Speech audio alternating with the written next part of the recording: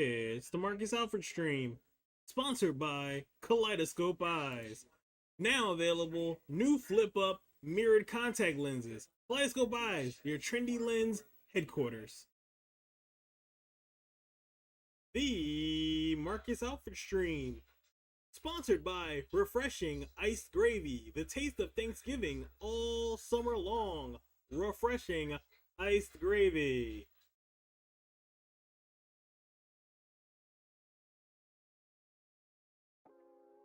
Ladies and gentlemen, boys and girls, children of all ages, Marcus Militia proudly brings to you its undisputed, undefeated heavyweight champion of the fail.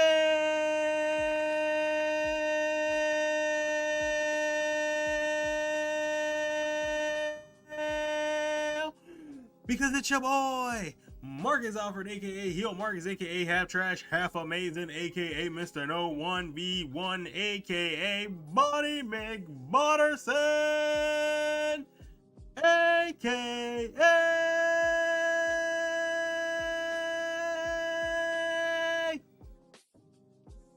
worst streamer in the world.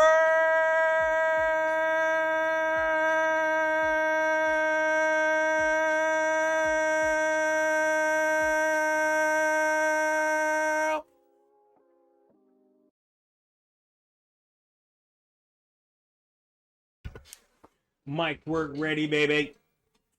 It's Sunday. You know, it's our favorite day of the week. You already know, man. Welcome back, my friends, to the show that never ends, because I'm so glad you could attend. Now, come inside. Come inside. Kick off your shoes and relax your feet and party on down to this Marcus Alford stream, because we're just kicking, baby. We're just kicking. We're live for the next couple of hours, shooting the breeze, having some fun. We're going to play Madden 23. We got our little Rams kind of custom team.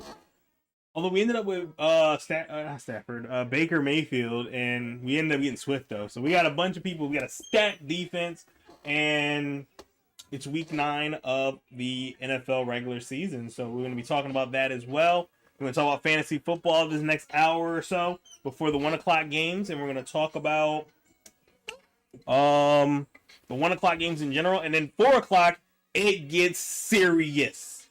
Cowboys versus the Eagles. As a Cowboys fan, got my blue on, I'm ready to go. Got my blue ready, get the little star, baby. You already know. Cowboys fan here, so we're going to definitely rock out. We're definitely going to have some fun. We're going to definitely murder it tonight, baby. That's what I'm hoping for. Now, it's game day, so I'm definitely going to talk trash, but I have not been talking trash all day because I know how good both these teams are. And I'm not playing that game where I say something stupid and it bites me in the butt all day, all week long. So, nope. I am rooting for my team. I believe in my team. And I'm hoping that my team gets dubbed tonight because I can celebrate tomorrow. But right now, we focused. Laser focus, baby.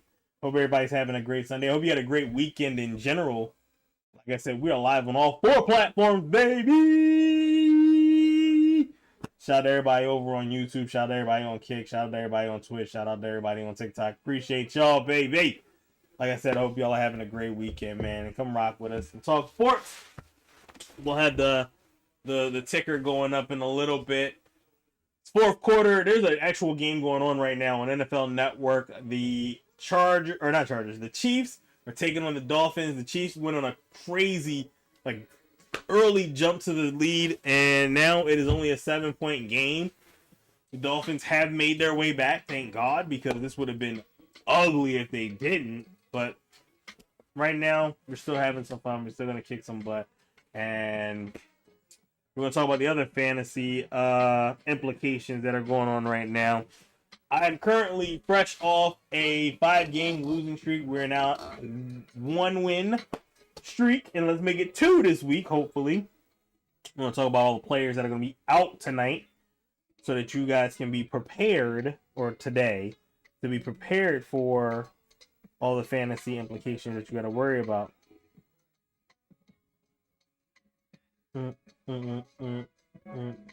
Justin Fields is still currently out. He should be back this Thursday for the Thursday night game. So he'll miss today's game. I'm trying to see the list. I have a full list of all the players that are going to be out. And Fields is being inactive today, but he'll be back. We got 6 rookie QBs starting today. Bryce Young, CJ Stroud, Aiden O'Connell, Baggett, Clayton Tune. Woo! For the Cardinals, okay.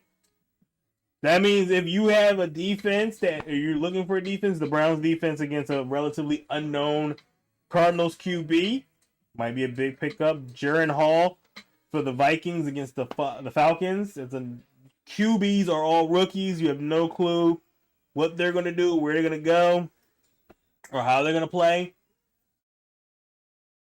Looks like Matthew Stafford is probably out this week.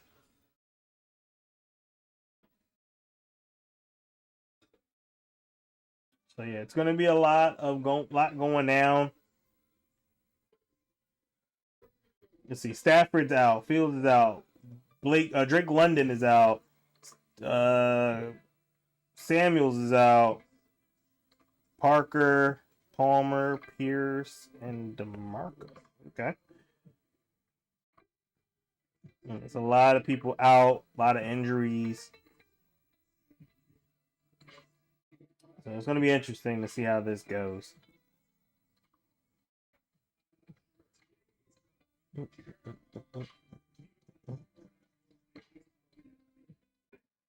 Also, my fantasy league. I think I already set my fantasy lineup for Sunday. For basketball. I gotta make sure to say that because I almost forgot. I believe my team is set up for Saturday or for Sunday. That means tonight when I'm done the stream, I can go work on that. But I am currently up by 300 points or almost 300 points. Hopefully, we go 2-0. Like I said, I love my team because my team is all about reliability.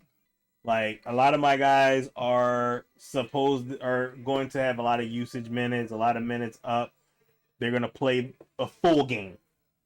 Whereas other players, I didn't want to go for star players that are gonna get a lot of time off and all that stuff because it just doesn't help.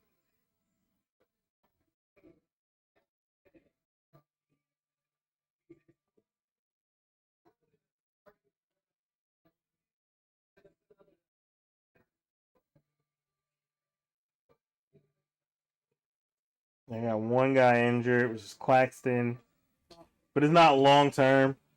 We had a couple of other guys like in and out, but everybody seems to be good. I like Scotty Barnes. Like my team is just useful. Like they're not injured a lot. They're going to play, and if they get injured, they're gonna miss like a game or two. I forgot I got Tobias Harris. Hell yeah! Tobias Harris and Embiid have been killing it for me. And who's that? Zach LaVine is in there too, right? I don't have Zach LaVine. I do have Zach LaVine. Yep. So it's always the moment where you have a good thing, and then all of a sudden they just go off. What the hell? Sorry about me. I wanted to offer you promotion. Yet no. Oh,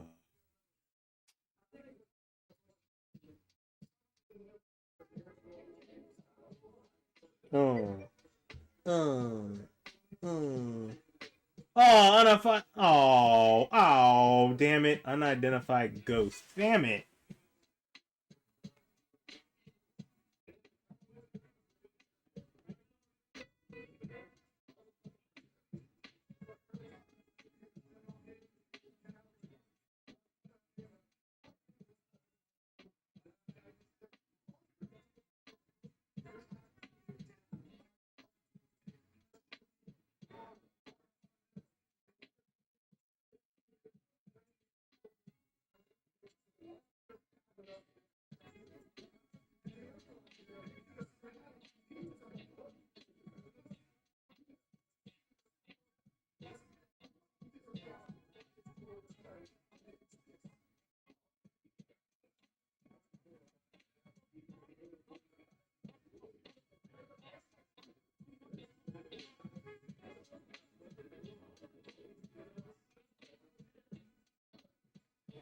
All right, let's get into our first game.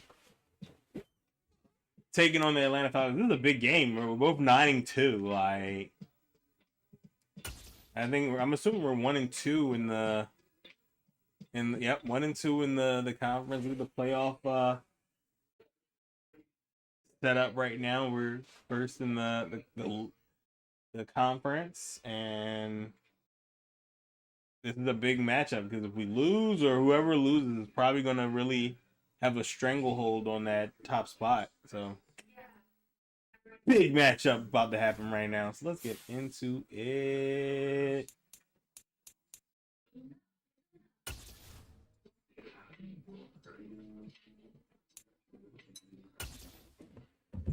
Of course, Angel's in the building as always.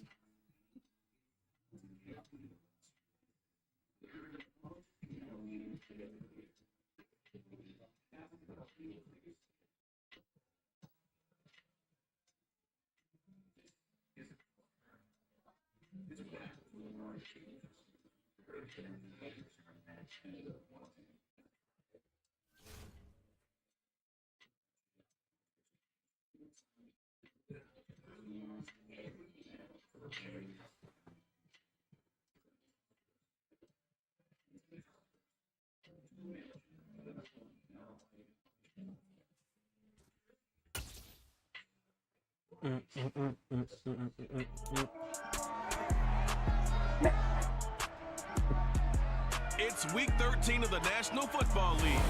We'll see Baker Mayfield, after his last game, now across 3,000 yards for the season. It's the Rams and the Falcons, all that and more, coming up next.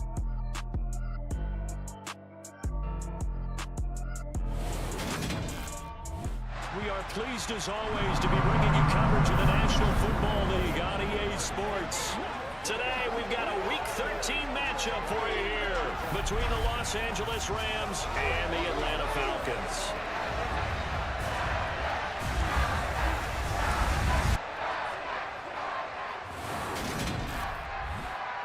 Hello again, everyone. Brandon Gaudin along with Charles Davis. And Charles, we take a look at this Falcons team as they interplay.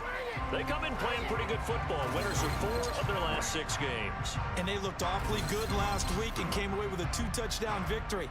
They did have a few reasons for concern defensively, but all in all, they'll take a repeat here if they could get it. Meanwhile, for the visiting Rams, they come in off a loss last time out, but still in the midst of a great season. Winners of 8 of their last 10.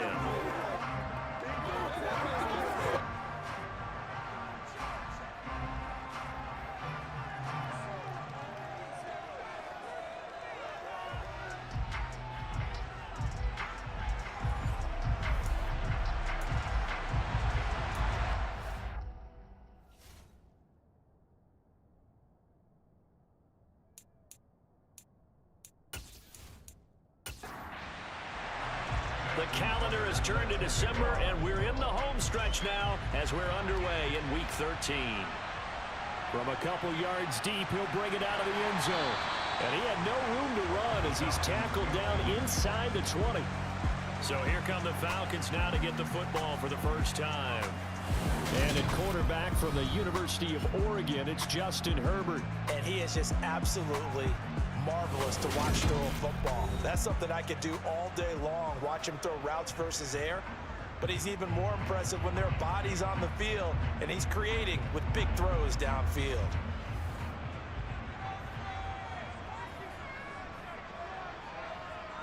Herbert to throw right away. And he overshot him there. It's out of bounds, incomplete. So now 2nd and 10 after the incompletion on first down. Flushed in trouble here, and down he goes. Back at the 8-yard line. Joseph Osai make that now 8 sacks for him on the season. All right, partner, I'm going to be Captain Obvious right here. Not the start you're looking for offensively, right? Incomplete pass, followed by a sack. And when he went down, it looked like that right ankle got turned, but thankfully he popped up okay, and they breathed a sigh of relief on that sideline. And I don't think this is the script they had in mind for their opening drive. This is 3rd and long. Herbert.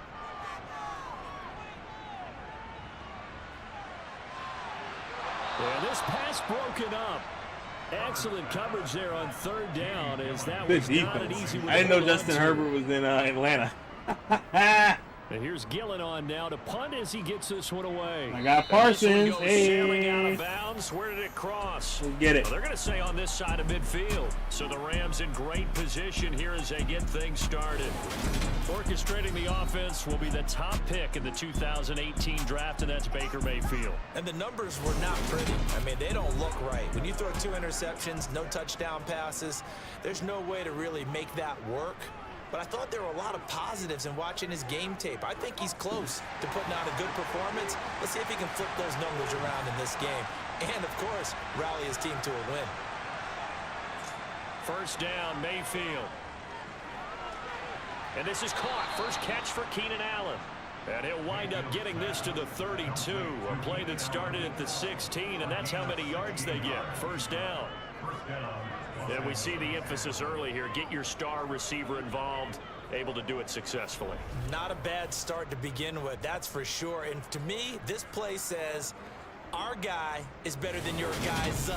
Because, you know, a player of his stature, he won't just be single covered all game long. It's going to involve multiple people. And right away, they told the other team, guess what?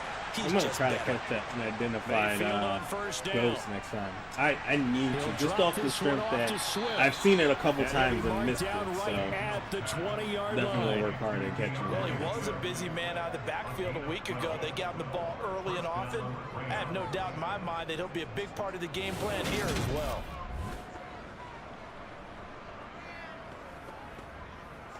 Our game not even 2 minutes old, but a quick red zone opportunity. First and 10 right at the 20. Gets it into the hands of Allen on the jet sweep. And he's only going to get a yard from the 20 to the 19. It's going to be good. Let's see how it pops off. Parsons in his home state. To, of course, play just up the road in Athens. And he is met in his tracks behind the line of scrimmage. It's a loss of a yard, so it's back to 3rd and 10. This defense is a difficult one to prepare for, one of the best in the league. They'll come at you from all angles, and they did a nice job there stopping him for a loss. 5 men in the secondary now for the Falcons on 3rd down. To a pick. Here's Mayfield. Double check. I gotta see that. To the goal line, but it's incomplete. Now Justin Tucker's out to try the field goal. From the left hash, this from 37.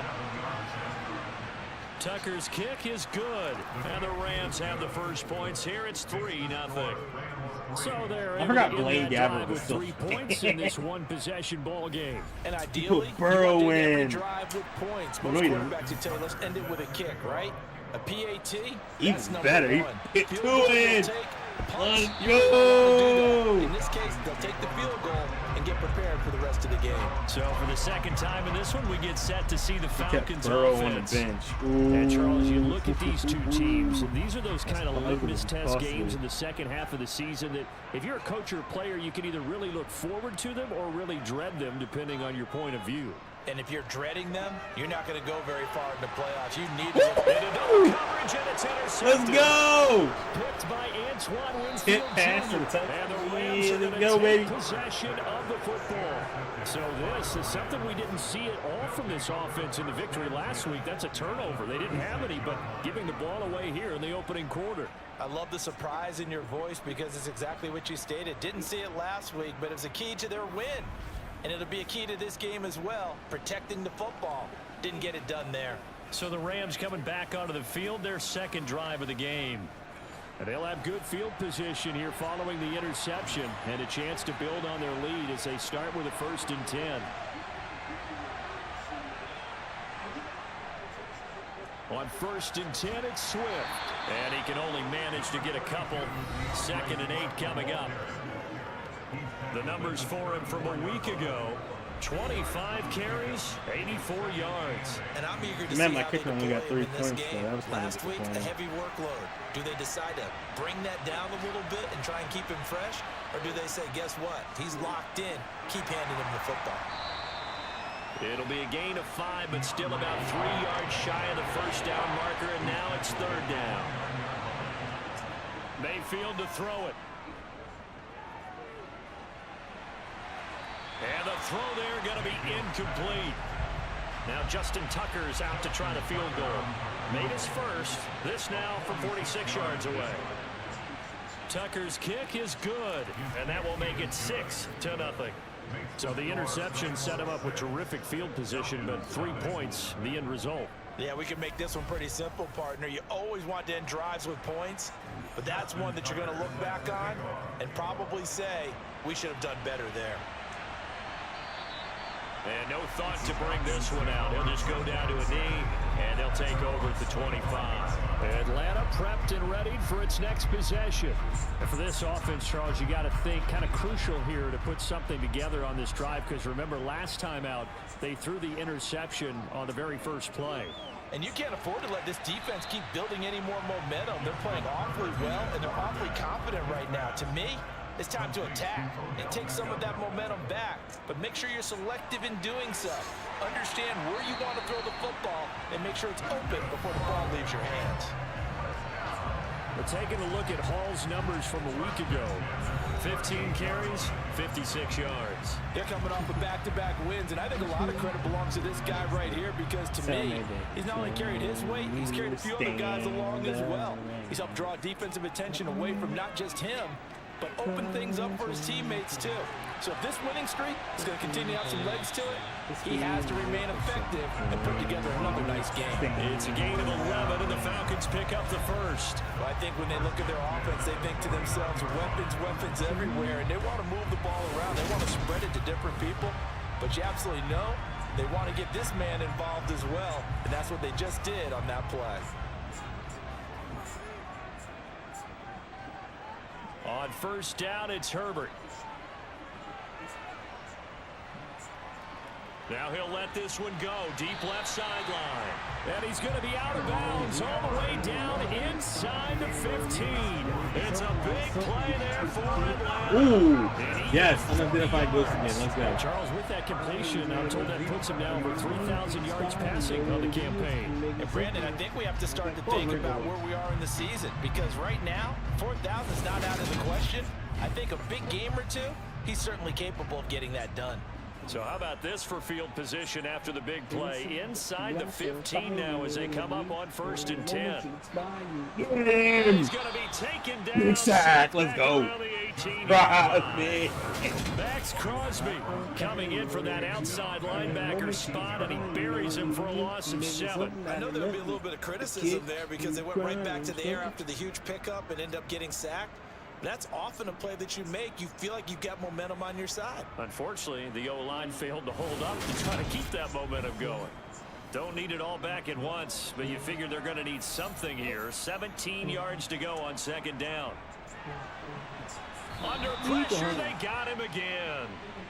Khalil Mack in there for a milestone sack. That's number 150 of his great career. Just not much a quarterback can do there, CD. The pressure was in his face almost instantaneously. Led to a very quick sack. Yeah, that's one where you turn to your lineman and say, guys, can I get a little help here?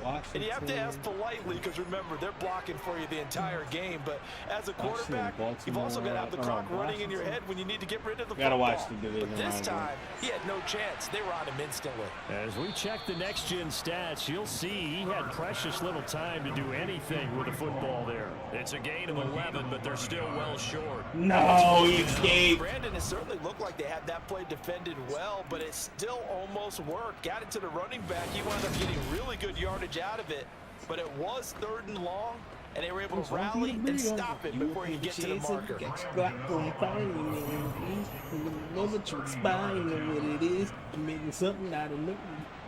Gano's kick is good, and they are on the board, trailing now 6-3. So that kick gives them their first points of the game, CD, and it comes on the 3rd drive, but hopefully for them that's a spark that gets that offense going.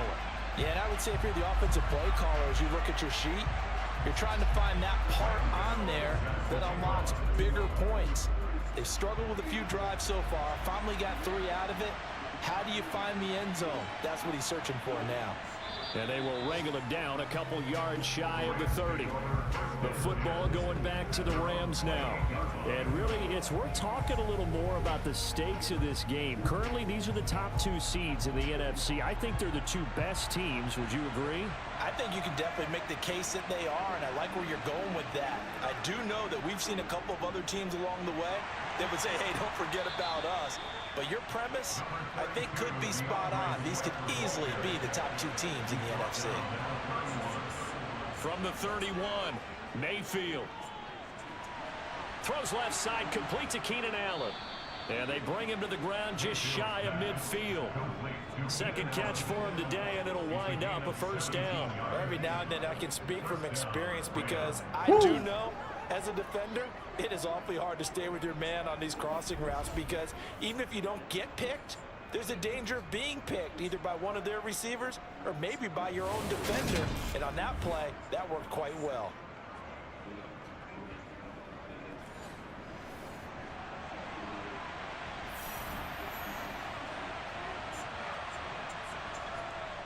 They run out of the gun with Swift. And just 1 yard here from the 49 to the 50.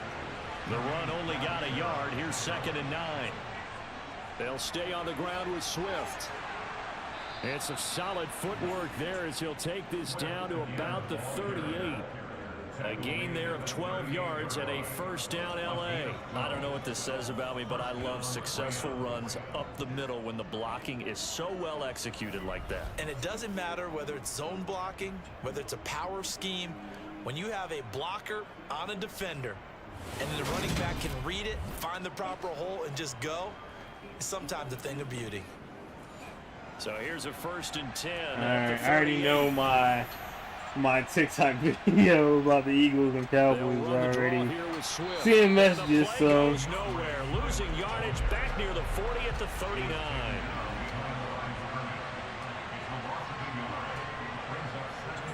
On 2nd and 11 now. Mayfield. They're unable to connect, but a late flag comes in. And the contact may have come too early. So it's going to run crazy. So they saw the contact before the ball arrived. Penalty flag for pass interference. And trying to avoid pass interference is so difficult. You're trying to slow down these skilled receivers, and somehow, some way, they make plays on the football, and sometimes you're there too soon. On 2nd down, Swift. Only able to work it to the 20 after the nice broken tackle. And now we'll get a stoppage here. There appears to be an injured Falcon on the field. Well, the medical staff is going to come out here and take a look, and we will take a short break.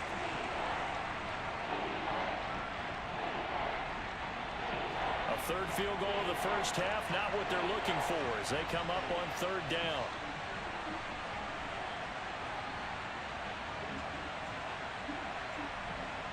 From the gun, Mayfield. He's going to get that to Swift underneath. And he's going to be marked down just outside the 10. I'm not sure that was necessarily a safety valve or a check down throw on 3rd down. Sometimes just try and find the open guy and get him the ball. He did exactly that and found a way to pick up a first down. Now a 1st and 10 at the 11. Mayfield off the play fake. Rolling to his left. Whipping one into Allen. That's complete. And he's able to get this down to the 5-yard line before he's out of bounds. Back to the running game with Swift. 2 yards on the carry there, and it's going to lead him to 3rd down. They'll come to the line, needing only 2 yards to gain the first here. They'll try and run here with Swift. And he won't be close to a first down as he runs into a wall right around the line of scrimmage.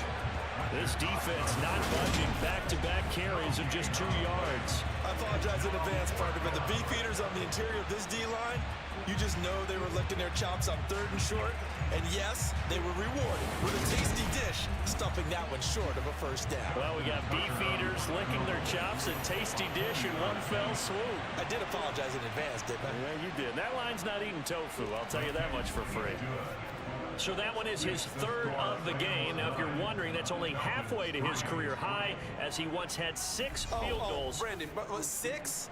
Let's hope we don't get that again, please. Can we see a few touchdowns here and there? That'd be nice. From a yard or 2 deep, here comes a return. And the decision to come out of the end zone is going to cost him 5 yards as he's taken down right at the 20.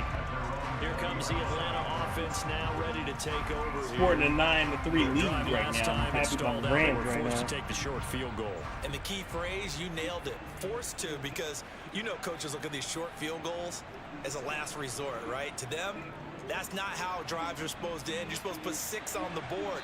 That's a consolation prize. Like going to the county fair, you don't get the big stuffed animal on that one, do you? No, you don't go top shelf. That's bottom shelf material. That's a nice run right there, able to get to the outside. And so many times defenses say, okay, we got you hemmed in. But if you're running the football, at least you know where everyone is coming from. You don't have to worry about the backside at all. That allows you to run with a little bit more confidence as you traverse down the field. On 1st and 10, Herbert. To the sideline, and that is a heck of a catch as he was able to get both feet in. 10 yards there and a first down for the Falcons. I do have to admit, I like it when it all comes together. When the top part, catching the football, right, whether you're catching it with your hands or cradling it, comes together with the legs, in this case the feet, doing a little toe tap to stay in bounds and complete the catch. And a great job by our crew on the camera shot. Love when you see the grass or on the field turf, those rubber pellets flying up. Great catch. They'll find Everett there, complete. So 5 yards here, 5 on the play. And that will bring up 2nd down. Nice rhythm throw there on 1st down. He located his tight end, made a nice easy pitch and catch. Hoping he can break a tackle or two. Wasn't able to do that there, but still good yardage.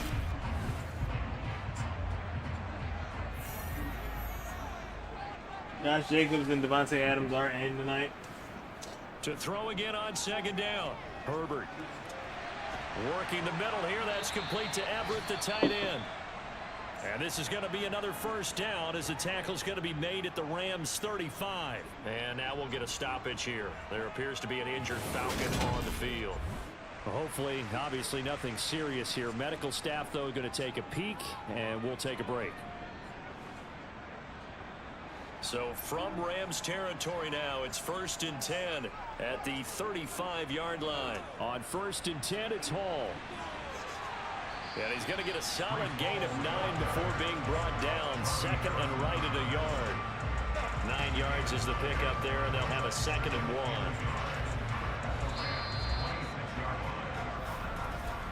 1. After 1, our score, 9-3. Back now in Atlanta, 2nd quarter action. The Falcons with the football as they've got it with a 2nd and 1 coming up. Back to throw here, Herbert. Incomplete. Normally he's pretty reliable. He usually catches what's thrown to him. On that play, he simply dropped it. Herbert wants to throw it on 3rd and 1. And he'll just get rid of it.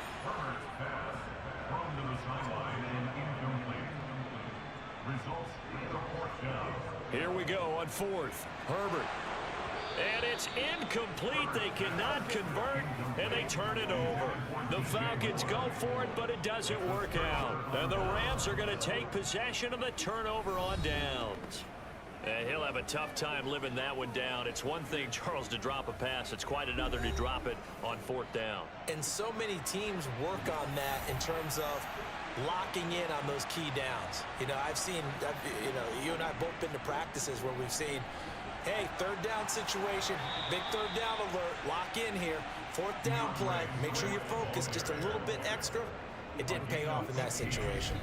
41 yards rushing for him now as he's run it 11 times. For a lot of guys playing this game, there's no better feeling than running right through a tackle. He's able to lower his center of gravity and churn his legs for a really nice pickup.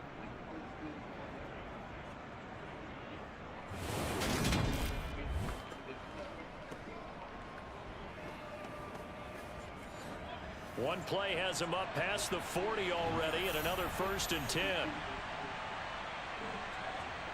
Mayfield. Being chased out left. And he can't find anywhere to go with it. And he goes down. It looks like a loss of right around 11 there on first down to set him back on second. I spent a lot of extra time preparing for this game watching this offensive line because they gave up 5 sacks last week in their loss. They just gave up another one now. They don't seem to be working together as a cohesive unit. Right? 4 guys might have it right, but the 5th guy is giving something up. They've got to find a way to all get on the same page. Well, they're in some hot water now. After that sack, it's 2nd and 21. They will run straight ahead with Swift. And that one blown up quickly as he's going to be stopped before he could even get started. They'll wind up losing 3. And now it's 3rd down. That's a play to take note of there for the defense, I think, in the future. If you're going to try and block him, maybe you get a guard to help double team him and try and steer him out of the flat. They should have done it on that snap. Need something from deep in the bag of tricks here after 1st and 2nd down went backwards. It's 3rd and very long. Now Mayfield. And that's going to be too high. It was truly 3rd and a mile, wasn't it? It was. I thought they might just go underneath, but they didn't. They wanted to get the first down there. Yeah, they tried to pick up the huge chunk unsuccessfully. I'm with you. I would have tried to take some yardage just to gain some field position. So a change of possession here on the punt. And the Falcons will be taking over 1st and 10. Atlanta now coming out on the field. A kind of a lucky break on the prior drive, Charles. The turnover on downs that the offense had didn't come back to bite them after the other side. Their defense came through, was able to hold them without any points. I would agree with you, partner. A little bit of a lucky break indeed, but you know what they'd say to us. No luck, just pure skill. We rose to the challenge, and we didn't permit a score. That's how we roll. Well, I'm kind of curious, Charles, if they might temper their aggressiveness now offensively if they get in that 4th down spot again. Yeah, one would think so. But maybe because they held them, they might go for it again. So now a fresh set of downs, 1st and 10 after roughing the passer. Straight ahead is Hall. And nothing much materializing there on the first down run. He'll get a couple, and that's it. Throwing on 2nd and 8. Herbert. They'll set up the screen for Hall. And he's going to be taken down just shy of the 35. And this pass rush has really been bringing the heat and has already gotten home a few times here in the first half. So how about the play call there? Sometimes if you can't protect, you've got to fool them. Screen passes like that can take a little steam out of what's been a relentless rush so far.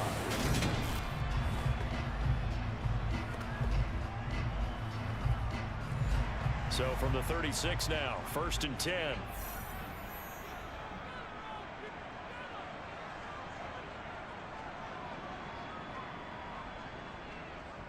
Justin Herbert looking to pass. And over the middle, this is Parker. And this will go as a gain of 7 as he gets it to the 30-yard line. I always laugh when people say, what's the toughest route to defend? And I'm like, any of them, especially if it's a good receiver. That makes things very difficult. But when you're running a drag route, something short, shallow, going through defenders, using guys almost as screens in order to get open, that makes things tough for guys trying to get to the football. He'll find Parker again, complete. And he's going to get this down near the 25. This has to go down as one of the simpler routes in the playbook, but oh so effective. Nice completion there. Keeps the sticks moving. Herbert on first down now. And he'll find Hall. And they've got this down to about the 12-yard line. Another catch for him there on this drive, Brandon. And it looks like they're going to utilize him out of the backfield any way they can. And that time they pick up a first down. So now on defense, do you assign a man to him and try and cover it before he gets going? This offense finding its legs now. Here's another 1st and 10. Again, Herbert. And he's going to be taken down, sacked back around the 18-yard line. Max Crosby. That is now 2 sacks for him here in this first half. Yeah, Matt. He's the NFL sack leader coming into the game. Time to get and now ready that's for 2 red more zone. that he's added to his total. He wants some separation from spot 1 and 2 in that sack category.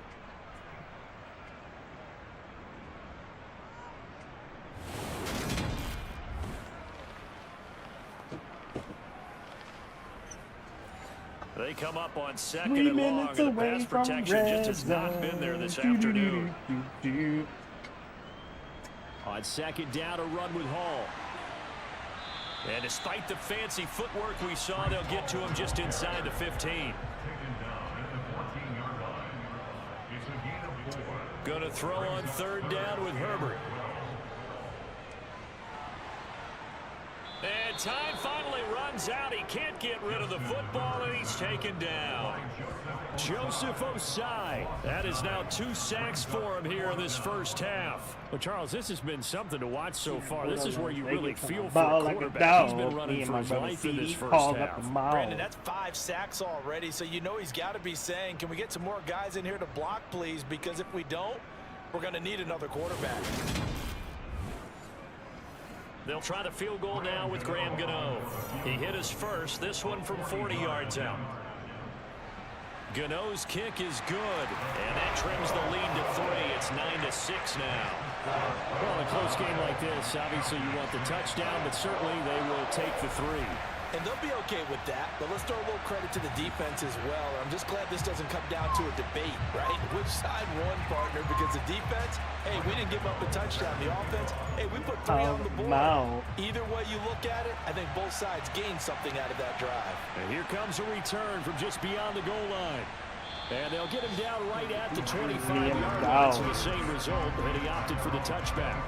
And now this offense comes back out onto the field. No points last time out. They were forced to punt, if you remember, but no time to dwell on that. They've still got the lead here and a chance to add to that here. 1st and 10 as this new drive starts. On the ground, it's Swift to start the drive. He'll be dropped after a gain of about 6 across the 30 to the 31. Minute away from red zone. Right back to 9-6, Swift again. Swift. Down. Now an injured player here, so a stoppage, and that's Jamison Williams who's shaken up. Well, now they're going to come out and take a look at this injury, and we'll be back in a moment.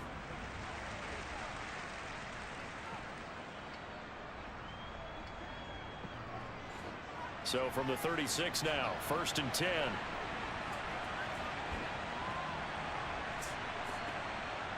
Mayfield now. That's complete right side to Kmet.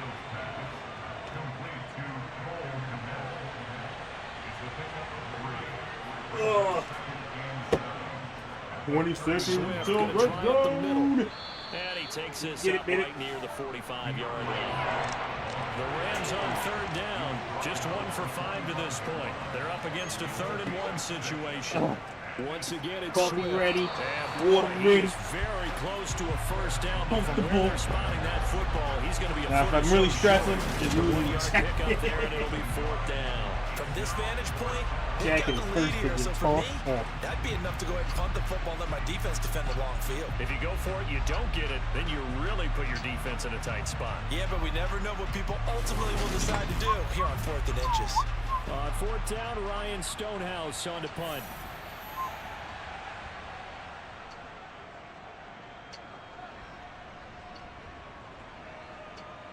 And there's a work of art right there. Out of bounds at the 2-yard line. That is how you flip field position. That's an absolute bomb of a punt. Downs it inside the 5-yard line. Absolutely ideal. From that position, you're hoping to get it down inside the 15, inside the 5. Superb.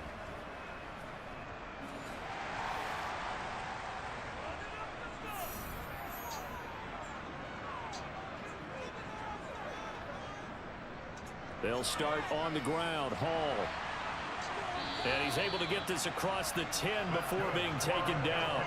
They needed some breathing room. He gave it to him. 11 yards and a first down. Well, so much for being backed up against their goal line to start the drive. He gave some breathing room and then some. I think the defense really got caught thinking safety, trying to stack the line of scrimmage.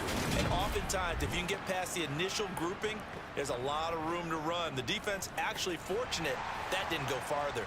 So a little more space to work with here from the 13 on 1st and 10. Here's Herbert. Looking left side, and he's got a man. That's Hall.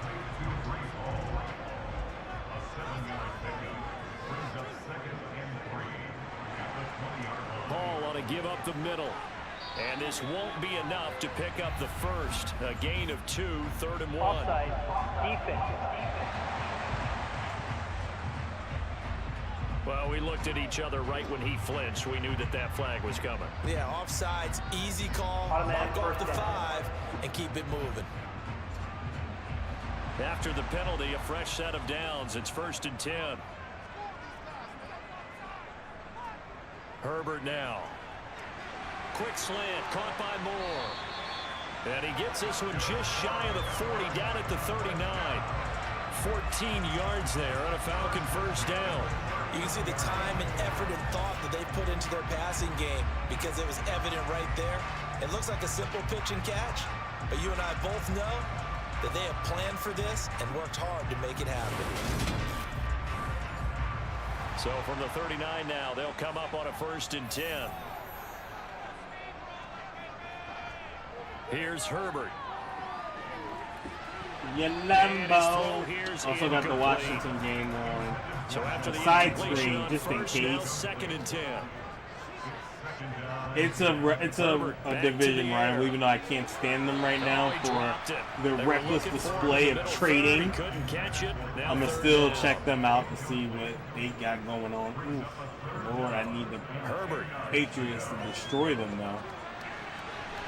Ooh. And this one is incomplete. On 4th down, here's Jamie Gillen on to punt.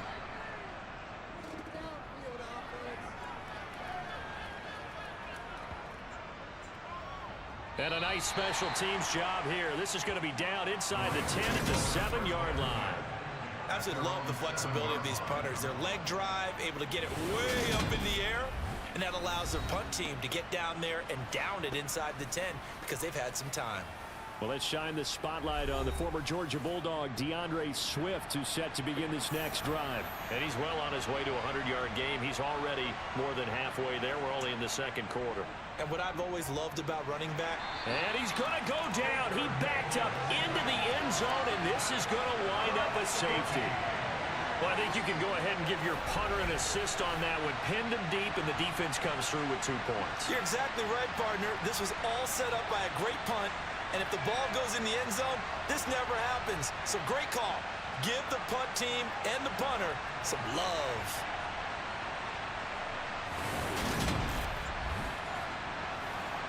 So a free kick situation forthcoming from the 20 as they'll punt this one away.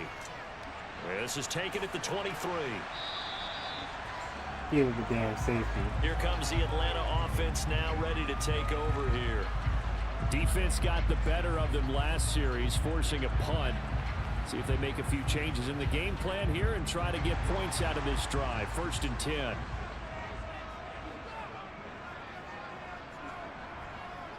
Herbert setting up to throw on 1st down. And he's brought down at the 34.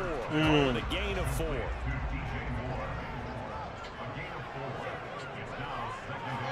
Throwing again on 2nd down. Herbert. Now, quick throw there going to be batted away and incomplete. So after the 2nd down incompletion, they'll come up now against a 3rd and 6. Now Herbert with it looking to pass. And he fires one that's intercepted. Let's go! Jackson. And he will bring it back. It's an interception return for a Rams Pick touchdown. 6. Pick 6. Well, mistake there by the offense, Charles. They tried to pick on a Pro Bowl corner in coverage there, and not the smartest decision. He reminded him that he was a Pro Bowl corner. Not only the pick, jump the route and everything. And Let's go. Have that designation. Sometimes they get a little bit bored in games because people try to avoid them. They absolutely love it when they get challenged, and it's a chance to remind everyone exactly why they were tabbed as one of the best in the league the prior season. Tucker with the extra point, and the lead is up to 8. So the defense creating some points, not only getting the interception, but then returning it to the end zone for the pick 6. So they throw the pick 6. They'll get another shot at it now as this one's in the air. Taken in at the 3. And he won't get this to the 20-yard line as he's down at the 19. Atlanta regains possession of the football. They'll go to work with a little momentum following the free kick. 1st and 10.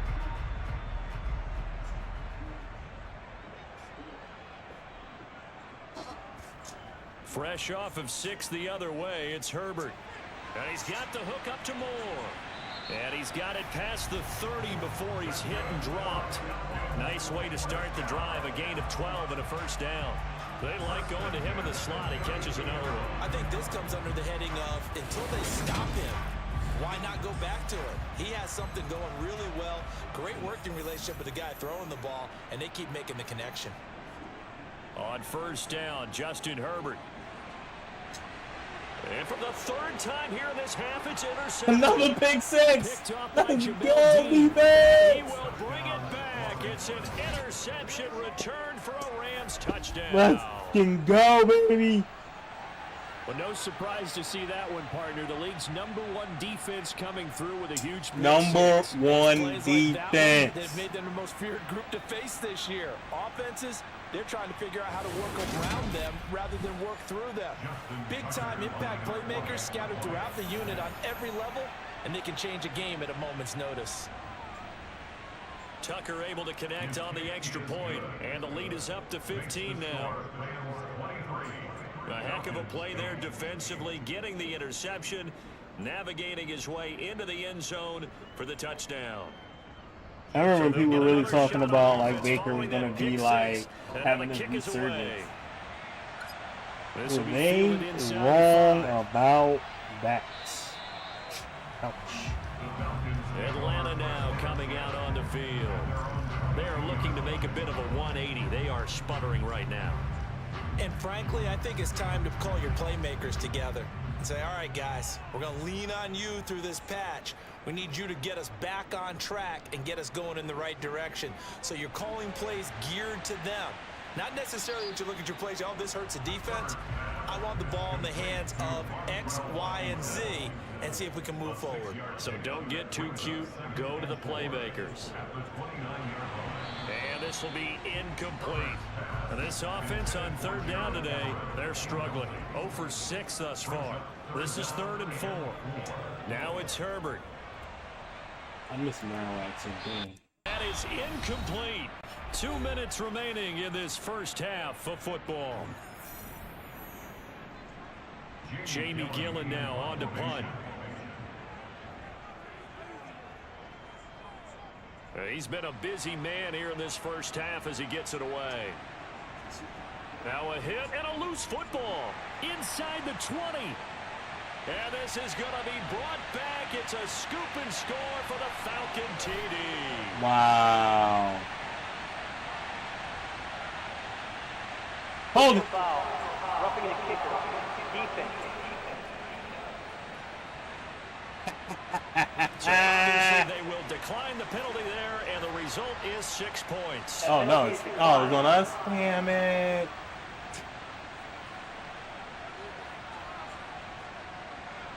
Right. Graham Gano on for the extra point.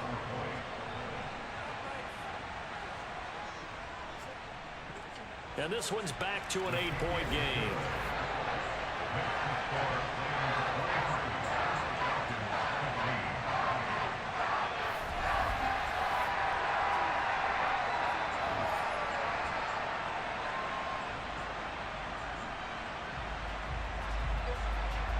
So not only the cough up, but then the pickup on the other side, the scoop, and the score the other way, the fumble return for a touchdown. And he'll be brought down right on the chalk of the 20. Now the Rams offense getting the football back. And the last time they had the football, they surrendered 2 points on the safety. They don't want to do that one again. No, not at all. It's almost like a bases clearing double, isn't it? Give up a couple of runs. Sure. just messes things up for you offensively. But now they've got to go ahead, take it, set it aside. It'll be a gain of 10 to start the drive out by a few inches. That'll be a first down. Doesn't matter whether it's a zone coverage or man coverage. The drag route can be effective when it's run well.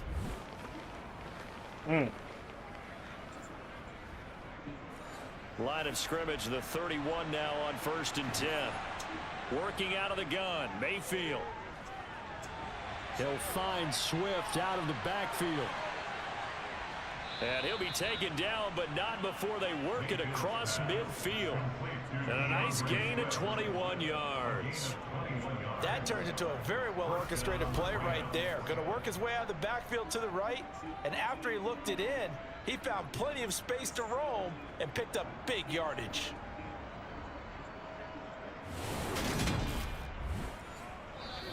The Rams going to go ahead and use the first of their timeouts as they'll stop it with just over a minute to go before halftime. Back-to-back good plays have them on the move on first down. Mayfield to throw it. Over the middle, and it's caught. Keenan Allen. And he'll be brought down just shy of the 40. Now another timeout called for by the offense as the clock will stop with 55 seconds to go until halftime.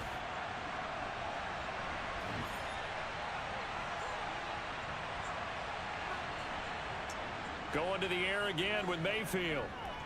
He's going to fire this thing deep right sideline. And too much juice. It'll be out of bounds, incomplete. Mayfield on 3rd and 2. He's going to let it go again. And unable to connect. Incomplete. I'll give them credit. They took their shot, but it's going to bring up 4th down. Averaging over 50 yards a punt so far as this one's away. This one will sail out of bounds. It'll depend on the spot here. And the side judge says that went out at the 7-yard line. The field position game, such an overlooked facet, Charles, of an NFL game, but this offense, they're going to be pinned back. What an ideal punt. An ideal punt, and it leads to that term complementary football, because them doing that puts their defense in a great spot, doesn't it? Gives them a chance. If they want to be aggressive, try and maybe get a safety out of this whole thing, it puts them in that position. And they'll get him down up past the 15.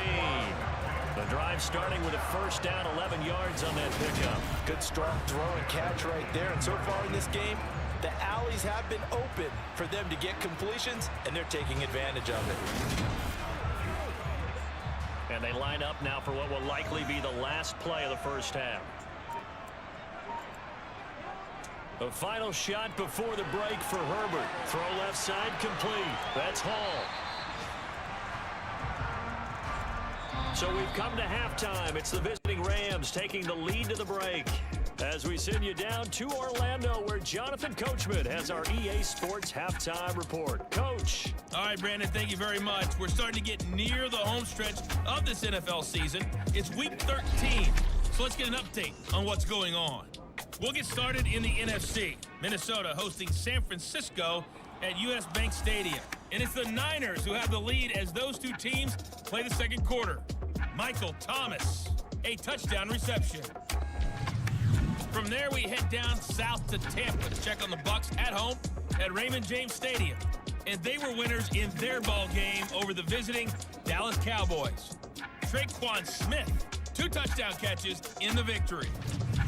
Lastly, let's get up to Buffalo to check on the Bills. And this one going the visitors' way as the Cardinals have the lead in that one. 2 touchdown passes there for Lamar Jackson. On now to a look at the next-gen stats in that first half for the Rams. And they've had some success on the ground. And with the lead going into the second half, they'll no doubt be looking to keep it going. Meanwhile, for the Falcons, there's a look at what they were able to do throwing the football. And they'll need to get things in gear as they trail at the break. Okay, Coach, appreciate it. A 1-touchdown game here as we get set to resume play in the second half. Taken in at the 3. The Rams offense ready to begin quarter number 3. And they've got the lead. CD, what do you think the message was at halftime? I don't think the message was too drastic, I think, in the half, or that they need to change things too much. I do think the offensive line could play a little bit better. I think they'll try and help them out more. They'll probably keep a tight end in a few more times and maybe add a running back to the formation to pick up those pass rushers, because they probably allowed a few too many sacks for comfort in the first half. From the 25 on second down, Mayfield. Allen, nifty footwork. And they're able to get this one across the 35. 5 catches for him in that first half, and that's number 6 that we just saw, and also a first down. It's a game of matchups, and that's why you take your receivers and move them around a bunch, especially your best guys. And when they work out of the slot, you often hear the coaches talk about how great it is because it gives you a two-way go. You can break out or you can break in. That makes it hard to defend. On the handoff, this is Swift. And nothing doing. He's immediately taken down at the line of scrimmage. So after the run for no gain, here's 2nd and 10. From the shotgun, it's Mayfield. He'll get this off to Swift. And this play will be blown up. He'll lose yardage back at the 38. Backed up here in a tough spot, needing 11 yards to pick up the first. And he'll get this into the hands of Swift once again. And he'll lose yardage on the play back at the 37-yard line. That's a loss on the play. And that'll bring up 4th down. It looked like the defense, they were ready for that one. Really left him almost no room to work after catching the ball. He could throw every move in the book at him. They were there, and they tackle him for a loss. Here's Ryan Stonehouse now, as he'll punt it away for the 4th time today.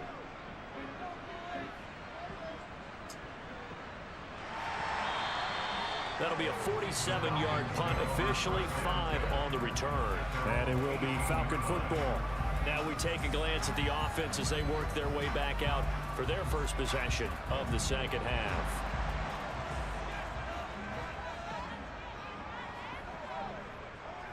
Herbert off of play action. Over the middle, complete. It's Hall. And down he'll go at the 25.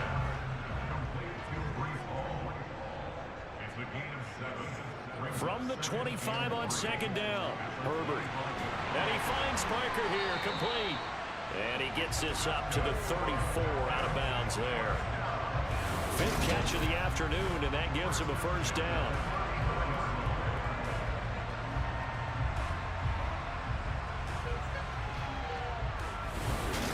Yo, Cam has no chill.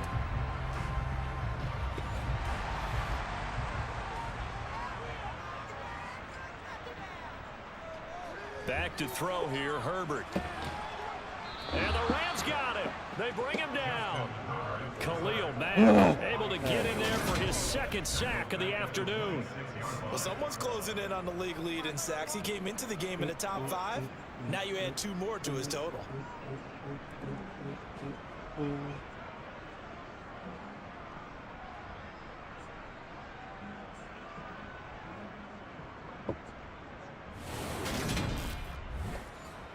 Now following first place Atlanta Falcons. On a 2nd down and 17. Running left, it's Hall. And he'll get about 3 here as he's out to the 30. They need a crafty play call here. 14 yards is what they need to try to convert this thing. Now on 3rd and long, they'll look to throw. They'll find Everett there, complete. And he'll only get this to about the 35, well short of the line to gain. And that's good for a gain of 6. And that's going to bring up a 4th down.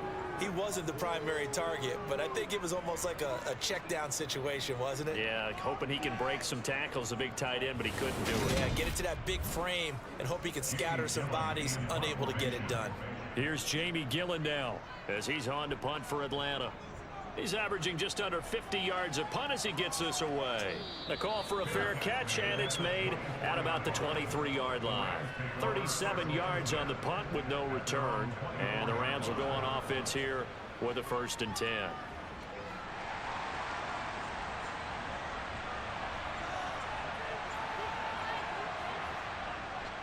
They'll start on the ground with Swift. Oh, he shifts past him. And up to the 35 before they're able to knock him down. The 71 yards for him on the ground now as he has been terrific here this afternoon. We use the word relentless a lot with guys who are aggressive on the field. In this case, it really fits, doesn't it? How about his ability to break tackles and his feet never stop moving?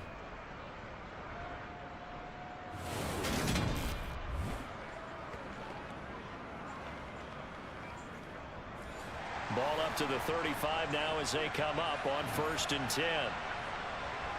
Throwing, Mayfield. And it's incomplete. Took a shot, couldn't connect. An incomplete pass on 1st down. That leads to a 2nd and 10.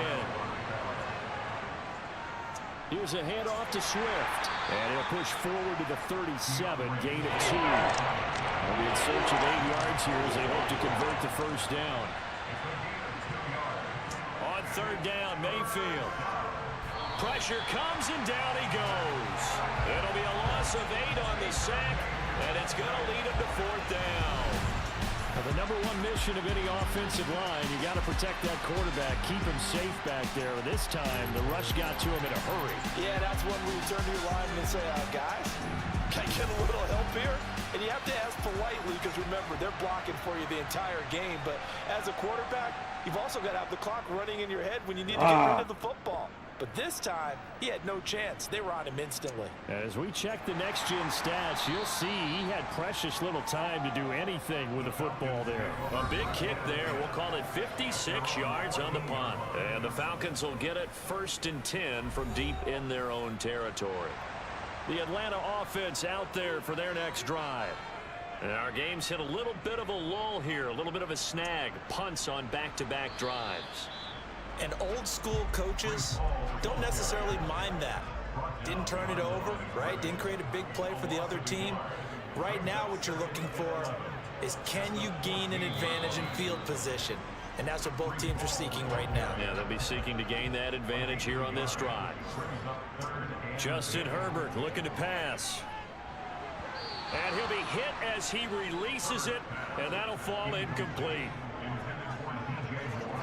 Well, how about the coverage we just saw break out on 3rd down? Dime defense, blanketed the field with extra defensive backs and speed, unable to find an open hole to complete that pass. And he deserves a bronze leg as he gets this one away. A 40-yard punt, 5 yards on the return. And it will be 1st and 10 as they take over.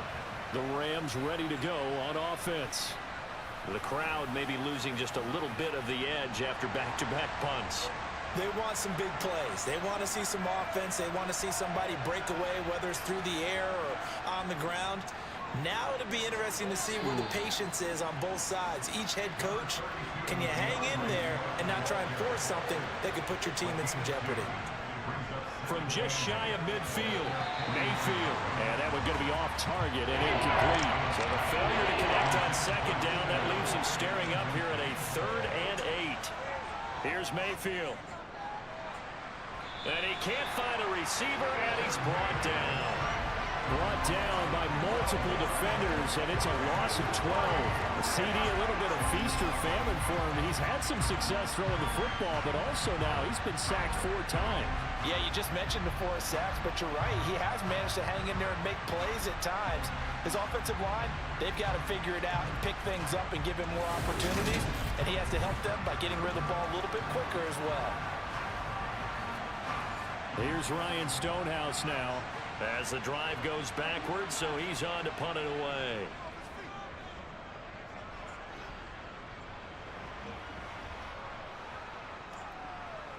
And a great job here. This is going to turn out to be a beauty. This is marked down at about the 3-yard line. That punt was near perfection as it checked up inside the 5-yard line. You never know where these things are going to go, do you? No, what was it? You got a John Heisman quote about that, yeah, right? He said the football is roughly a prolate spheroid, which means it's going to bounce funny, and you never know where it's going to end up. Now Hall to start the drive. 53 yards on the ground for him so far. The last run got 6, now 2nd and 4. Here's Herbert. toward the right sideline, but it's incomplete. These guys have punted 4 times already, and they're staring at a 5th, barring a conversion here on 3rd down. Herbert now. What a pick! For the 4th time today. Picked up by J.C. Jackson. And the Rams are going to take possession of the football. And they'll take possession already in the red zone and in a great spot to add points to the scoreboard. And Brandon, how many times have we seen a defense with a lot of field behind them get even more aggressive, right? They feel like they've got them not pinned down, but in a favorable spot for them. And they took advantage of it there. Got a nice interception and set up their offense in great shape. So the ball down to the 16 here for 1st and 10. Following the interception, Mayfield. And he'll find his man on the out route. That's Allen. And he will reach the 5-yard line before going out of bounds. A solid pickup of 12 yards, and now they're knocking on the door. How about the way they're moving the ball down the field? They had a big play a moment ago.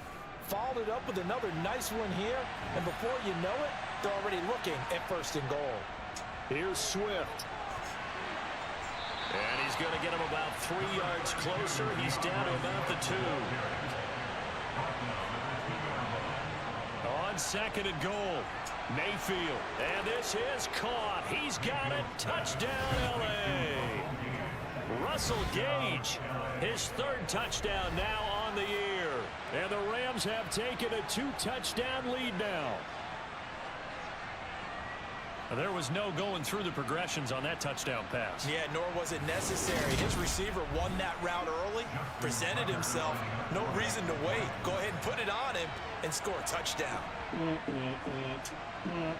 Tucker with the extra point, and the lead is up to 15 now. Scoring summary, 3-play Number drive, 1 and it winds defense. up with a touchdown for Los Angeles. Tucker now to kick it away following the touchdown. And no effort to bring this one out. It's a touchback. Now the Falcons offense, they get ready to head back out here.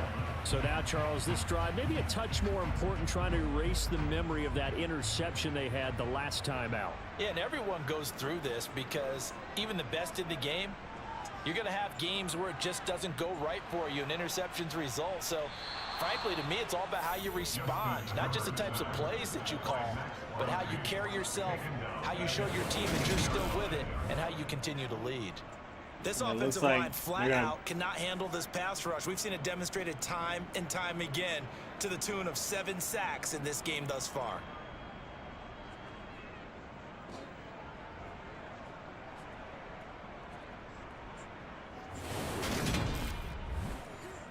Don't need it all back at once, but you figure they're going to need something here. 17 yards to go on 2nd down. Another try after the 1st down sack. Herbert, his throw incomplete. This offense in desperate need of a conversion as they come up on 3rd down. Here's Herbert. To the right side, and he's got more complete. It'll go down as a gain of 6, and that's going to make it 3rd. So much about this game is just understanding situations and then having to execute, isn't it? Guard the 1st down sticks. Don't let them get there. And they rallied and made the tackle. Here's Jamie Gillen now as they're forced to kick for the 6th time today.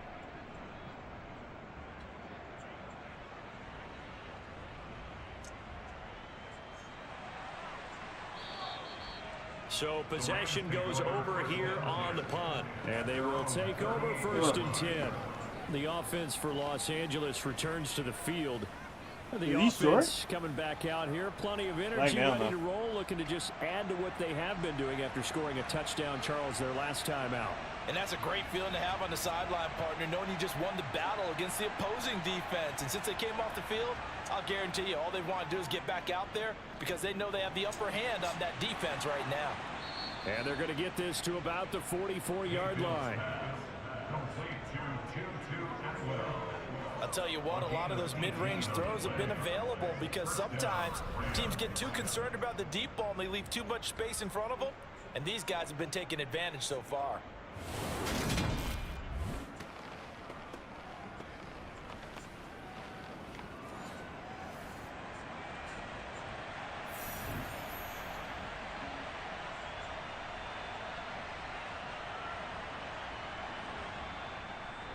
On 1st and 10, it's Swift.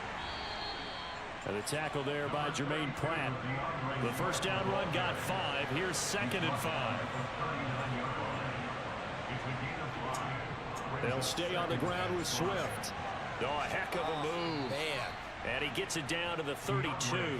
89 yards rushing for him here as he starts to close in now on 1,200 yards for the season. In my book, that's running the ball well, but with intelligence. You know what? Shout out to some of these Eagles fans on TikTok. Yeah, I am shocked because I thought my TikTok was gonna have so much hate.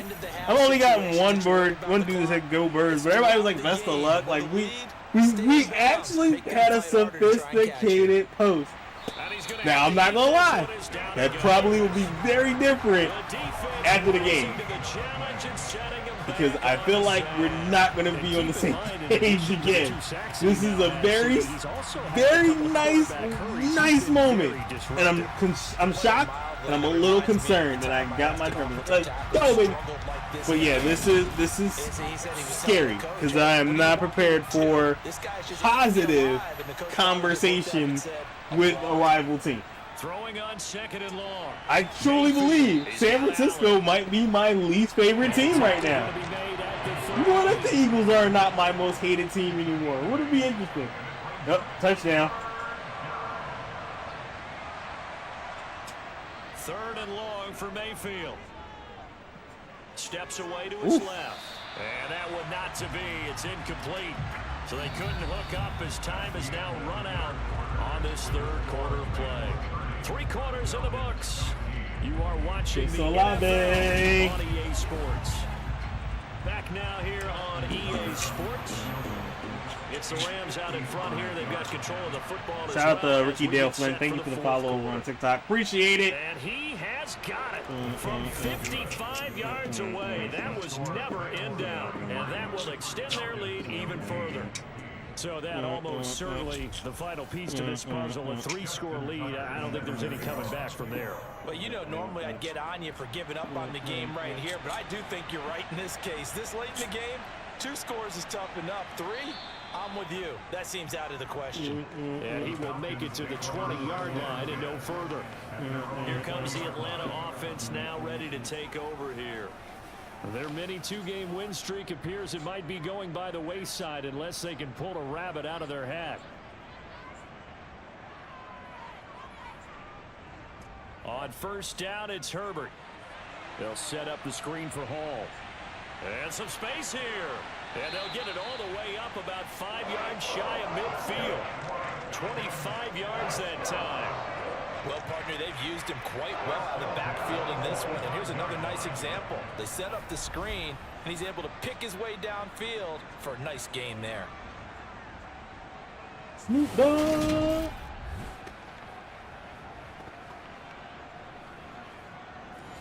The big play to start him out has him at the 45 already. Now Herbert with it, looking to pass. There's Hall bringing in another It's one. the motherfucking Double G Snoop Snoop losing yardage back at the 43-yard line. That one unable to develop, never got going. A loss of a couple, and it's 2nd down. Well, Brandon, we can see that play developing, and they were hoping that he was going to be able to put a move on the first guy and turn it into a big play. But no such luck.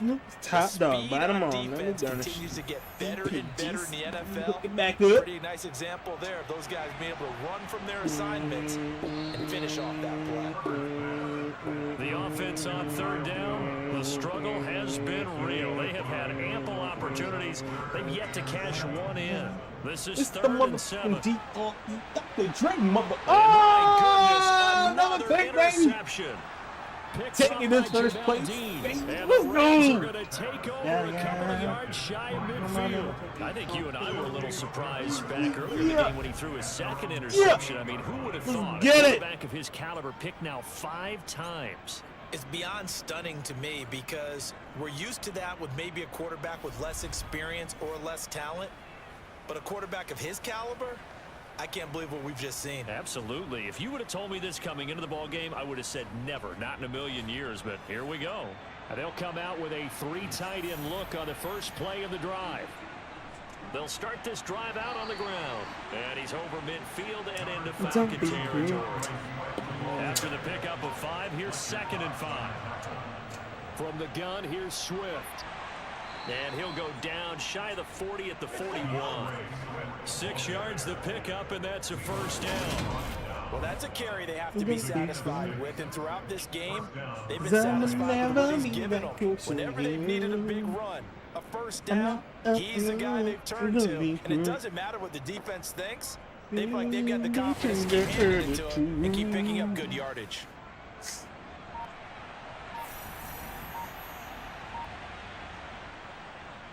Running is Swift. Officially, it's a 1-yard loss. That's going to bring up 2nd and 11.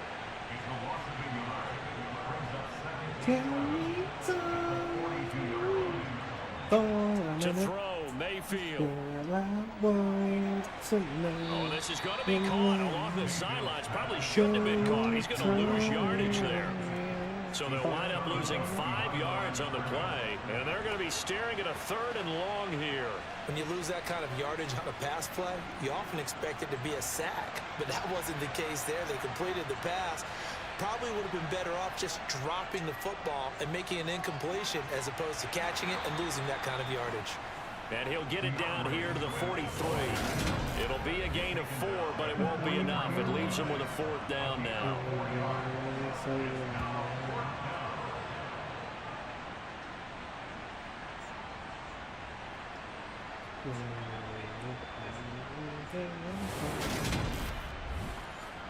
Here's Ryan Stonehouse now. He's been terrific so far. Oh, man, you know I'm ready to love you. Woo! Forever. And that is much too long. That's into the end zone for a touchback. So our kicker get clipped. I'm like, wait a minute. Coming out on the field. Where we stand right now in the 4th quarter, this one pretty much out of reach. And, Charles, I know they're going to be disappointed about several things with this ball game, but the self-inflicted wounds, they've had several turnovers. You would have to think that's going to be something they're going to discuss heavily in the film section in the coming days. You're absolutely right about that, partner, because they're going to have to sit in that film room and watch every error that they made and figure out how to not do it in the future. And mentally, I think a lot of the guys are already starting to think about, okay, how do we put this behind us and get better for the next time out? This, they'll use as motivation for the rest of the time that they play to hopefully never be in this type of situation again. On 1st and 10, Herbert. And he'll find Hall. And he went nowhere. He'll lose yardage back to the 29. Despite the completion, they're going to wind up losing 3 there. 2nd down. Heck of a play there to get to him quickly and get him down for a loss. I think they did a really nice job getting ready for this game, scouting. Damn it, touchdown, Washington. Come on. The Patriots have one job. Defense, damn it. Damn. Looking to now they throw have again 10 on nothing. 2nd down. Herbert got his man complete over the middle. It's Phillips. The Rams calling on their nickel set here defensively for 3rd down. Now it's Herbert. And incomplete on the deep ball. Get to break it on down. 4th down for Herbert. Desperation time. And now here is another interception. by Antoine Winfield Jr. And the Rams are going to have the short field here as they'll take over right at the 50. Well, all I can do up here is just shake my head. I mean, 6 interceptions. I cannot imagine what he's thinking between the ears right now. Well, just think of how it is for his teammates, because after the first few, you know they're going over to him, hey, we'll get them next time. Now they're probably a little bit frustrated. And if you're a receiver, you're thinking to yourself, any ball that's in the air, you become receiver and defensive back. You've got to go compete for the ball so that you don't get another one picked off. Good starting field position for them as they come up 1st and 10 right at the 50-yard line. Now it's Swift. And a good run here as he'll rumble all the way down to the 40-yard line. Give him 10 yards there, and about by the nose of the football, he's going to have a 1st down. No doubt those are the types of carries they're looking for here, Charles. The lead in the 4th quarter. This is when coaches that have a reliable running game, they breathe a little easier on the sideline. Yeah, they love the idea that they can take the air out of the football at this point of the game. That means they're really counting on that offensive line, counting on the runners, taking care of the football. Because you're going to tell your quarterback, hey, no time to be a hero. We're not going to throw it here. Just eat up that clock. And if you have the ball, they can't score. During that run, an injury here. We got one of those big blockers in some discomfort. The medical staff will attend to him, and we will step aside. The last run got a couple. Here's 2nd and 8.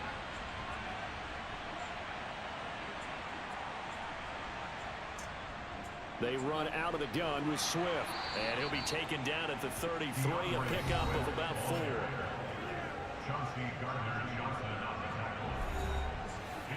And for the Falcons, 5 men in the secondary, now on 3rd. Now Mayfield. He'll find Swift out of the backfield. And he'll be tackled about 2 yards shy of the line to gain. A 1-yard pickup leads to 4th down.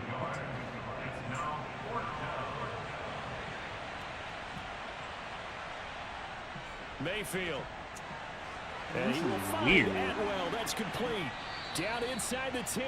And down he goes, taking it inside the 10, just shy of the 5. Nah, because I want to know when they prepared the burgers now. Like, if you're only toasting the bun, like, when was all this food made? But a big play as well. What an excellent end result for them. But let's go back to the decision, first of all. Nah, there's way too many questions going into these burgers. A lot of pressure on the quarterback's shoulders, but they knew he could handle it. Makes the right read there, gets the ball to his receiver. They get the first down. It's now 1st and goal. Nah. Escaping the pressure, and he can't get rid of it. He's taken down. Not the 1st and goal play they drew up. Multiple defenders in to bring him down to the ground. First down, a bit of a disaster, and now on 2nd and goal, back even further. Here's Swift. They get 5 on the run, but it leaves them with a tough 3rd and goal forthcoming. Safety!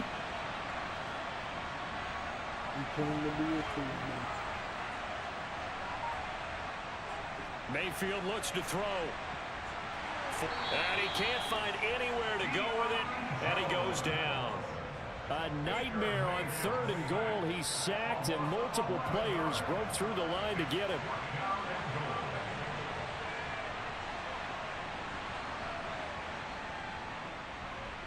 Tucker's kick is good, and that will extend their lead even further.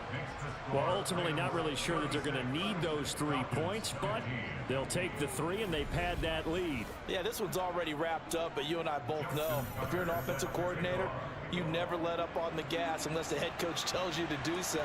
And maybe you've actually clicked him off in your headset so you can keep calling plays and trying to add to this lead. And his guys will get the football right at the 20-yard line. The Falcons offense set to go. They're sort of seeing themselves spiral out of control. Let's see if they can get things back on track. And this is where the coach is walking that line of being calm and really being firm with his team.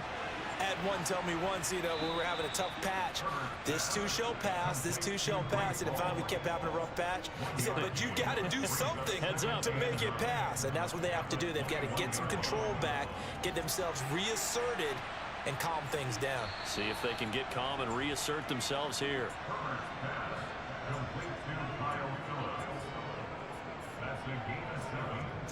Third and 2, Herbert. Toward the sideline, he will have the first down. Good catch. He was able to keep the feet in bounds. Again, Herbert. Throwing the out route, he's got Parker. And they'll get him down on the other side of midfield. You cannot write these guys off just yet, not with a quarterback like that under center. You mean it actually crossed your mind with him running the team that you could actually maybe write this game off? Not yet. Not a chance. Not with him. We've seen it too many times. So signs of life in what's been a dormant offense in this second half. Here's 1st and 10.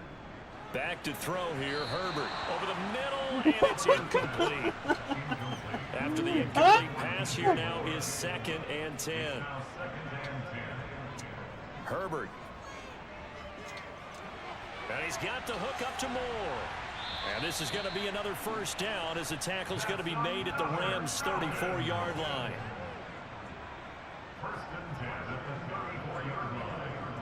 Herbert on first down now. And his throw's going to be incomplete. From the 34, they'll come to the line on 2nd and 10. To the air again, Herbert. And down he goes. They sack him back right around the 41-yard line. Well, this is getting ridiculous. 8 sacks now. That's how multiple guys get to him. Guys with his talent in the pocket aren't supposed to be getting hit like this, and you know an intense conversation with the offensive line is going to occur after this one. Might not be from him, but the offensive line coach will have plenty to say about this game.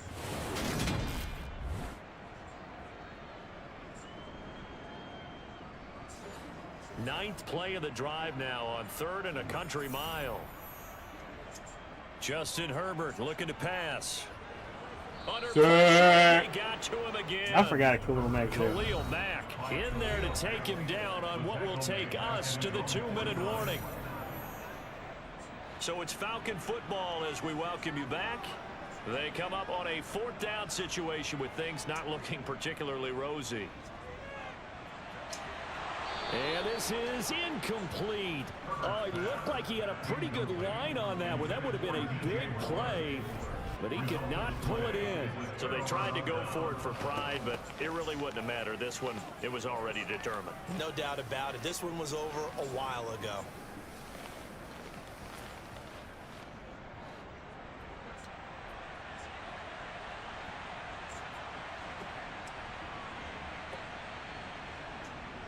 They will run straight ahead with Swift. And he edges forward, but only gets a pair of yards out of it. And it's 2nd down.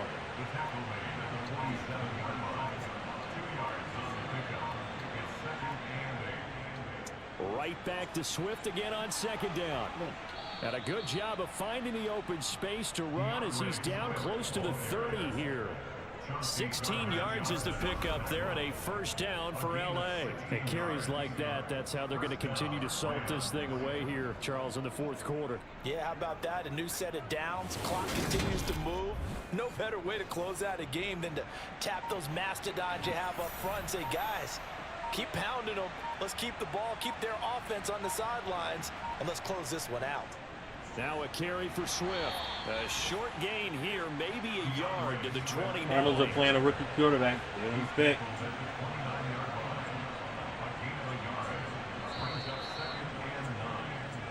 So the L.A. Rams with a victory here. And it was their defense that really made the statement after the break. They pitched the second-half shutout. Yeah, think about the team that just got vanquished. They did score in the second Big quarter. dub, though. Big dub for the Rams. Hell yeah. Now we're officially second half, the adjustment, whatever they sole did in the possession locker of first room, pitch it certainly worked. in our It conference. certainly did, and you're exactly right. Whether it was an adjustment, whether it was just more focus on what they planned to do going in, whether they just played better, whatever it was, it all came together in the second half, and no points were allowed. That's a great way to close them out. So for Los Angeles, they continue to be one of the best teams around as they move to 10-2. And they'll get another road date next week as their opponents will be.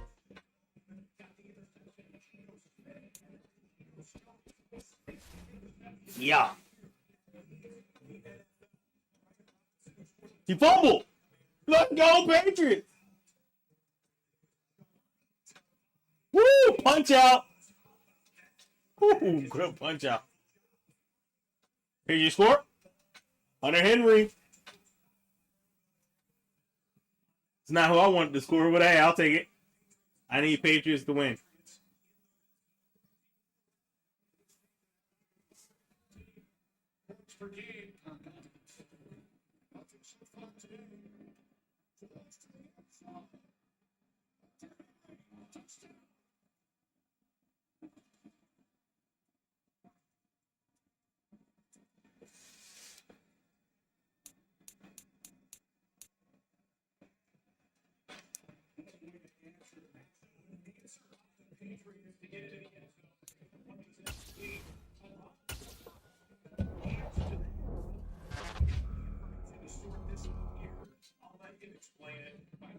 finally, I'm not to get on the microphone or the PA system there in the Superdome, but Hunter Henry coming up with a touchdown grab, and we'll show you the extra point, which is good. It's a 10-7 game between the Commanders and the Patriots. Let's listen in here. My shocker right there is the wing official actually moving to reset that ball to what appears to be a first down. After discussion, I think they were short. Let's see what Ron Torres says.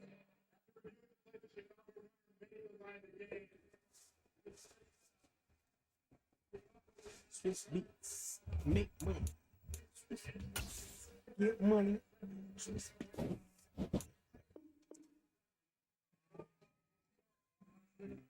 My shocker was all over it right there.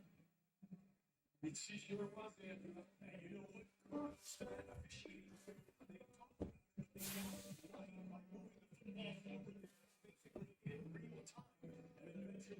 Coach's challenge getting a replay review, having first downs, incredibly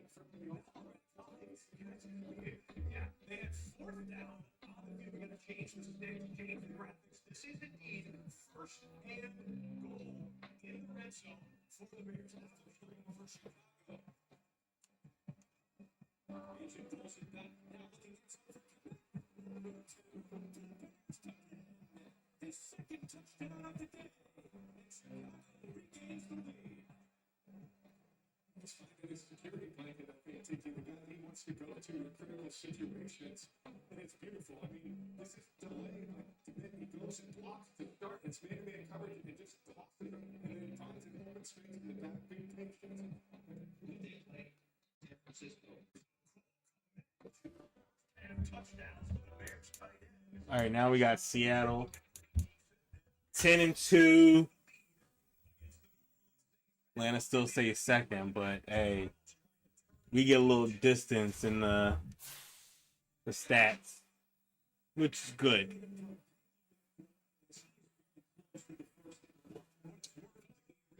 Seattle's 5-7. They're the bottom of our division. I don't care.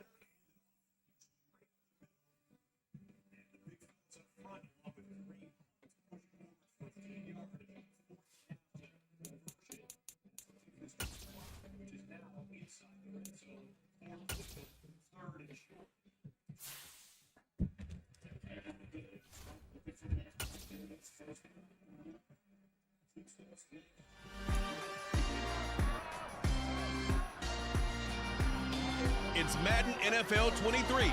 We'll Ooh, see another Baker identify Mayfield ghost. Let's go. as he's moved past 3,000 yards passing for the year and looking for more. It's the Rams and the Hawks on Sunday night.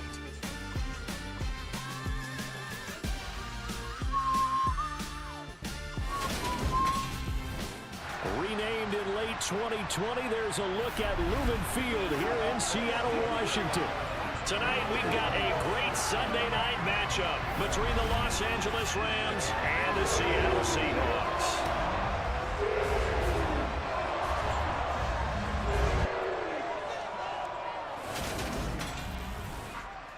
With Charles Davis, I'm Brandon Gaudin. Charles, you look at this Seahawks team as they get ready here.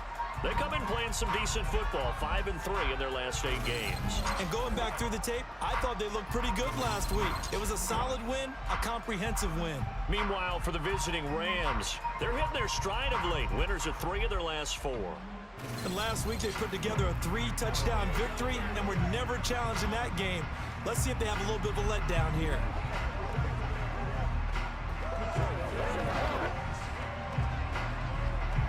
Mike Cooper, touchdown.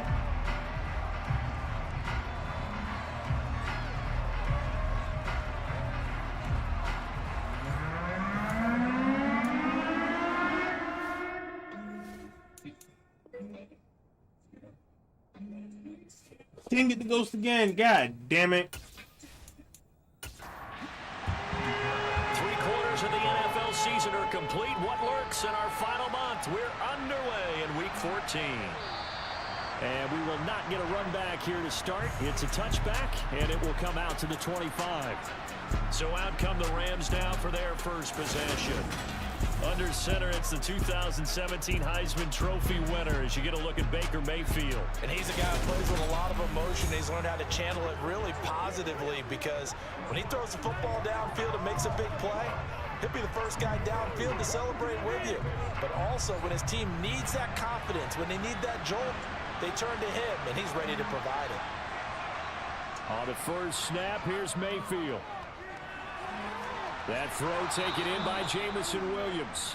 And he gets this one just shy of the 40. They'll mark him down at the 39. 14 yards there on the first play from scrimmage. Now that was pretty. They executed that curl route versus zone coverage, and that changes things a little bit because against man, it's often a tight curl, tight, sharply run route. Against zone, you're just looking for that open spot, that dead area, so you may curl it a little bit wider just to get to that place. And usually a tight window. He fired a bullet in there for the completion. Now a throw here to his running back.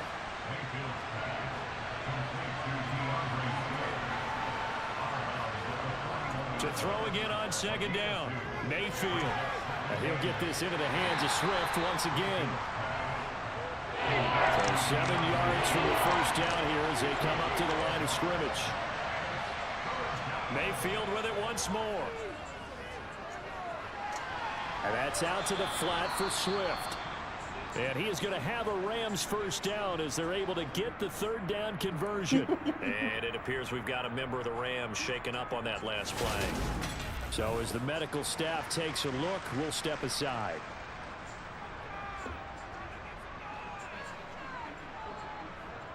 So from Seahawk territory now, it's 1st and 10 at the 49-yard line. Here's Mayfield. And the throw left sideline here is caught, but they'll rule it incomplete. Couldn't keep his feet in. Second down. To throw again on second down. Mayfield. And they'll get this down to the 42-yard line. 7th play of the drive now as they come up on a 3rd and 3.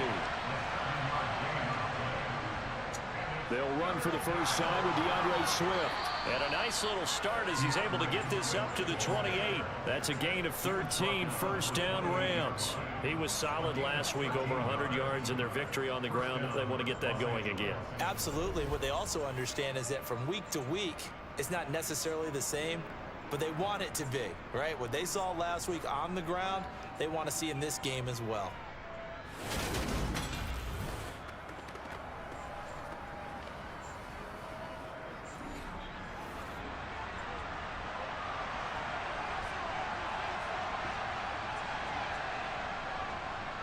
First down, and they go with Swift again.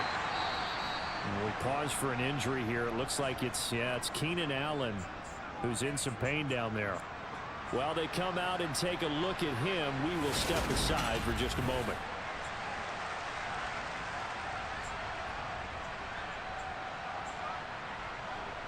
Second and 5.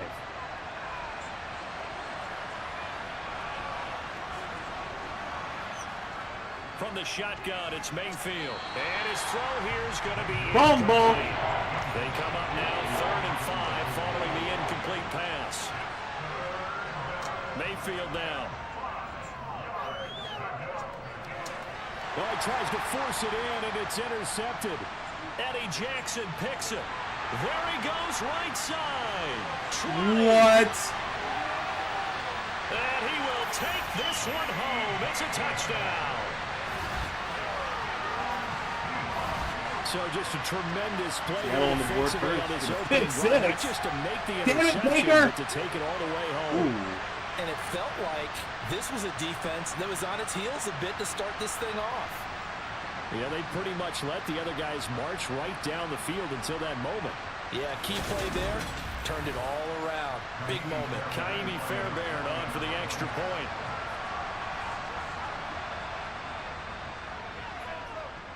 And this will give the Seahawks a 7-0 lead. So the defense creating some points, not only getting the interception, but then returning it to the end zone for the pick six. So they throw the pick six. They'll get another shot at it now as this one's in the air. And that'll carry over the back line of the end zone for a touchback.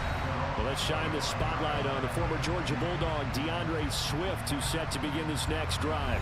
And a week ago, as you get a look at the numbers, well over 100 yards, he was on fire. He was on fire. Obviously, the offensive line was on fire, all the guys who were trying to assist him. But you know who else was? The play caller. Because his ego totally got out of the way, and he kept calling the plays that were working over and over, and they really didn't stop him. Now the challenge, can they duplicate it? They'll break the huddle, come up on 2nd and 8 at the 27-yard line. And now Mayfield on the bootleg. Steps away. He'll get this one complete to Atwell. That'll go for a gain of 7. And that'll leave him with a 3rd and just a yard. They'll try and run here with Swift. And they will touch him down, but not before he gets the first.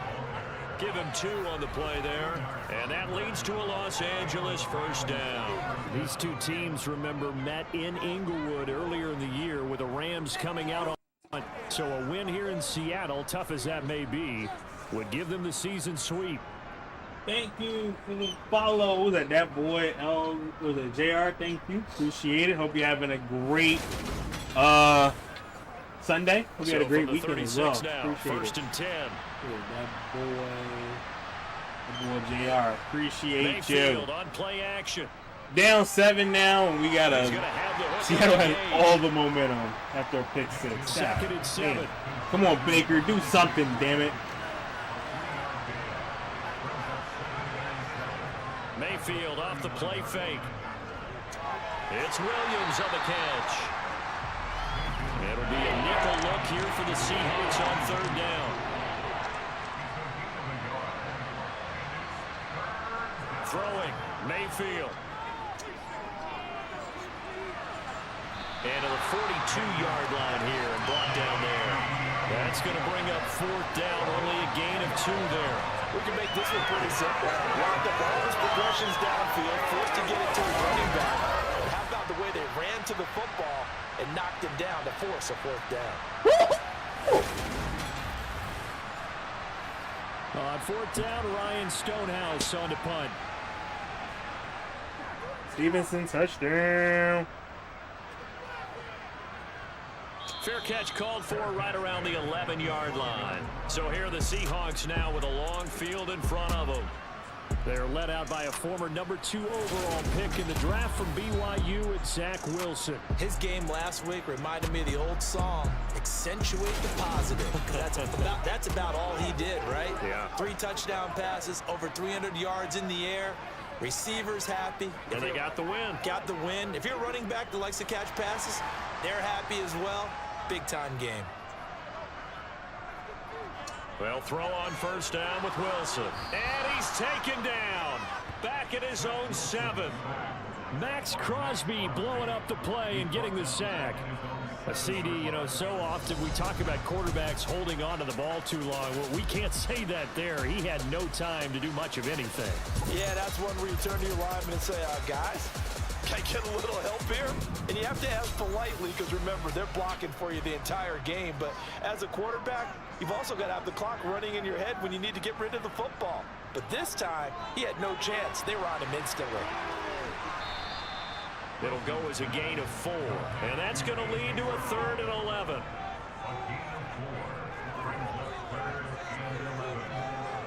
Now it's Wilson. It's caught on the right side. Williams. And the tackle made at the 13. He is well short of the first. Only 2 yards, and it'll be a punt on their opening possession. Well, able to get the completion, but unfortunately not able to get the 3rd down conversion there on that play. And I like how the defense approached that one. They knew where the 1st down marker was, and they decide whatever you want to have, you can.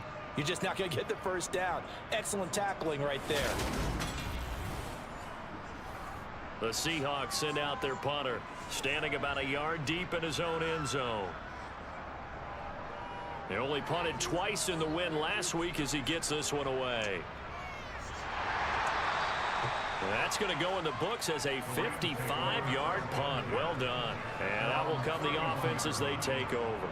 Here's the Los Angeles offense as they get set to take possession. And if you just look at this game, Charles, on paper, they've got the edge, no doubt. They're hanging around the top of the NFC. On the other side, you got a squad that's towards the bottom of the NFC. But when we mentioned that to the coaches, they were having no part of it. Yeah, and I like how you said when we mentioned it. In fact, I mentioned it, and I upset them a little bit, didn't I? Because they wanted no part of that one. And I was reminded like a 5-year-old. This is the NFL. Any given Sunday, anything can happen. Oh, my God.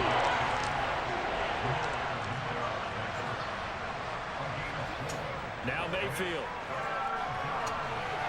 Going right side here, and that's complete. And he has a big gain inside the 40 before being dropped. That's a third down conversion of 24 yards there. Nice play. That's a play that will likely be forgotten when you talk about big moments in this game.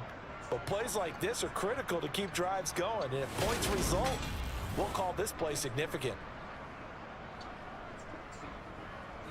So from Seahawk territory now, it's 1st and 10 at the 39-yard line. This is Swift on the counter. It's a 6-yard gain on the ground, and that'll make it 2nd and 4. Play action now. Here's Mayfield. Oh, my God. Knocked away and incomplete. Now they face Oh, my God. That is wild. On 2nd down. Mayfield to throw it. And this is caught. First catch for Keenan Allen. And he is going to have a Rams first down by about 3 yards or so as they wind up getting 7 there on 3rd and 4. I don't care how many times we see it. I still get a kick out of watching quarterbacks and receivers do the pass tree in pregame warm-up. But I always remember that when we go to practices, thank you for the follow. I appreciate it. Again, hope you're having a great weekend and a great Sunday. They do it for these situations. Woo! First down. And they build that trust, and that's why they're able to find him in this type of a situation. Got his man. It's Williams. And they're going to get this down inside the 20. And again, it's Mayfield. He's going to get that to Swift underneath. And they're going to get this down inside the 15. Well, they certainly made a point of getting him involved in the passing game here in the first half. They must have seen something in the scouting that said, hey, we can capitalize on him getting the ball possibly in the open field. And I think in the second half, that may loosen up the defense a little bit to get the running game going back inside. And he's going to get it inside the 10 to the 7-yard line. 8 yards the gain on that last run. Here's 2nd and a couple. Play fake. Mayfield on the move to his left. Whipping one into Allen. That's complete. It's a 3-yard pickup, and that sets up a 1st and goal. As a general rule, offensive linemen like to know where their quarterback's going to be when he's setting up to throw the football. But sometimes they just have to get on the run, get on the move. He was able to do that on that play and picks up a 1st down with a nice throw. Swift is going to go backwards. He'll lose yardage back to the 5. It's a loss of a yard there, and it's 2nd down. The short field shrinks Good call, please. We the don't type need of to be bodies they playing brought that. in on that play. Those extra tight ends, they weren't able to secure their blocks, and that one ended up going backwards.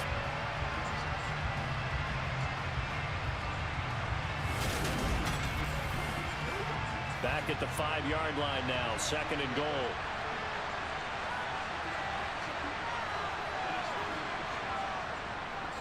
One more time with Swift. Touchdown, Rams. Touchdown, Rams. DeAndre Swift, his 8th rushing touchdown on the year. And the Rams are an extra point away from drawing level. Though CD, there didn't seem to be much resistance there down near the goal line. Yeah, partner, from what I saw there, not a real good job of matching up defensively because to me, they looked like they were just in their base 3-4 package. You need bigger bodies in there in a goal line type situation. The 3-4 fine between the 20s, but not down here when you're guarding your end zone.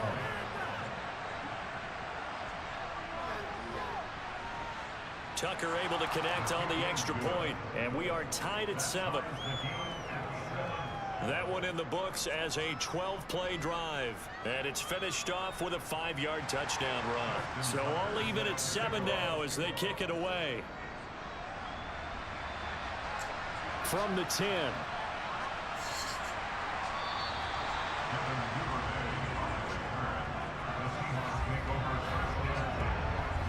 And as this offense makes their way back out, NFC playoff race time, we give you a look at what's going on there. A CD after this game, there will be 4 weeks left in the regular season. So this is far from the final version of what we'll see come January, more of a first draft, if you will, as all these teams fight for a better position. And you pointed it out so accurately there, Brandon. After this game, 4 weeks left in the regular season, and then the playoffs officially begin. But for some teams, trying to fight to make it to the playoffs, they're actually in a playoff push right now. And that sack certainly just strengthening his candidacy for Defensive Player of the Year. You think he's got that one in the bag yet? I'm not willing to vote quite yet just because I want to wait till the season's over, but he is really tracking towards it. Just look at all the great plays we've seen from him throughout the season. Strength plays that you referenced there, as well as agility plays. Yeah. They just have not found a way to block him consistently. Throwing on 2nd and long. DK Metcalf. Open man is Duvernay.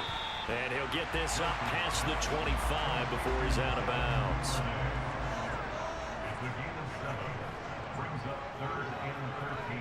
Now on 3rd and long, they'll look to throw.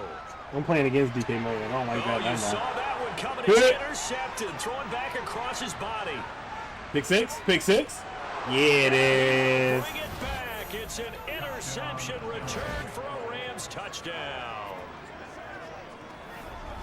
Well, they matched their opponent's pick 6 from earlier. Those are some crucial points that may prove pretty consequential as to how this one plays out. And Brandon, I think now we're not just watching how they move around the field, but we're checking their psychology out a little bit, aren't we? Because that defense, they're about to go right back out with all the momentum on their side. As for the opposing offense, you wonder if there's going to be some hesitation to lean entirely on the passing game to try and mount a counterattack. Tucker with the extra point, and that makes the score 14-7. A heck of a play there defensively, getting the interception, navigating his way into the end zone for the touchdown. So they'll get another shot on offense following that pick 6, and now the kick is away. From the 10. And makes it across the 20 as his guys will set up shop at the 23-yard line. And out now come the Seahawks. It's been an awfully slow start for them. This is their 3rd possession. They don't have a first down yet. So that means they have to change up what they're doing, and for some teams, it's a change in tempo, usually moving it to more up-tempo type of an offense just to try and change their fortunes right now. What they've been doing so far isn't working. Maybe they'll do that. Through one quarter, 14-7 our score. Second quarter now from Seattle, and it is the Seahawks with the football here. And the ball on the 30, here's 2nd and 4. From the 30 on 2nd down, Wilson. The pass is caught by Cade Otton. And it appears we've got a member of the Rams shaken up on that last play. Well, the medical staff is going to come out here and take a look, and we will take a short break.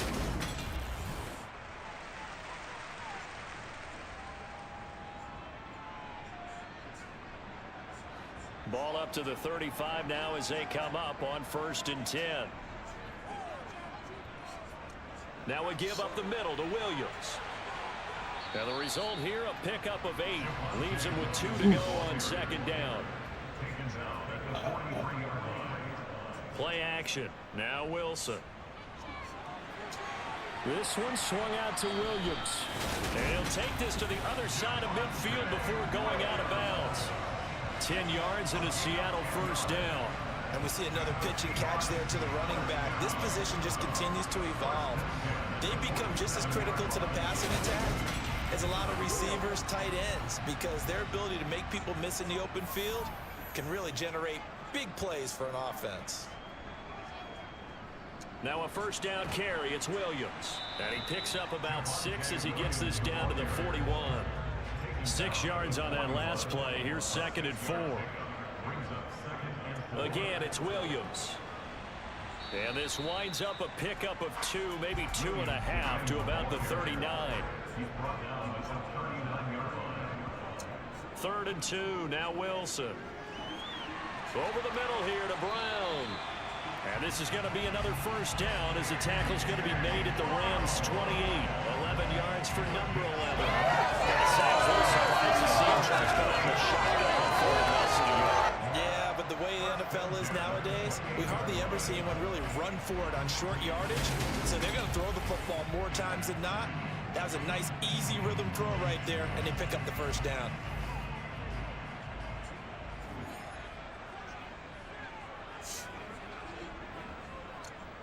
They'll run out of the gun here. Williams. And only a yard this time as he's taken down right around the 26. Here's 2nd and 9, just a yard on that last run.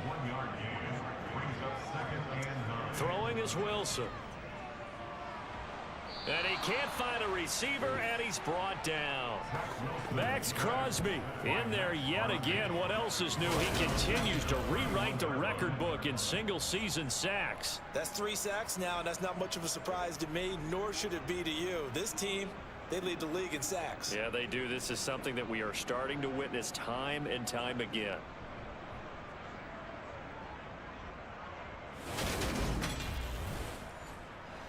The offense on 3rd down tonight, just 1 for 3 thus far. This is going to be 3rd and 13. Wilson. And the pressure gets to him again. Multiple players getting home for the 1-yard sack. That's number 4. Sack number 4. They had 4 last week, so he's been down on the ground a lot. Partner, they say the eye in the sky does not lie. And that's indeed the case because they watched the game tape from the previous week, incorporated it into their own defensive scheme, and continued to get after this quarterback. And now this defense will be searching for sack number 5. Now a former kicker at nearby UCLA, Kaimi Fairbairn for the field goal try. This is a 49-yard attempt, right hash. Fairbairn able to put this one through. And they'll cut the lead back down to 4 now at 14-10. So as it turns out, that sack doesn't wind up costing them, Charles. They at least get points, get 3 of them. Yeah, that's where your kicker can really come to your rescue because you know after the sack there was a little consternation there. Are we out of field goal range? Are we going to be able to get 3? In this case, he stepped right up and gave them exactly what they needed. And the tackle going to be made right there at the 25-yard line. Let's shine the spotlight on the former Georgia Bulldog, DeAndre Swift, who's set to begin this next drive. We're in the 2nd quarter. They've got the lead. The lead, though, not so much because of the ground game, because of their air attack, Charles. So what they're seeing so far is the possibility of things loosening up later in the ground game. Through the air first, maybe they have to start respecting that even more as the game goes on, and then there will be running lanes to find later. Yeah, trying to get him more involved here on this drive, maybe. He'll get 8 on the scramble there. It'll be 2nd and a couple.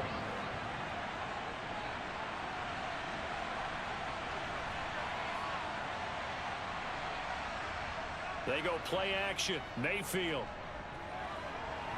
Looking right sideline, but it's incomplete. After the incompletion, here now, 3rd and 2. Swift going to try up the middle. Well, they hit him in the backfield, and he will not escape. And that is not going to get it done. The defense stiffens to force 4th down following that first down gain of 8. Overall, I'd have to say that was just really good team defense because to me, you can't pin that one on the running back. He had no shot there. He had a man in his face immediately. Here's Ryan Stonehouse now as he'll punt it away for the 2nd time. He steps into this one, and this is a rocket. And this is going to hit the goal line and continue on into the end zone for a touchback. The Seattle now ready to march onto the field. And after the field goal last time, we'll see what they can get here. And at least they got points out of the last drive, Charles. I never met an offensive coach that didn't want to drive to end with a kick. Most of them wanted to end with a PAT, right? In this case, a field goal, they'll take it way better than the alternative, which is a punt. Yeah, but you've met fan bases that wanted that weren't happy with that field goal. I haven't met a fan base yet that wants to drive to end with a kick, other than the extra point. That's it. When you see zone defense and you know you've got a drag route on as your primary call, you got to be really careful as a passer about how far you let your guy go because he might wander into some tough coverage. On second down, Williams. And he'll do a nice job here just to fight his way back to the line of scrimmage. No gain on the play, and now they're faced with a 3rd and 1. Heavy set out there on 3rd and 1. Now it's Wilson. Buying time to his left. Throw left side, hauled in by Otten. And he is going to have a Seahawks first down as they're able to get the 3rd down conversion. They brought in a heavy set on 3rd down, and that usually means running play, but we have seen them throw out of that formation. And sure enough, they snuck the tight end out on that one, wound up hitting him for a first down.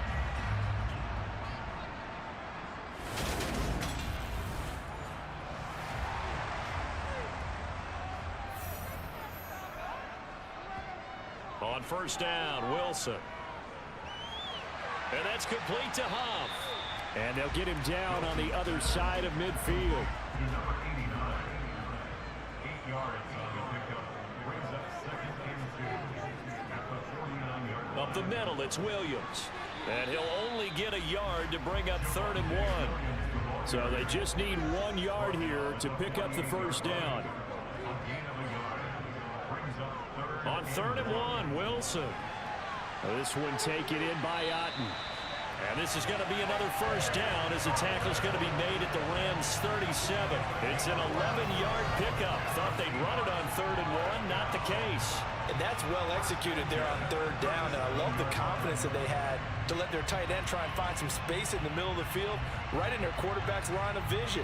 And QBs love to make that easy throw, and they hooked up there for a first down. Line of scrimmage, the 37 on 1st and 10. A first kick. Now a loose football. The ball comes out. And now the Rams have got it. Going the other way. And his crew will take over with a football at the 35-yard line. I know a lot of defensive coaches have certain guys on their squad that they look to as drive stoppers. Guys who can make big plays, interceptions, knock it free. In this case, they didn't need one. The offense supplied it for them, just dropping the ball. Yeah, and that was after they were doing so well on this drive through the air. They go to the ground, doesn't work. So good field position for the Rams as they come up 1st and 10 at their 35-yard line. Mayfield now after the fumble recovery. He's going to have the hook up to Gage. 2nd down and 4.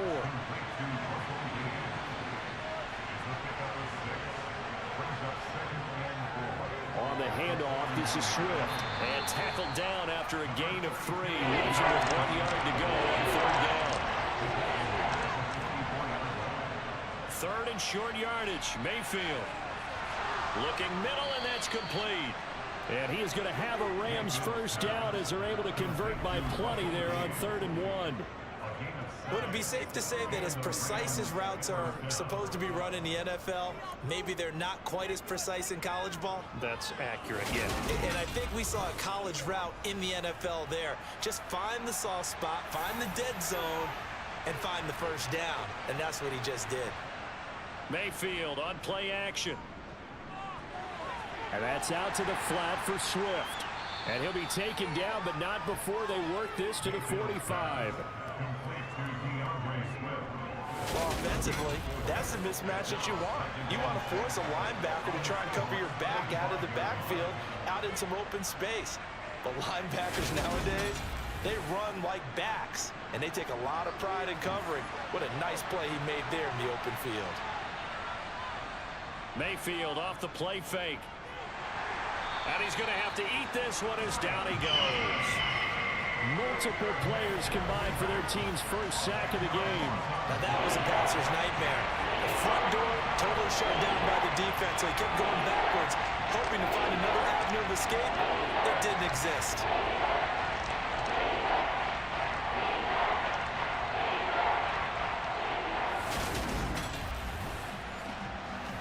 And some secondary help here for the defense in the nickel on 3rd and long.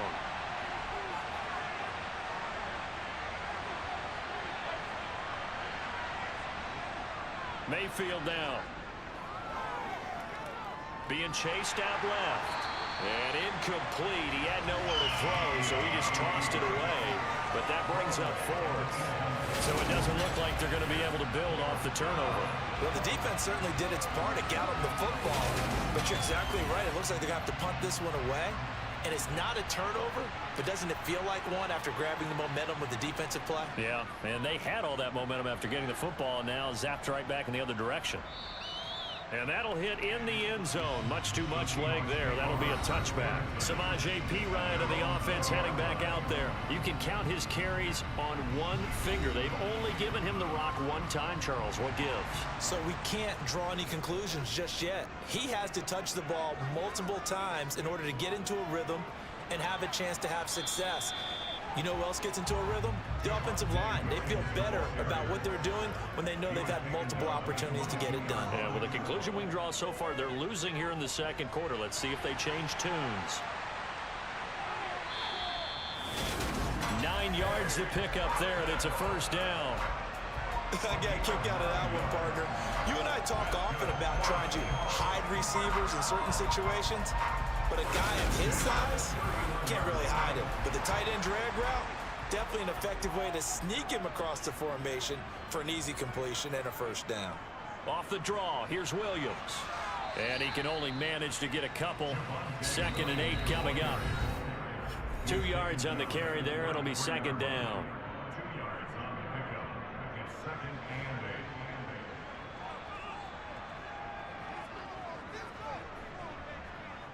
Here's Wilson.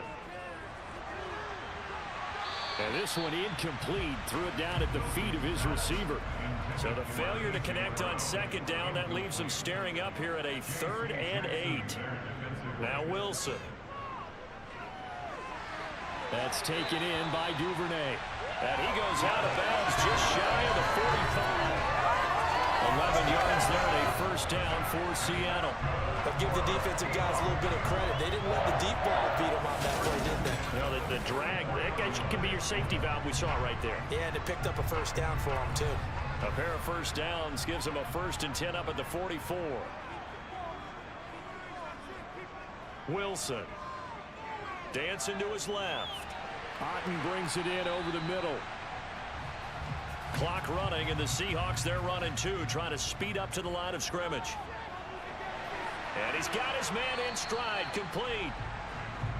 And they'll get him down on the other side of midfield. To throw again is Wilson. And the Rams got him. They bring him down. The Rams going to go ahead and use the first of their timeouts. So as they take it over, we step aside. The Seahawks send out their punter as he'll kick it away for the 2nd time.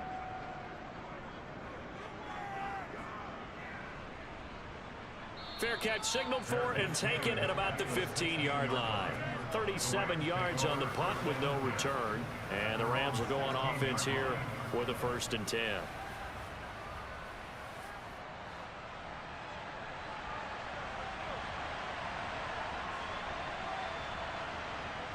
Mayfield now looking to throw on first down.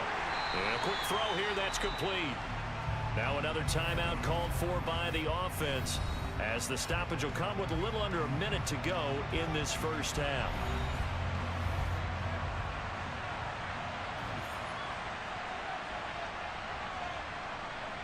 Throwing again on 2nd down. Mayfield. And that is incomplete. After an incomplete pass on 2nd down, that'll leave him trying to convert on 3rd and 9. To throw, Mayfield. He's got a man, complete. And he's taken down right at the 45-yard line. An explosive 38-yard pickup. That last throw moves him past 27,989 yards for his career, so that means he moves ahead of the blonde bomber, Terry Bradshaw, on the all-time list. And boy, he loved to throw it downfield, didn't he? That's why he was the blonde bomber. Remember, he'd throw it downfield to John Stallworth and Lynn Swann. It was gorgeous. Big throws, big plays, Terry Bradshaw. So the big play moves him all the way across midfield. It's 1st and 10 from the 45. Now Mayfield. He'll find a man over the middle. Tutu Atwell. Now whistles and a timeout with 3 seconds left in the first half.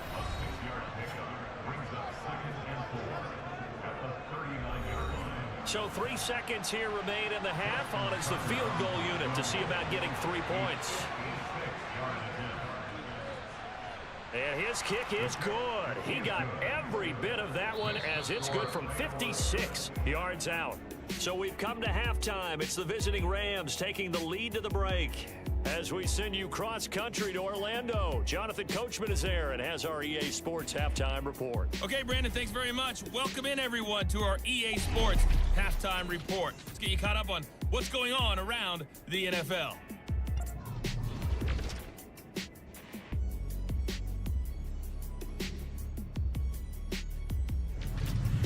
From there, we'll make the trip down to Indianapolis to check on the Colts at home at Lucas Oil Stadium. And they were winners in that one over the visiting Minnesota Vikings.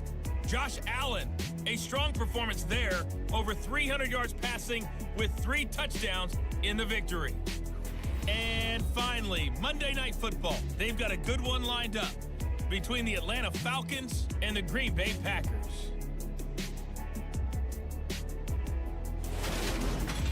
On now to a look at the next-gen stats in that first half for the Rams. And their passing game has been the reason why they lead thus far.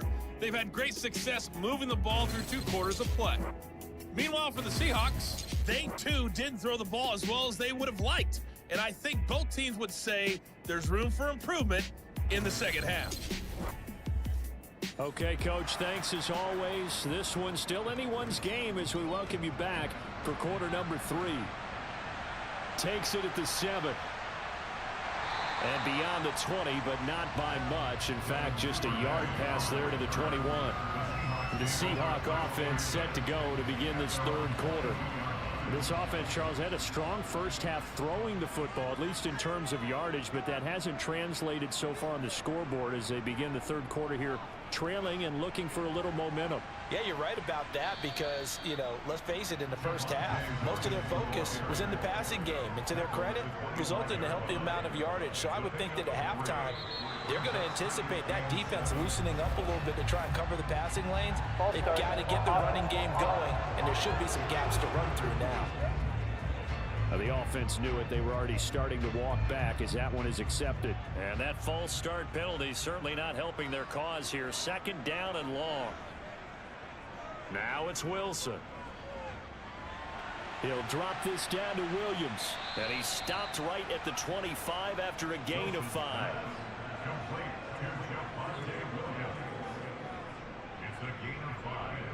On third down, Wilson. And he can't get rid of it. He's taken down. Max Crosby make that now 4 sacks for him in tonight's ball game. So that time, Charles, quarterback helpless really in the pocket in the face of a pass rush like that. They were on him instantly. Yeah, that's one where you turn to your lineman and say, guys, can I get a little help here? And you have to ask politely because, remember, they're blocking for you the entire game. But as a quarterback, you've also got to have the clock running in your head when you need to get rid of the football. But this time, he had no chance. They were on him instantly. As we check the next-gen stats, you'll see he had precious little time to do anything with the football there. We'll call that a 49-yard punt, but a net of just 39 following the 10-yard return. They've got good starting field position as they come up here 1st and 10 at the 41-yard line. They'll start on the ground with Swift. And he'll be pretty well stopped in his tracks. Give him a yard up to the 42.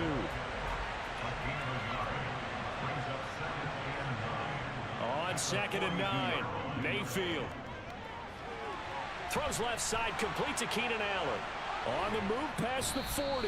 And he is out of bounds, but not before he's inside the 30. That'll go as a pickup of 32 on the catch and run. And CD, we have seen some great runs the last few times we've been together, but I think we can at least put this one in our top 5. That was a determined gallop there. And as a former defender, I can tell you with certainty, those are the ones that have you losing sleep at night. I would not like to be in that film room on Tuesday going over that one. Just a pretty poor effort defensively, and it leads to a big play.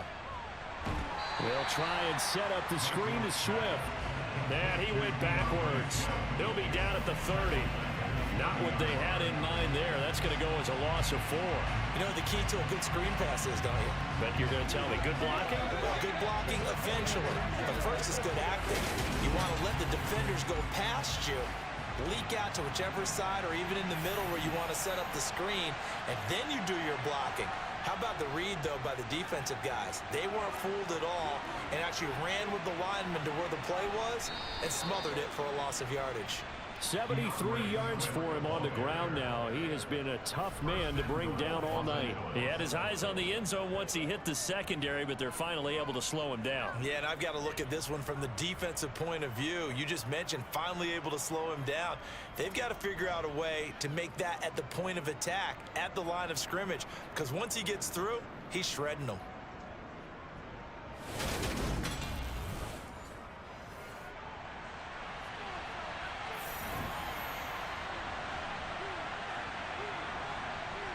And now Mayfield on the bootleg. Sliding out of the pocket. That's complete right side to Kmet. And a minuscule gain of maybe a yard from the 6 to the 5. Second down and goal. Mayfield. Toward the end zone, but that's going to wind up incomplete. They don't get the hook up there, but you really have to marvel at how precise he's been throwing the football these last couple weeks. Oh, that's a perfect word for it, precise, because if you're at 70% or better 2 weeks in a row, you have a job as long as you want one in this league, won't you? I mean, let's face it, it's not just West Coast offense either. He's putting the ball downfield as well. And he's going to take this one in for a Rams touchdown. Baker Mayfield, touchdown number 18 on the year. And the Rams go up by 2 touchdowns. Always important to get the first score of the second half. Now you start to pull away a little bit and get some breathing room going. And now we find out about the fortitude of the group that's behind, because they were counting on getting into the game a little bit more, right? Maybe they get the first score. That doesn't happen. It looks almost insurmountable, but it's not. Let's see how hard they play the rest of the game. Tucker able to connect on the extra point, and the lead now up to 14. So this drive spans 7 plays, and it's finished off with a 5-yard touchdown run. Tucker now to kick it away following the touchdown. Takes it at the 7. And able to get this across the 20, but not much further as he's dropped it to 23-yard line. Jim, thank you for sharing the live. I appreciate it. Hope you're having a great Sunday. For a better showing than their last appearance. They couldn't really even move the football much beyond Bucks the shadows of their fan. own goal post. Appreciate you. We'll Thank you for see if sharing they the can live get as better, well. more sustained drive going here. Are the Bucks winning right now? That's a great question. I think they're winning. Same thing. When you start a drive from that deep in your own territory, the goal is a minimum of at least 2 first downs, because even if you have to punt, then you change the field position, right? You flip the field a little bit. They didn't get that done. Jordan Love fans, thank you for sharing the live as well. Appreciate you. 8 yards the tally on that first down run. Here's 2nd and 2. Play action. It's Wilson. Wilson hit. It's loose. It's out. Fumble. Fumble. Rams have got it. Rams got it again. Let's go, baby. Will set him up in excellent shape. 1st and goal at the 9-yard line. That feels like an accumulation of the pressure. The Bucks are currently winning, so congrats, Bucks fan. Because of sacks. 10-7 at half, or 17-10 at half, so good stuff. So now the Rams offense, they work their way back on the field. And they start in the best Packs are up 7-3 at the half as well, so the defense congrats, gets in Jordan Love fan. Turnover. Now can this offense cash in? 1st and goal. Yeah, man, it's been an interesting start. Teams that supposed to be up or up, and teams that are struggling. But the one surprising one is the Seahawks, who have decided to put only 3 points up against the Ravens. I didn't expect the Bears to be tied with the Saints, but okay, here we go. Second goal, last thing you need to do is Patriots are showing time in life, so that's always good. But he couldn't find anywhere to go with the football, had to eat it, and ended up on the ground.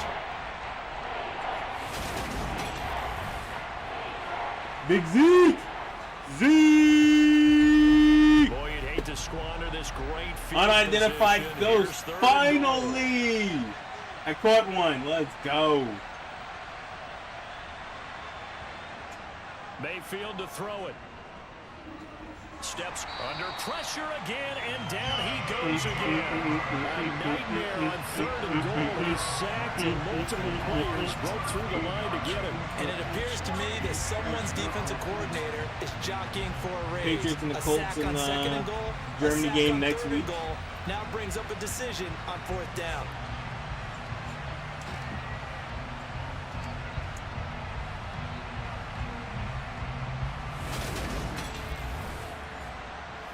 Now Justin Tucker's out to try the field goal. From the left hash, this from 53 yards out. And this is good. It was running out of gas there at the end, but he winds up getting just enough on it. And that will extend their lead even further. Well, they come through with 3 after forcing the turnover. But CD, second half, you're starting inside the red zone. Obviously, they would have liked 6 out of that. Absolutely, because that's all you're thinking is how do you get it into the end zone? You want the field goal to be the last resort. In this case, they gave it a great try, but did have to settle for 3. And Seattle now ready to march onto the field. Ooh, Mac Jones got hit, and I think he fumbled too. In this game, Charles, if they're going to try to pull off an impressive comeback, it has to start right here, right now. Yeah, now they've got a final chance to get out of this situation, but they also understand they've got to move the ball and move it fast. In addition, they need to save as much time so they can get 2 more possessions. Oh, they're going to run a little pop pass here. And he is going to be stopped cold behind the line of scrimmage. How is that roughing the passer?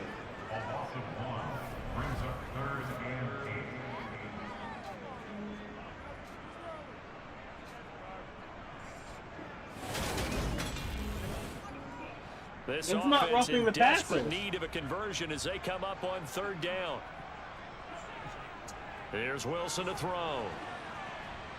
And the Rams got him. They bring him down.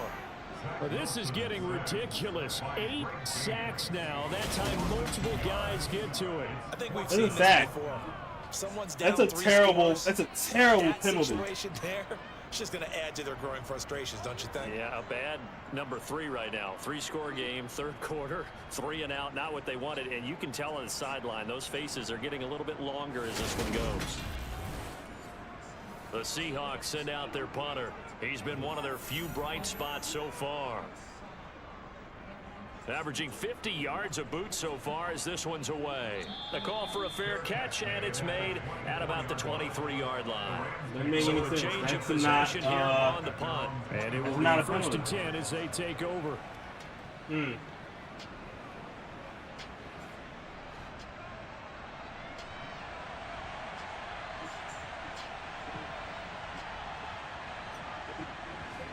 On 1st and 10, Mayfield. Allen has it, left side. And they're able to get this one across the 35. A gain of 11 to kick the drive, and it's a quick 1st down. And while we may be at the scoreboard, this offense certainly is not, because they're showing no signs of backing down, even with a 3-score lead here in the 3rd quarter. I think they keep taking their shots. They've seen blown leads happen throughout this league. They don't want to fall victim to it themselves.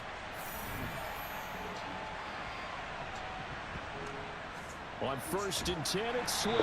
And Shout out space to tough to come by Pizza there, so Dude. get Thank you for the maybe follow. I to the appreciate it. I 37. hope you are having a great weekend. I hope you're having a great Sunday. Hope your team is winning. Right back Like I to said, Swift we again on are 2nd down. And a 6-yard gain gets them right just around watching the 1 o'clock games. We got our Rams playing. Looking for 3 yards Got to another pick up the lead. first. Good to see. Mayfield from the gun Ooh, on 3rd down. first He's down. gonna have the hook up to Gage. And he is going to have Thank a you. Rams first down as they're able to get the 3rd down conversion. Cowboys versus the Eagles at 4:30 tonight, so that's when we start our real trash talk. Receivers weren't running the traditional NFL route tree.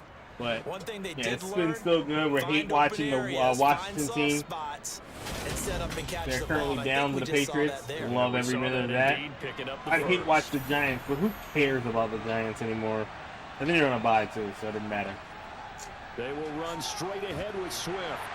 He'll take this to the 46. Good shot to The last Pizza run Dude. good for 2. Here's 2nd and 8.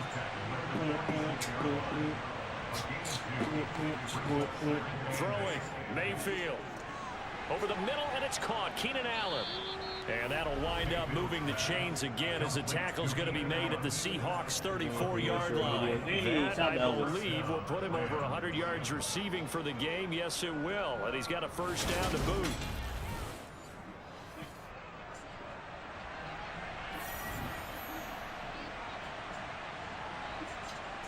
Mayfield looks to throw.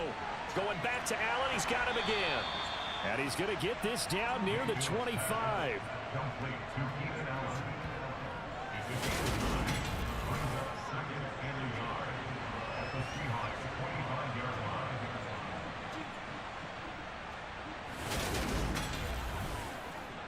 Here's 2nd and a yard.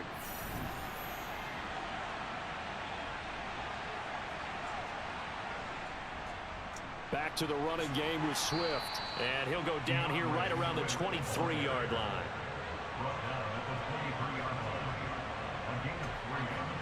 Wow, the Texans kicker Mayfield is on hurt. first down. He's got a man. That's Keenan Allen. And they're going to get this down to about the 17-yard line here. Wow. On 2nd down, Swift. And he'll be stopped after a gain of only a couple down to the 15-yard line. This red zone is where the Seahawk crowd really makes it tough for an offense to communicate. It's 3rd down. Eluding the pressure right. And probably the wise decision there. No one open. He just throws it away. And that keeps the field goal on the table as it's 4th down. Tucker's kick is good, and that will extend their lead even further. There are 3 more points tacked on, and this margin getting more comfortable by the minute. And with the lead where it is, you can actually feel good about field goals. We talk all the time about scoring 6s, not 3s. But in this case, they're just looking to chew up some time and come away with points. This one taken just inside the 10. And a decent return out to the 27-yard line. And the Seahawks get ready to trot out on the field. Well, this has been a tough one for them, Charles. They've struggled really on both sides of the football. And one thing that's really plagued them, the turnovers. They've had issues keeping the football in their possession. And every game that's ever been played, all coaches talk about taking care of the football and limiting turnovers. And in this one, after we saw that first turnover, we worried that things would snowball, and it certainly did, especially on the scoreboard. Now Williams running left. And he'll take this to the 32, a gain of about 3. This offense in desperate need of a conversion as they come up on 3rd down. Here's Wilson. Caught. It's Huff. And they get him down, but not before he takes it across the 40-yard line.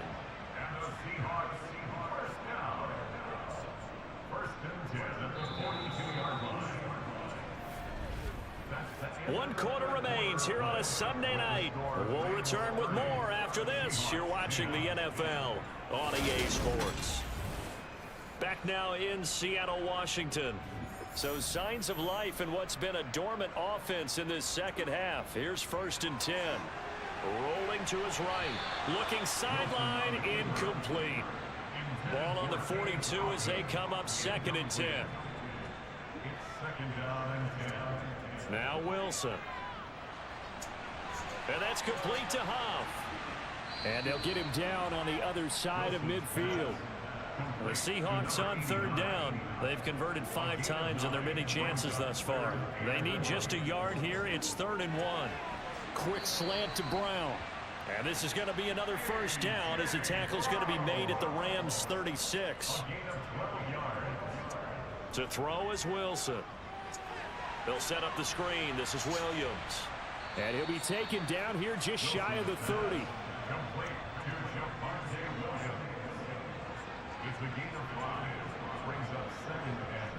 To throw again is Wilson.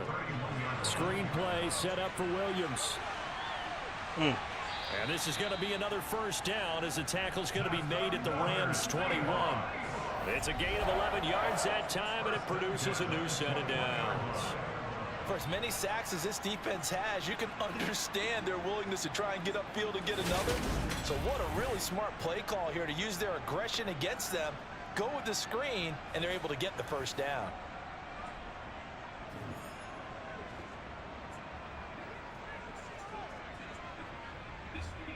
Well, they'll run it here on the jet sweep, and he'll wind up losing yardage here back at the 21-yard line. He'll lose a yard there, and it's 2nd and 11. Yes, indeed. That play there, that reminds me of some of the guys that I played with to have that suddenness, able to get into the backfield almost about the time the ball snapped and make a play. How about that tackle for a loss? Absolutely. He did a lot of that last week when he was named the NFC Defensive Player of the Week. One of the guys on the team would say, hey, yeah, we called him the disruptor, and that's carrying forward again. Makes sense, doesn't it? A quick throw knocked away. It's incomplete. This offense 2 for 2 on 3rd downs on this drive. They're in for a tough test here, though. 3rd and long. Wilson. And this is going to be incomplete.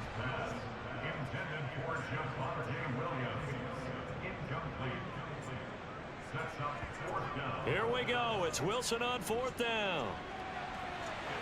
And it's incomplete. They cannot convert, and they turn it over. The Seahawks go for it but can't convert. And the Rams are going to take possession of the turnover on downs. Well, that's another mistake there on the drop pass on 4th, and we've seen them do things like this all game. It's not hard to figure out why they're down by that deficit. They haven't made plays that are going to keep them in the game or win the game all game long. That's another example right there. It all boils down at the end of it to execution. Either you make the play or you don't. They're going to be stopped up on this 1st down run. He might have gotten back to the line of scrimmage, but that's it.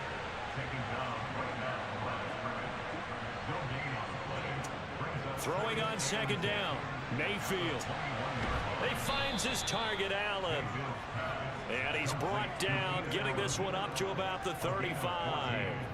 Well, normally you might say start running the football. You've got the lead here in the 4th quarter, but the way that they've passed I can't even be mad at how that was a great throw and a great catch. Yeah, I think you brought up something that goes against conventional wisdom, right? In this stage of the game, you would think you would switch to a running attack, but you're exactly right. They've thrown it so well throughout the game, and trusting this quarterback, I think you continue to do so. And good running there as he'll take this all the way up to midfield. 102 yards rushing for him so far as his terrific season continues here. Now, I'm guessing you'd say this is kind of the key here. Grind out some yardage, work on that clock, see if you can continue to tick it down. Definitely. You want to bleed things out at this point, right? Continue to possess the football, gain some yardage, and put the onus on the defense. Do they have to use timeouts? What are they going to do to stop you? You're taking charge. 1st down, and they go with Swift again. It's a room to maneuver. And he gets it inside the 35 and just shy of the 30. Another big gainer that time. This one goes for 19 yards. Brendan, every great running backs coach I've talked with has always talked about when you have great vision, you're not consciously thinking about your cuts and your moves. You're just doing them. And I think that's what we're seeing tonight. He's about run them into submission. You took the words right out of my mouth. I was just going to use that phrase. He has run them into submission. Wave the white flag. Once again, it's Swift. And he sneaks his way forward only for a couple here. 2nd down. I'm out of Pokeballs. No! Here's a handoff to Swift. And he's going to get this pretty close to a 1st down as the tackle is made at the Seahawks 22. Good work to pick up 7 yards there. That gets him into a 3rd and 1 situation. Mayfield now. Caught by Allen. And they're going to get this down inside the 15. He's been the go-to guy. They needed a big play there on 3rd down. Went his way. It worked out. Doesn't matter whether they've scouted it or that they think he's going to get the ball. He has a knack for finding his way open and completing the connection. Here's a 1st and 10 at the 14-yard line.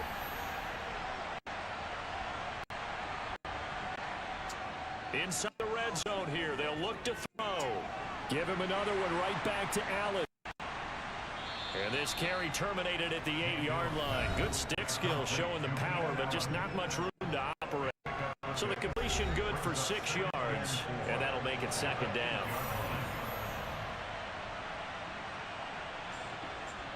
And now Mayfield on the bootleg. They'll roll him out right. That's complete right side to Kmet.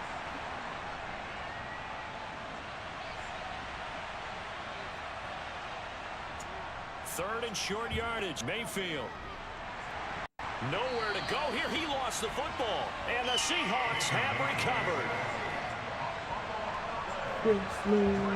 Hey, we can preach ball security all we want here, but how about that effort on defense? Excellent job inside the red zone. Just took away at least 3 points by forcing that fumble. Seattle again getting ready to take over offensively. Well, I think that the folks here had hoped that maybe this home atmosphere would carry their guys to a surprise victory, but it does not appear that that's going to be the case. There's too much to handle on the other side in this one.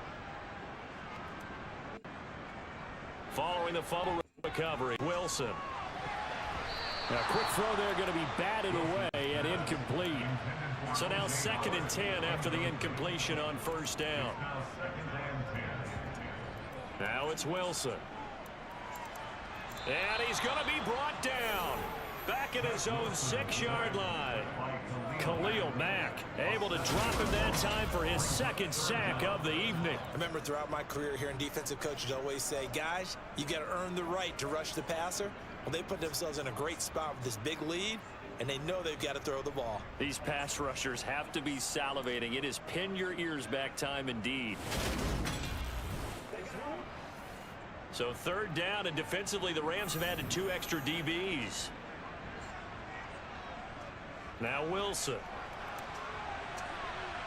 And that's going to be incomplete. The coverage too good there. The contact popped the ball free, and it's 4th down. And he deserves a bronze leg as he gets this one away.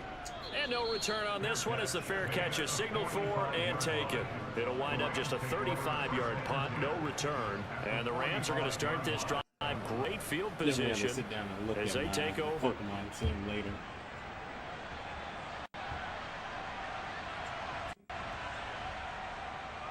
Here's Swift. He's got it to the 43 here.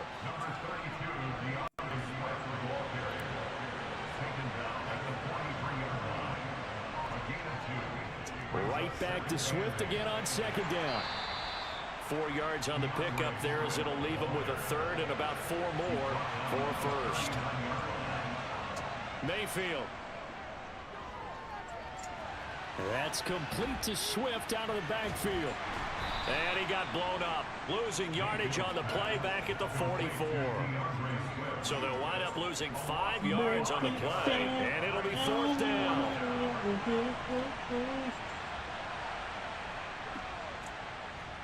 And this one is no good. He missed it. And they will not be able to add on to their 20-point lead.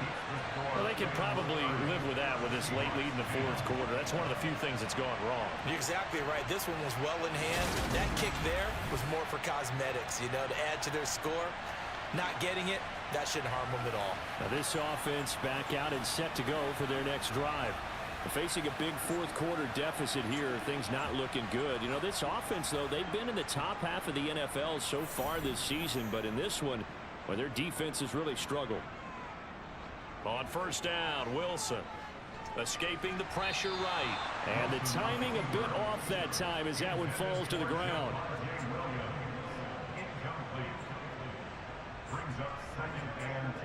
Throwing again on 2nd and 10. Wilson, throw right side, complete to Williams. And that play goes nowhere. Taken down, losing yardage at the 50, right at midfield.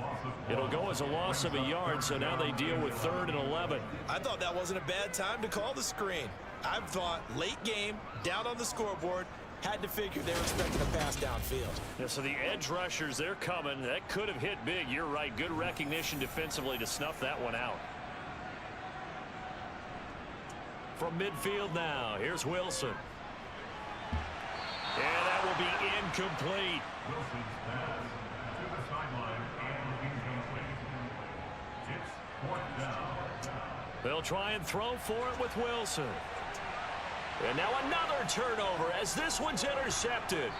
Picked off by Jamel Dean. And the Rams are going to have it here at their own 32-yard line. If you combine last week and this week, he's got a hat trick going because he had 2 interceptions a week ago. He's seeing the ball so well and understanding where receivers are and positioning. I mean, just watching him work with such great technique and paying it off by actually catching the ball when he has a chance, he's helping his team in a huge way. L.A. readies for its next possession. And after the interception, they are sitting in an even better spot with the ball and a comfortable fourth-quarter lead. On the ground, it's Swift to start the drive. Credit him with a 1-yard gain there to make it 2nd and 9.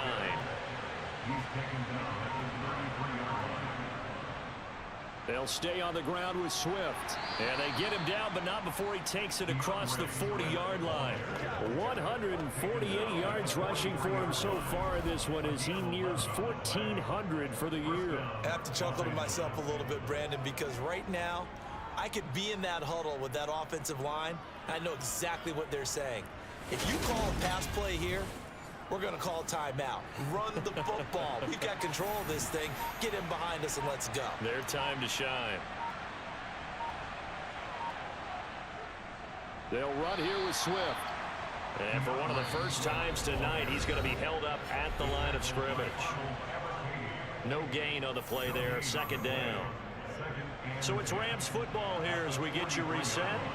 And the scoreboard on their side, they're just looking to melt away these final couple of minutes and put this one in the left-hand column. And he'll take this one up close to about the 45.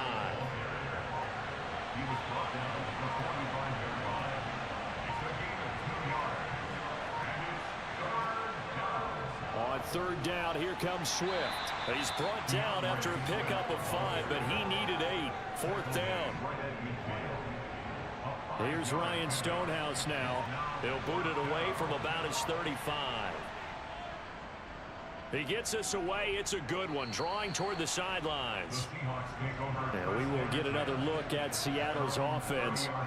They've lost this one. Their offense has struggled. Do they try to put together something here at the end just to take into next week? Yeah, sometimes teams want to do that and coaches want to. I remember one time I was on a team and we were losing late in the game like this, and you knew it was lost. It was over, right? And the coach called a running play and pretty much said to everyone, I want to see something executed well before we get out of here. And that was the message to the team. Just something to build on. Just something to build on, get it done, and maybe we can look at that and say, well, and oh, he coughed it up. And now the Rams have got it, going the other way. And they'll take over inside the 45 at the 44-yard line. All right, you've had to put up with me in this booth. I'm going to try and be simple this time and succinct. It simply has not been their night. No, I think that fumble's kind of indicative of how this whole evening's gone, isn't it? Without a doubt. I mean, they've tried, but nothing has ever really taken throughout the game. That's why they're down so big.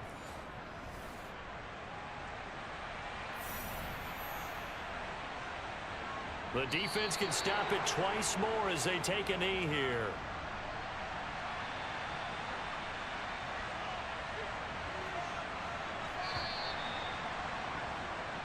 So the L.A. Rams with a victory here. And it was their defense that really made the statement after the break. They pitched the second-half shutout. Yeah, think about the team that just got vanquished. They did score in the 2nd quarter. Do you think they thought at all that that would be their last points of the game? No, but what a second half. The adjustment, whatever they did in the locker room, it certainly worked. It certainly did, and you're exactly right. Whether it was an adjustment, whether it was just more focus on what they planned to do going in, whether they just played better, whatever it was, it all came together in the 2nd half, and no points were allowed. That's a great way to close them out. So for L.A., the win pushes their record now to 11-2 on the year. And they'll get another road test next week as they head to Buffalo to take on the Bills. Meanwhile, for the Seahawks, it's going to all but eliminate them from the playoff picture as they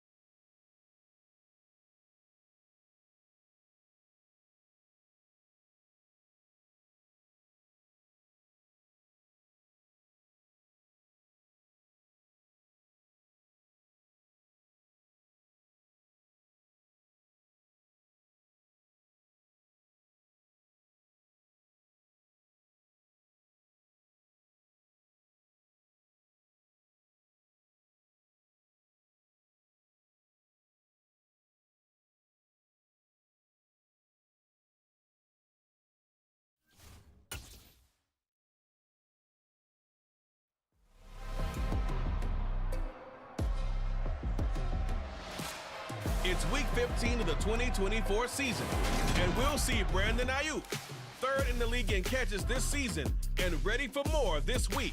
It's the Bills and the Rams, next on EA Sports.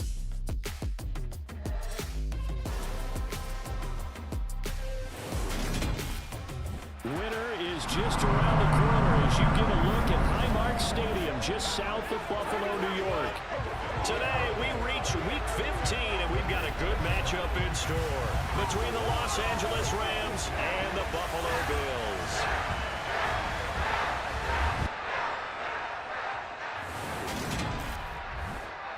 Brandon Gaudin alongside Charles Davis. And CD, you look at the Bills in this matchup, but with how good they have been, it's not often that we can say they come into a game truly facing a challenge. But Charles, that's the case this week. Absolutely. What a challenge it is, because they're now coming into this one and they don't exactly have a clear advantage, something that they usually possess in every game they play with the way that they throw the football. I can't wait to see if they change things, if they emphasize different things than we've seen throughout this season, how they go about trying to move the ball downfield.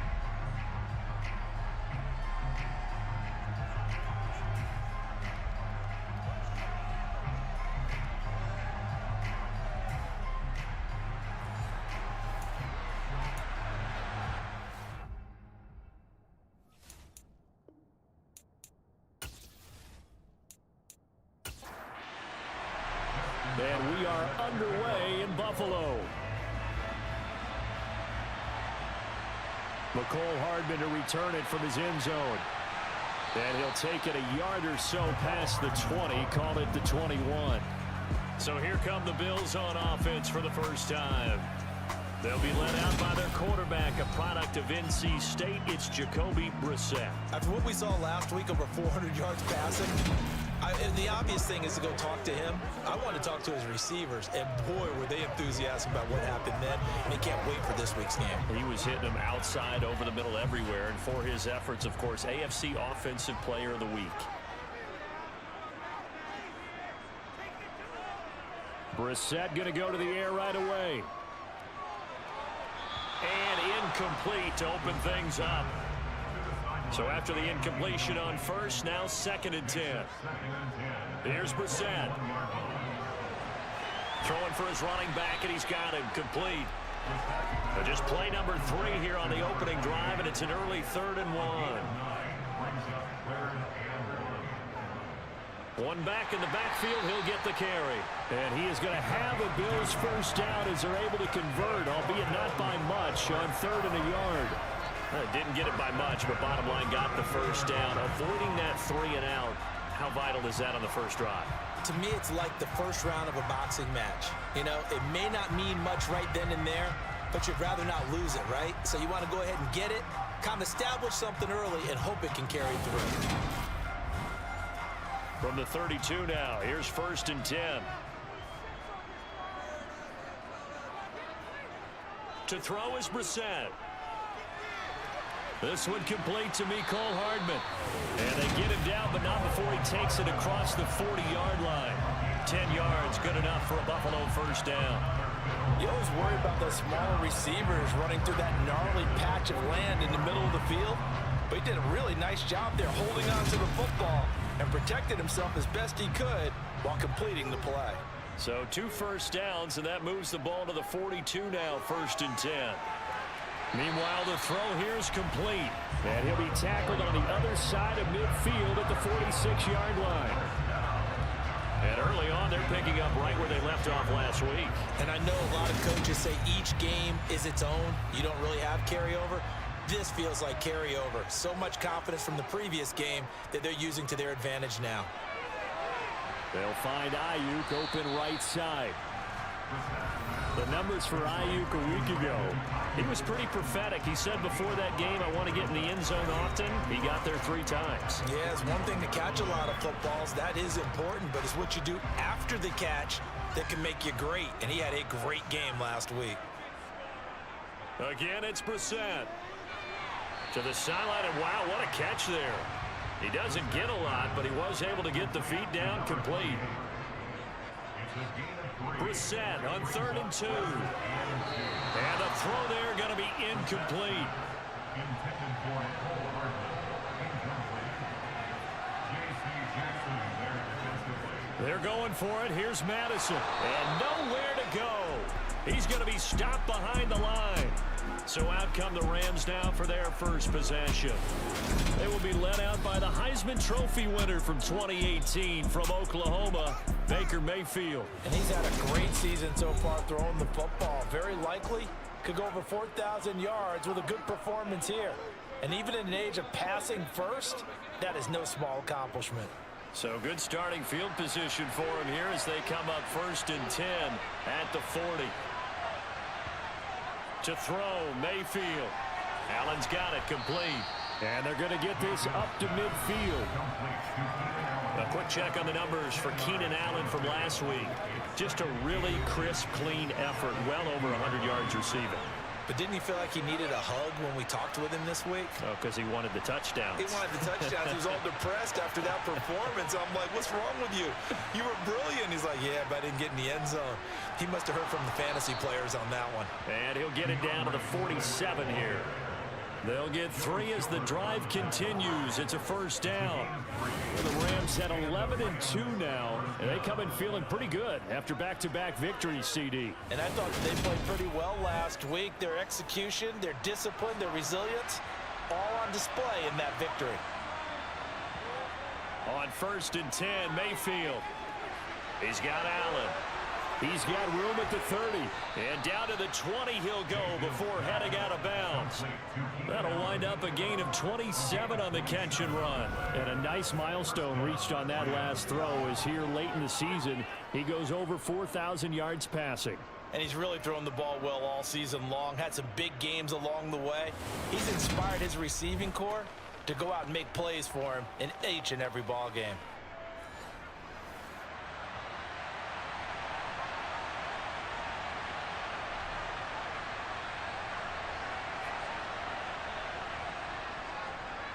Swift going to try up the middle.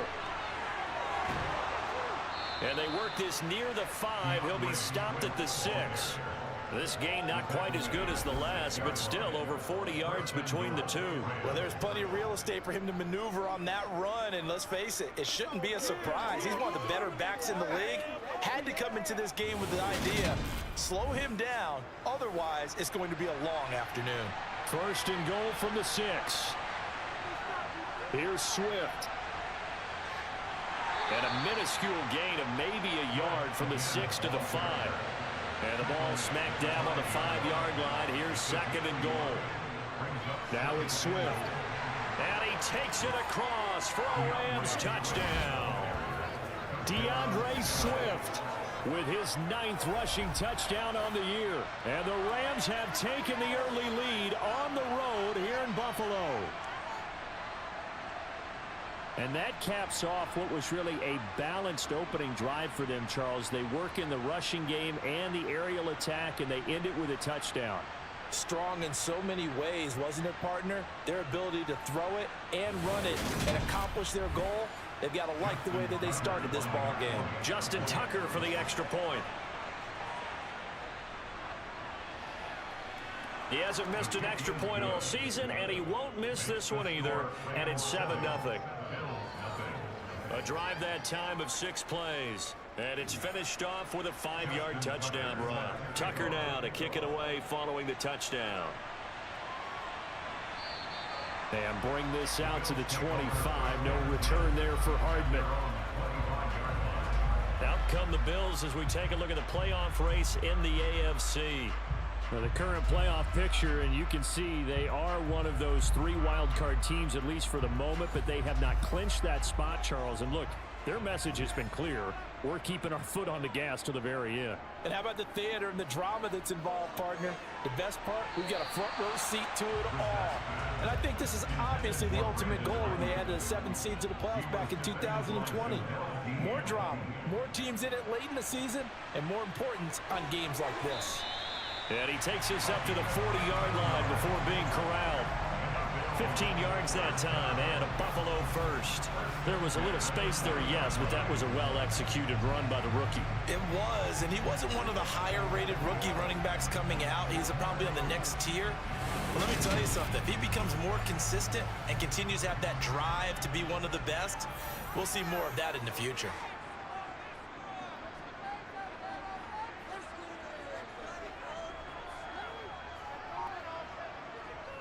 Right back to him on first down.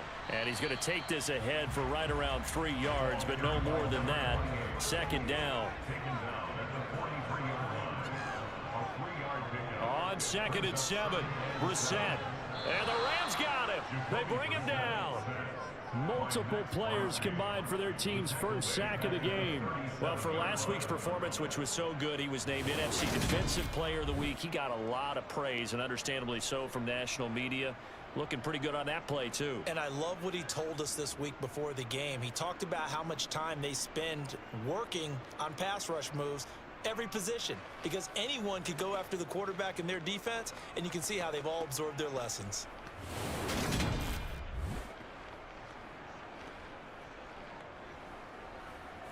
The Rams go nickel here defensively on 3rd.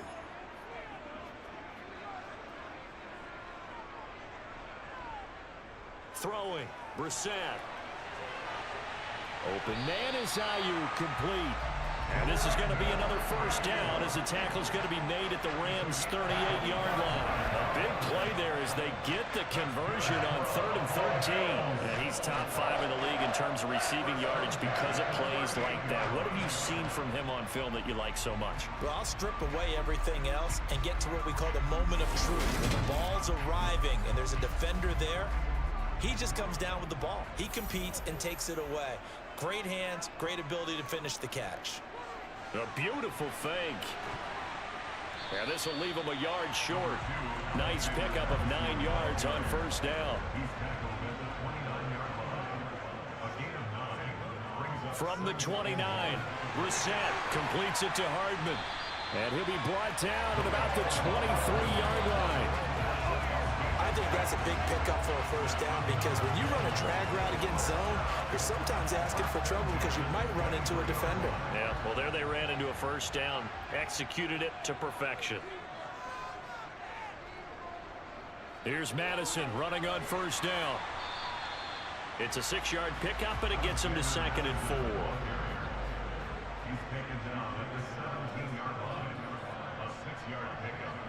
Now Brissett. And his throw is incomplete. Now they face a 3rd down and 4 after that incompletion on 2nd down. Brissett now. He finds his man, complete. It's Mullins. And the Bills are going to have 1st and goal as they try to finish off this drive with 6 points. A very important 3rd down conversion right there because when you're trailing and find yourself this deep in enemy territory, the kicker's not even part of your thought process. You got to make it pay off with 6. Nice connection right there to set up 1st and goal. Here's Brissett. And that is caught. Touchdown, Buffalo. A great effort there. His 6th touchdown of the season. And the Bills are within an extra point of tying up this ballgame. And all about timing there on that short slant, Charles. Exactly right. That was timed up so well. The route, the throw, touchdown. Jason Sanders now for the extra point.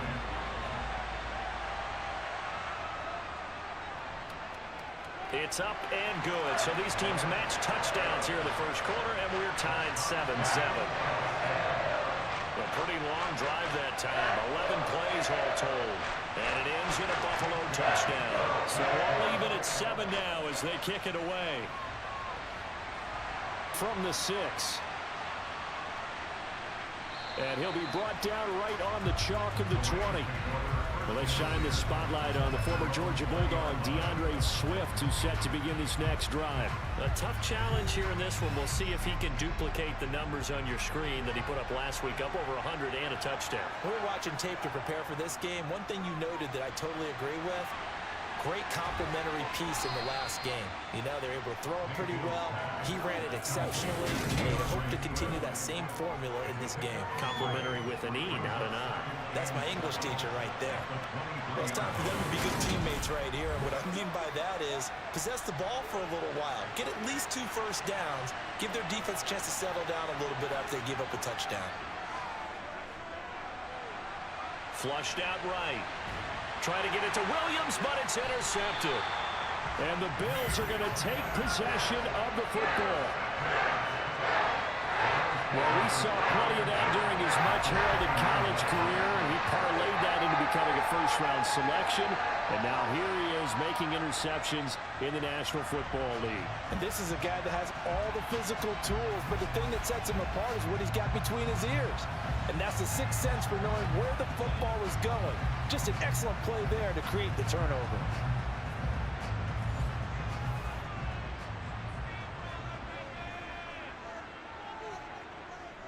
They go play action with Brissett. Finding his safety valve here. That's complete. And he'll be brought down at about the 23-yard line. Looking to throw again on second down. Brissett. And that's going to be incomplete. Well, they were handed great starting field position on this drive, but now they face a 3rd and 4. Brissett. And they're going to get him. He's sagged back around the 28. More than one defender there, and that's a loss of 5 on the sack. Well, it's about how teams are so competitively matched, and you just want to make those plays that give you an advantage. How about right here? The difference between letting them score a touchdown versus holding them to a field goal, that's absolutely huge with the play he just made. And you know he hated taking the loss there on 3rd down.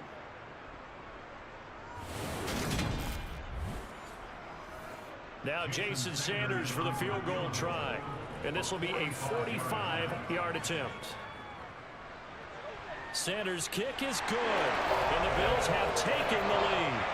So, Charles, they get to them with their first turnover of the game and then make it hurt a little bit extra with a field goal. And anytime you give the ball up, what's the first thing a coach tells his defense?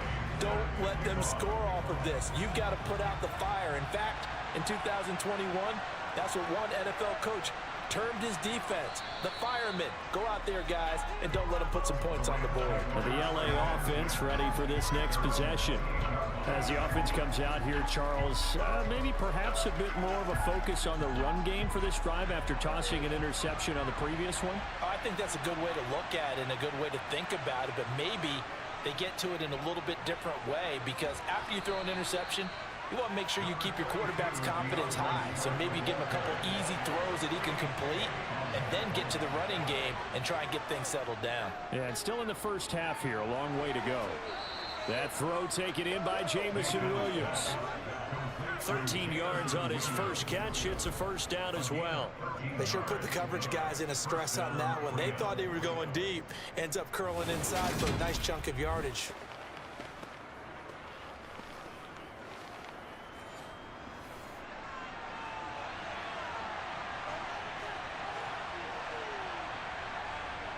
Mayfield on first down. Toward the center of the field, but it's incomplete. 2nd and 10. A very chilly day here, but no snow. And I got to say, if it's going to be this cold, I want snow. You should see Charles' face. He's looking at me like I'm crazy. They'll come to the line here needing 9 yards to pick up the first. Mayfield now from the 50. And that is incomplete. 4th down, Ryan Stonehouse on the punt. And the kick's away as he angles this one for the sideline. Here's the Buffalo offense now as they get set to take over here. And they're not going to play this conservative, I don't think. They had the field goal last time, and they're up, but they're looking to put a drive in the end zone. Oh, I agree with you totally.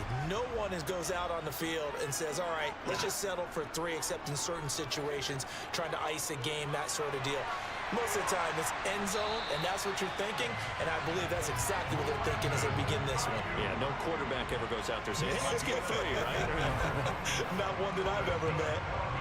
That was a nicely run slant route, and what the receiver's trying to do is make the defender think he's going upfield. for a deeper route and then breaks it off, usually after about 3 to 4 steps, and cuts towards the middle of the field. And now what he's trying to do is use his body to keep the defender away from the football and give the quarterback a really nice target. And now a throw on first down there, but it's incomplete. An incomplete pass on first down. That leads to a 2nd and 10. To throw, Brissett. Toward the right sideline, but it's incomplete. So back-to-back incompletions, and that has him staring at a 3rd and 10. Brissett. And it's knocked away and incomplete. This defense has certainly played well so far in this game, and the coverage has been tight on just about every throw. Forced a few here so far in this game, and now it brings up 4th down. And the punter Bailey on now as he sends this one away. And this will be out of bounds, and they spot it at the 15-yard line. Not too bad. And now out on the field, here comes Los Angeles. The last series for him, a little disappointing, forced a punt. And now they'll try to do better here and come away with some points as they begin this drive. 1st and 10. First down, Mayfield. It's Williams on the catch. Mayfield's pass complete to Jameson Williams. A 6-yard pickup brings up 2nd and 4. 10-7 our score after 1 right here on EA Sports. The Rams with the football here to begin the 2nd quarter, as they've got it with a 2nd and 4 coming up. Mayfield to throw it. Finding Williams once more, complete. And up to the 35 before they're able to knock him down. 85 catches for him on the year now, and the result there is a 1st down. And that's a more than acceptable read right there, because it's zone coverage, so timing is everything. This time he waits for his man to come open, puts it right on him, and they pick up a 1st down. Ball up to the 35 now as they come up on 1st and 10. On the handoff, this is Swift. And not a whole lot of room to operate there on the 1st down run. He gets maybe 3. From the 38, Mayfield.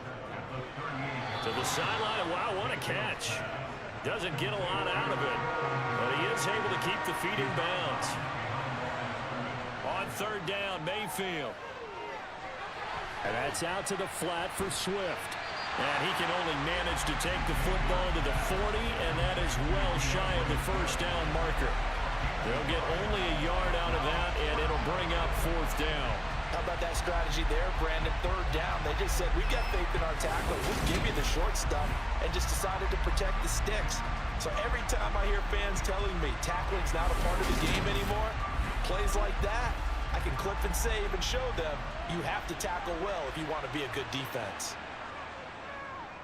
Now on 4th down, on is the punt team sending this one away. Fair catch called for and collected right at the 10-yard line. So possession goes over here on the punt. And the Bills will be backed up to start the drive. They'll have it 1st and 10.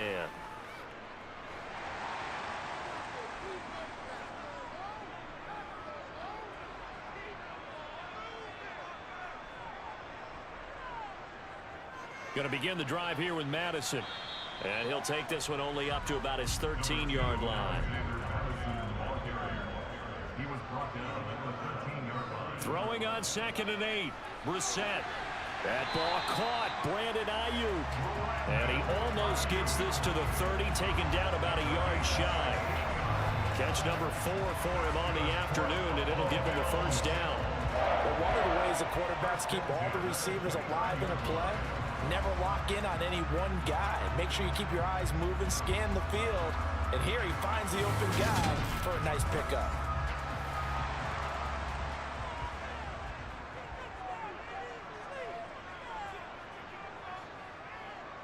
Running from the shotgun with Madison.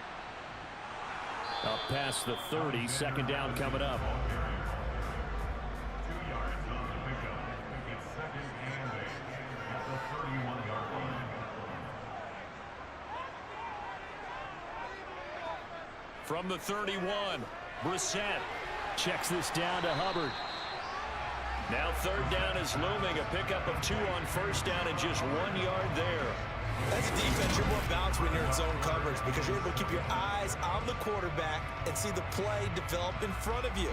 They're able to keep the quick pass in front of them and stop it right at the line of scrimmage. This offense so far on third down, they've hit it 50%, 3 of 6 to this point. This is 3rd and 7. Here's Brissett. And that is incomplete. How about this defense? They came up with a couple big plays in this sequence, and none better than the one right there, forcing the incompletion and bringing up 4th down. On 4th down, the punt team is on as this is sent away. This will be fielded at the 17.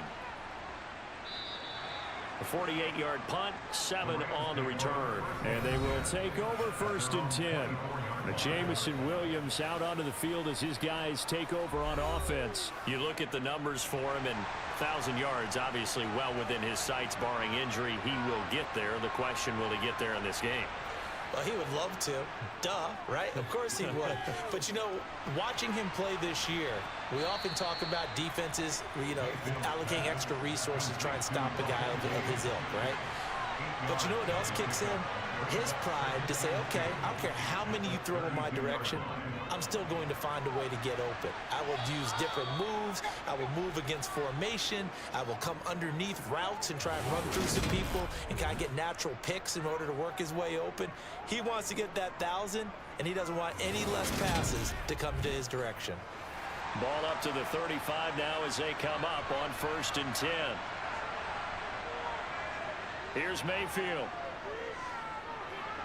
Open man is Komet, the tight end.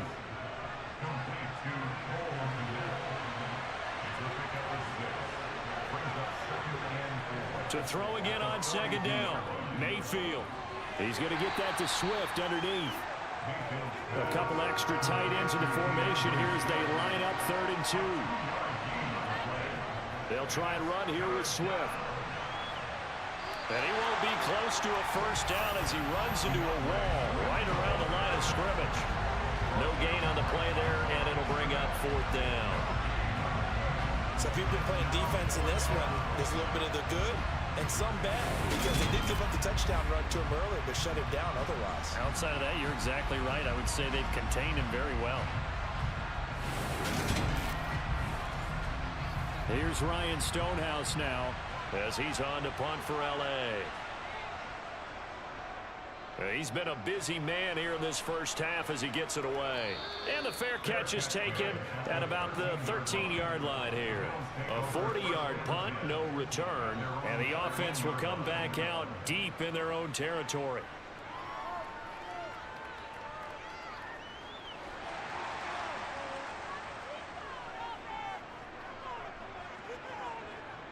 Brissett on 1st down.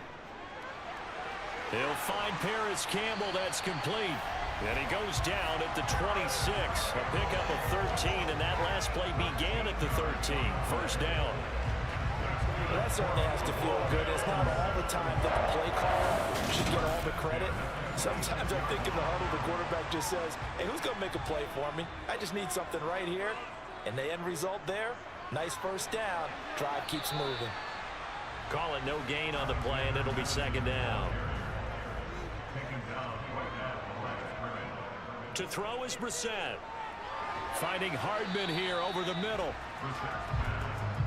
In search of 4 yards here to pick up the 1st down.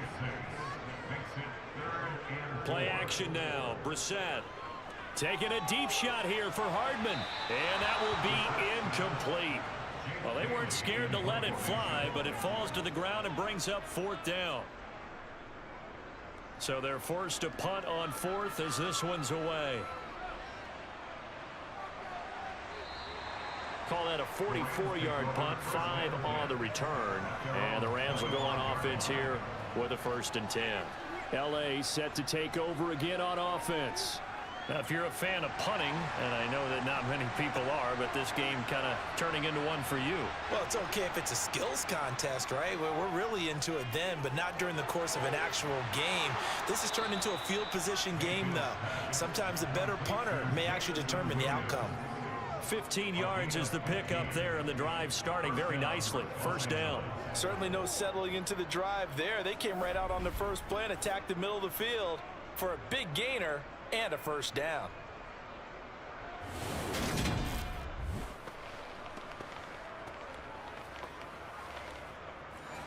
So quickly all the way up at the 40-yard line.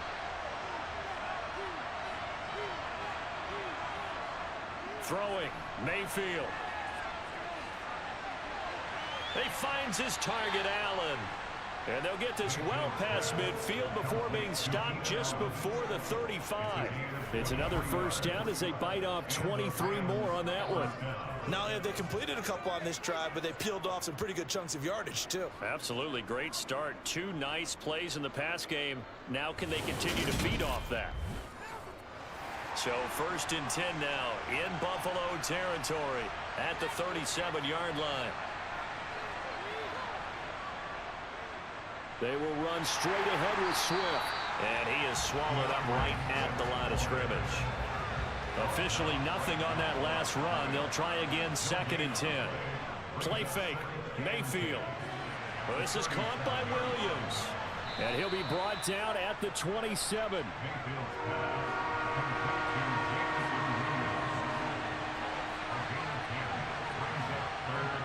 Third and short yardage. Mayfield. And that will be incomplete.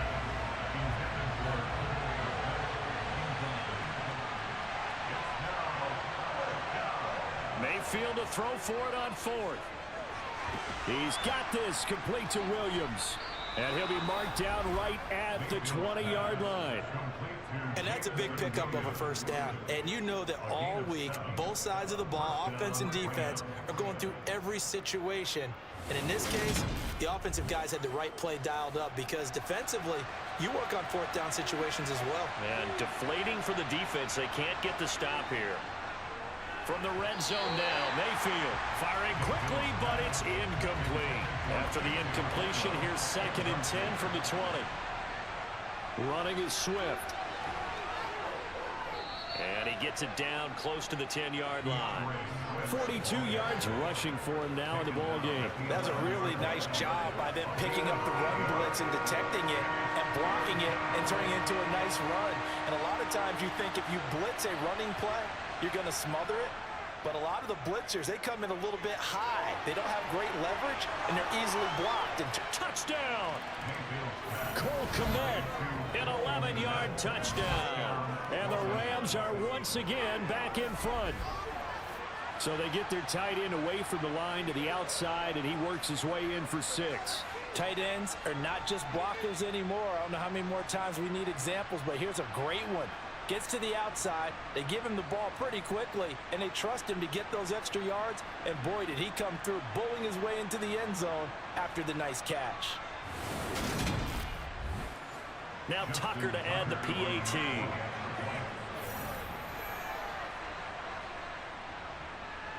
And that makes it 14-10.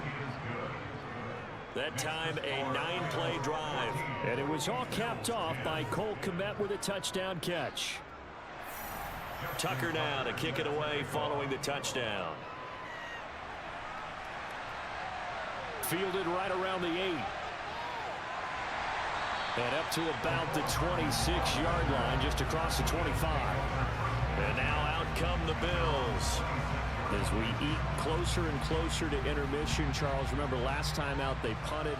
They would love to get points here, especially if this is going to be their final possession of the first half. Yeah, and this is what close games feel like because the pressure is on both sides, but sometimes the pressure is a little bit higher on the team with the slight edge because they're trying to hold on to that, trying to increase it. Let's see how this one continues.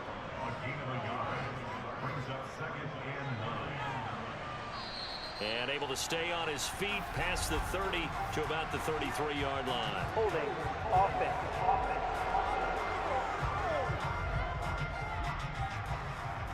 All right, so they got that one, Charles, against the center. And let's remember how difficult it is for the center because, remember, he's got to snap the ball to put the play in motion. And sometimes you got that big guy on your nose. You got sometimes where he's coming at you at an angle. It's a difficult job for him to snap the ball and then execute his block. A second down throw for Brissett. He'll get this into the hands of Ayuk. The Rams going to go ahead and use the first of their timeouts. So as they take it over, we step aside. On third down, Brissett. He's got Ayuk once again. And he is going to have a Bills first down as they're able to get the third down conversion. Throwing, Brissett. And the Rams got him. They bring him down. Sacks, a growing theme in this first half. This is second and long. Throwing there, but this pass is going to wind up incomplete. An incomplete pass on that last play, and that means they'll need to come up with something here on third down. All right. Just checked out my fantasy team. I got 3 people left, a kicker. They have a kicker, a defense, and a position player left. I have quarterback, running back, wide receiver left. And I'm projected to clear this one. Hopefully we do.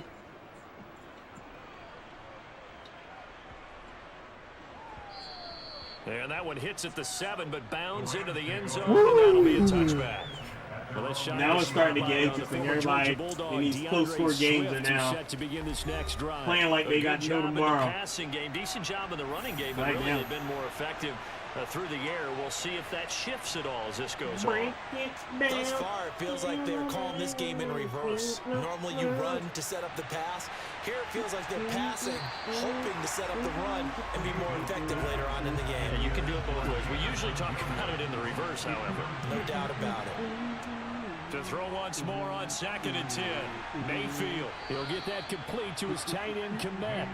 And they're going to get this beyond the 40 before he's taken down.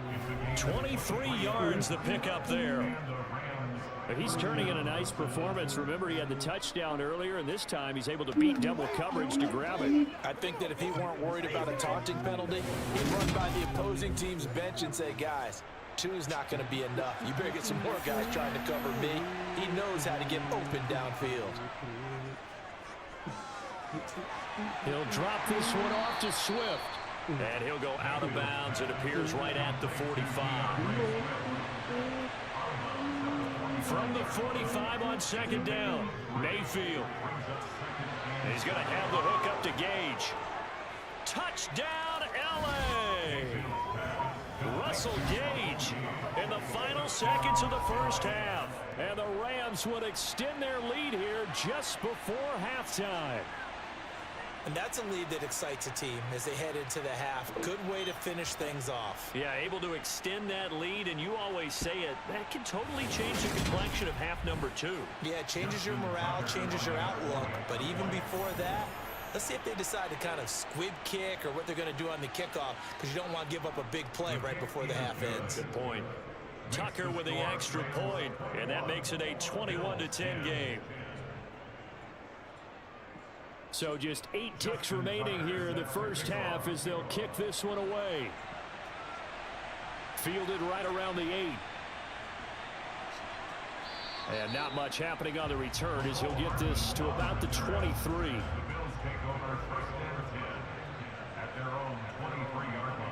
All that remains is to snap this once, and that'll do it for the first half of play.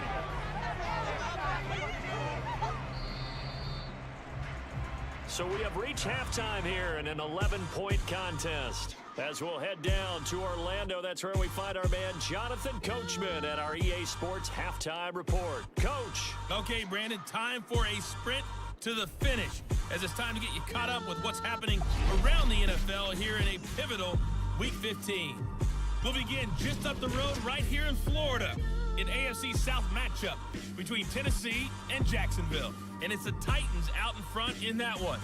3 Tua Tagovailoa touchdown passes there. From there, we head to Foxborough to check on the Patriots at home at Gillette Stadium. And that one's gone to the half with them leading the visiting Miami Dolphins. It's Mac Jones with a touchdown pass there. Finally, we head to the shores of Lake Erie, see what's going on with the Cleveland Browns. And in that one, it's the visiting Giants who have the lead. DeAndre Hopkins, a touchdown reception. On now to a look at the next-gen stats in that first half for the Rams, and it's been the passing game that's been the story. They have feasted on this secondary to the tune of 200-plus yards already through 2 quarters. Meanwhile, for the Bills, they weren't quite as successful throwing the ball as their counterparts were, but they still were able to move the ball reasonably well in that first half. All right, Coach, thanks very much. Fine work as always as we welcome you back for quarter number 3. The Rams going to get the football first here, and they look to build on their lead as the second half gets started. And he's up across the 25 and down at the 28. The Rams offense ready to begin quarter number 3. As this offense takes the field to begin the opening drive of the second half, Charles, remember that first half, good through the air and really all around an outstanding offensive performance. Absolutely. They reached the end zone several times. The passing game working awfully well, and most importantly, partner. Yeah, they went to the tunnel with a lead. They come back out with that lead. Absolutely. NFL coaches, we know they're perfectionists in a lot of ways, but they had to like what they saw in that first half. And this won't be enough to pick up the first. A gain of 2, 3rd and 1.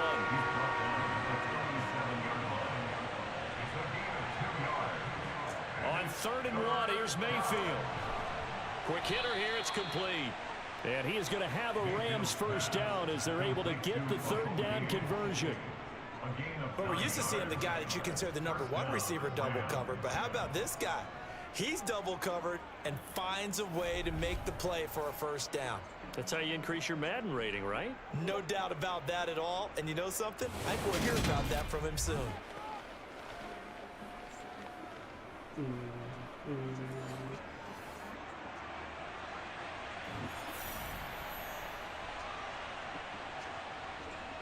On 1st and 10, it's Swift.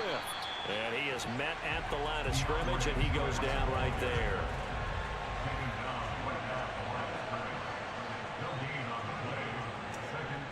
Right back to Swift again on 2nd down. And they'll get this just to the 47. 1-yard gain. Right where this set of downs started, they need a full 10 here to pick up the first down and move the chains. He's airing it out for Williams. It's caught at the 10. They're able to convert on 3rd down, and that sets up a 1st and goal. Well, Baker Mayfield only 6'1", but he can certainly sling it, and we saw evidence of that right there. And he made that look effortless, didn't he? I mean, he's had a great game throwing the football. This is going to add to his yardage total in a big way. It's one thing to be accurate on your short and intermediate throws, but when you're hitting the bombs like those, look out. The chain gang hustling to catch up. Here's 1st and goal from just inside the 10. Now Mayfield. Finding Williams once more, complete. Holding offense.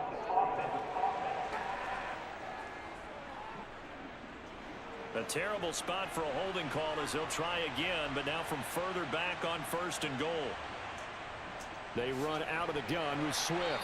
And nowhere to run on the interior of that defensive line. He'll get back only to the line of scrimmage. On 2nd and goal, Mayfield. They'll try and set up the screen to Swift. And he's going to be brought down just shy of the 5 at the 6. They'll wind up getting 7 on the completion, but they'll still be faced now with a 3rd and goal situation. With all the success they've had throwing the football as a pass rusher, you know you've got to come hard when you see him drop back to throw. So I really like this call to counteract that pass rush with a screen. It turns into positive yardage. A lot of times the offense says, just replace the rusher with the ball, and it turns into a good play. Forced it, and he can't find a receiver, and he's brought down. Finally hauled down for the first time this game. Multiple defenders in there to drop him. Chalk that up as their first sack in this game, and they tallied 4 a week ago. And probably not as much exultation in that sack as what took us so long. Because when you get 4 the previous week, you're counting on continuing that momentum. They didn't get that done in the first half of the game. Let's see now if they start to bring even more exotic pressure towards the quarterback. Now Justin Tucker's out to try the field goal. From the left hash, it's a 36-yard attempt. Tucker's kick is good. And the lead grows to 14 at 24-10. Well, they picked up right where they left off in the first half. First drive after the break, they come away with 3 and increase that lead. Yeah, and you just want to keep building on that lead, don't you? Whether 6 points or 3 points, take everything you can get, keep maneuvering, keep adding to it, keep making it difficult for them to come back. So here's the Bills offense now. They get ready for their first possession of the second half. And their deficit a little wider now than it was at halftime following the field goal a moment ago. But the goal is still the same because you know they want to come out, establish a rhythm in the second half, and get good. Oh, he put it on the carpet, a fumble. And now the Rams have got it, going the other way. And they're going to set up shop at the 27-yard line.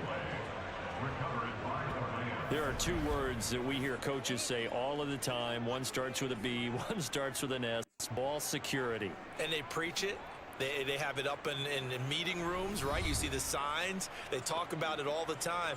But still, when you've got defenders out there who are preaching, hey, we're going to take the ball away from you, no matter what position you put. And now, as with every potential turnover, they're going to take a second look at this just to make sure. Now the question, was the knee in fact down before this ball comes loose? And is the video convincing enough to overturn it? A lot of factors here. Remember, you also need clear possession of football afterwards. This is a tough one to overturn.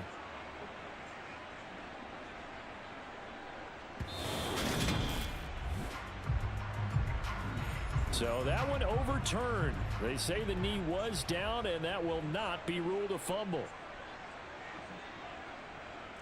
From the 30 on second down. Brissett looking right sideline, but it's incomplete. This offense in desperate need of a conversion as they come up on third down. Brissett now. And the throw there going to be incomplete. The Bills send the punter out. He's been one of their few bright spots so far. And he deserves a bronze leg as he gets this one away. 35 yards that time on the punt. And out will come the offense as they take over. Jamison Williams out onto the field as his guys take over on offense. He's been a load for them to handle defensively, I know that much. But look at him. He's got 7 catches on the game, and he's starting to shred them a little bit because not only is he catching them, he's picking up good yardage, keeping the chains moving, ball control, you name it. This big guy, what did you say? He's been a load for them to handle? That's right.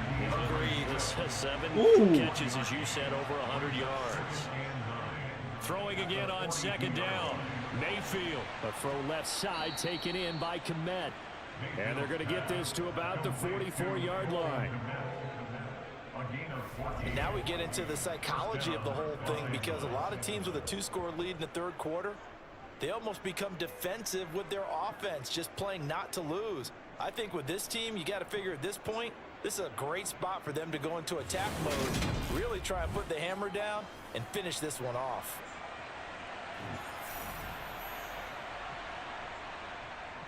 Here's a handoff to Swift. 58 yards rushing for him now to this point.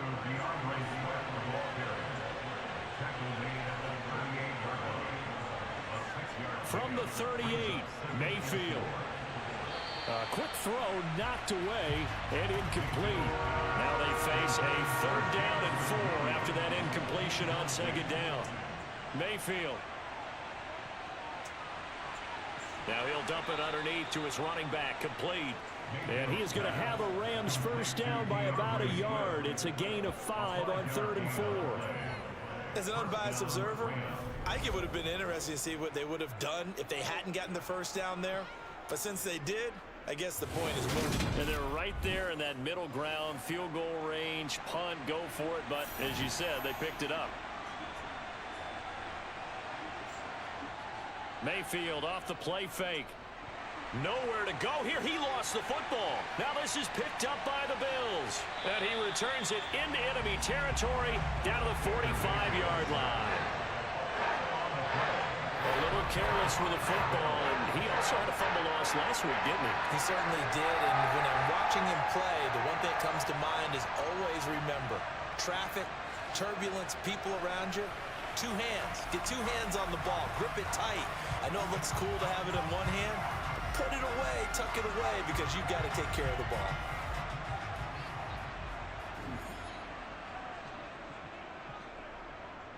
A first down throw for Brissett.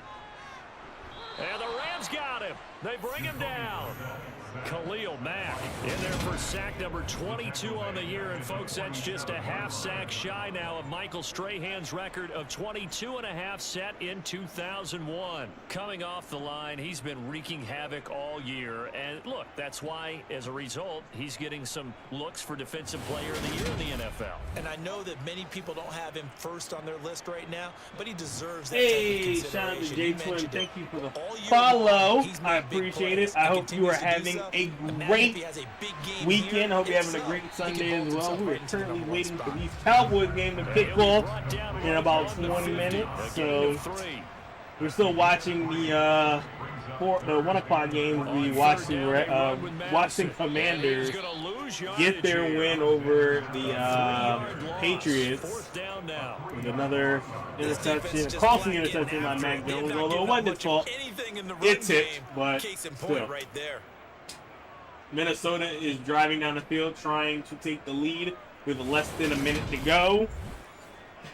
The Bills send the punter out as the drive goes backwards. Baker so he's running on to for punt his it life away. to make this.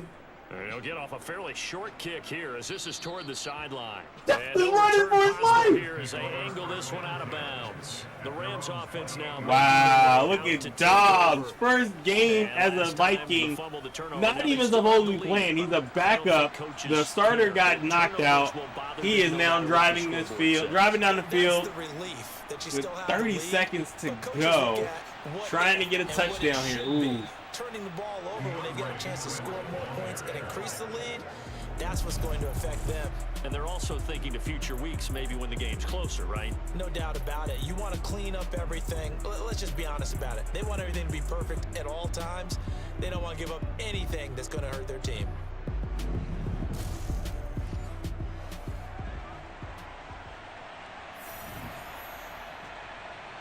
They're at the 12 right now. A first down throw for Mayfield. And to the right side here, it's Allen. Holy crap, this has got real So interesting. 5 yards there on the pitch and catch. And it'll be second Yes.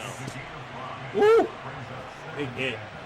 Time is not of the essence, though. You cannot be hitting across the field and sitting like. And a these solid timeouts run here right as he'll now. pick These his way down to the timeouts. 42-yard line.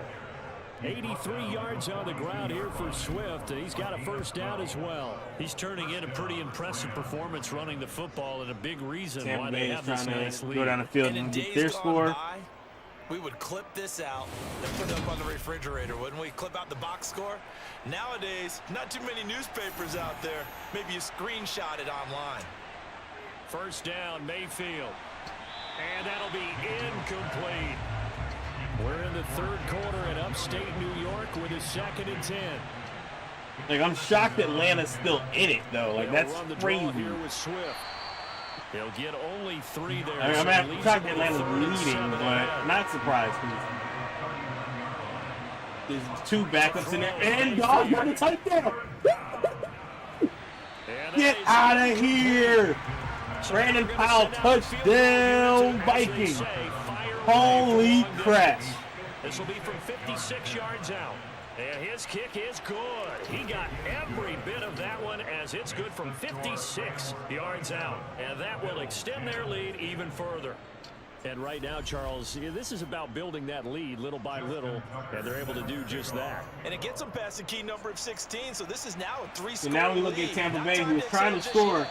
And like I That said, might time prove to is be the not point their of points friend. before things are said and done. And Hardman gonna All go right, get ahead off and of the sit on Minnesota this one as time. it We will need come out to this the other game 25. going. Come on. Here's the Buffalo They offense scored. now as they Move. get set to take over here.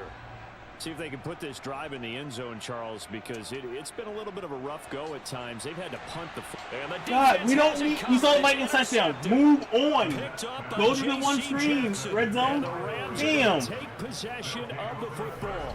Well, still down quite a bit here, several scores, but yeah, at least that's a start, Charles, getting the interception here. And look, we're still in the third quarter, so this thing not done yet.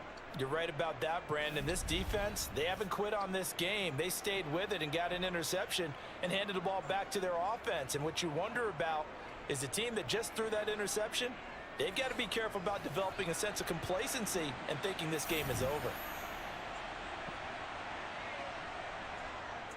They'll run here with Swift. And he finds a little bit of room, enough for 4 yards. It'll be second down. To throw on 2nd and 6. Mayfield. He's going to get that to Swift underneath. And they'll work this down inside the 30. Mayfield on play action.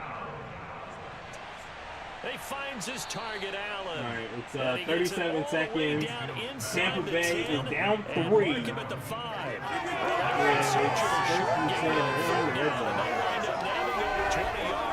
With the kind of game he's had so far, you had to know that on 3rd down, that they would be looking his way, and they did, for big yardage and a 1st down. I think the defense fell asleep at the switch on that one. I would have doubled him, tripled him, anything to keep the ball out of his hands.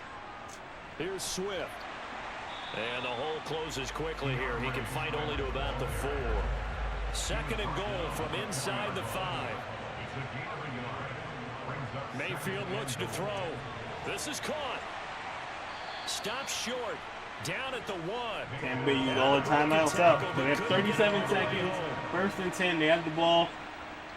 You either score, kick the field goal. For the moment, it's a touchdown, but multiple flags down, so let's sort this out. Illegal block in the back. Offense. So reverse the celebration. We'll see if they have something else in their bag of tricks. And isn't that always tough to watch when they score and you see the excitement, and then when they realize those points aren't going to count? Can they get it back together?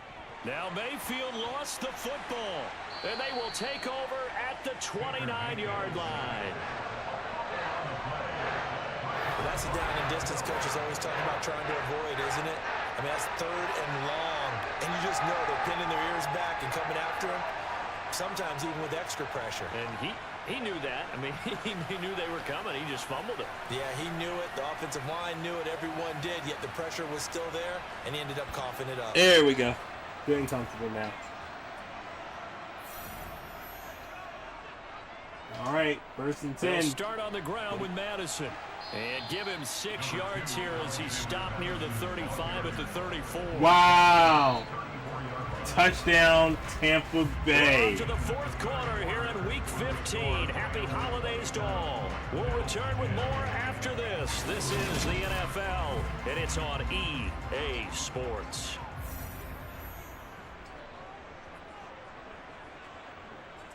On 2nd down and 4, Brissett. 2nd catch for him today. I can't believe wind it. Up a first down. I cannot believe back-to-back drives. You're able to hit a receiver in stride, and he can pick up a lot of yardage after the catch. Taylor Heineke not in this doing this. situation, the defense was effective, able to stop him before he could get a good head of steam going.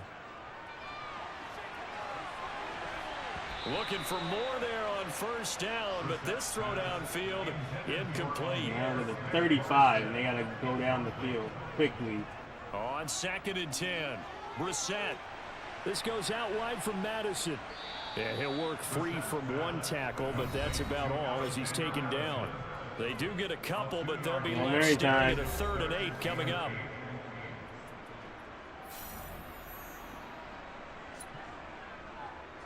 Draw play, Madison. He's brought down after a pickup of 5, but he needed 8. 4th down. This late in the game, Charles, I think you maybe seriously have to think about going for it. Especially where they are in terms of field position, because this is almost like no man's land. Might hurt your punter because there might not be enough space, maybe too far for your field goal kicker. I'm like the old rule. Game over. Possession is 9/10 of the law. Possession is 9/10 of winning the game. Go for it. Get the first down. Dobbs gets his win as the backup because he basically led that team for 3 quarters at least, 3.5. And they're going to get this down to about the 37.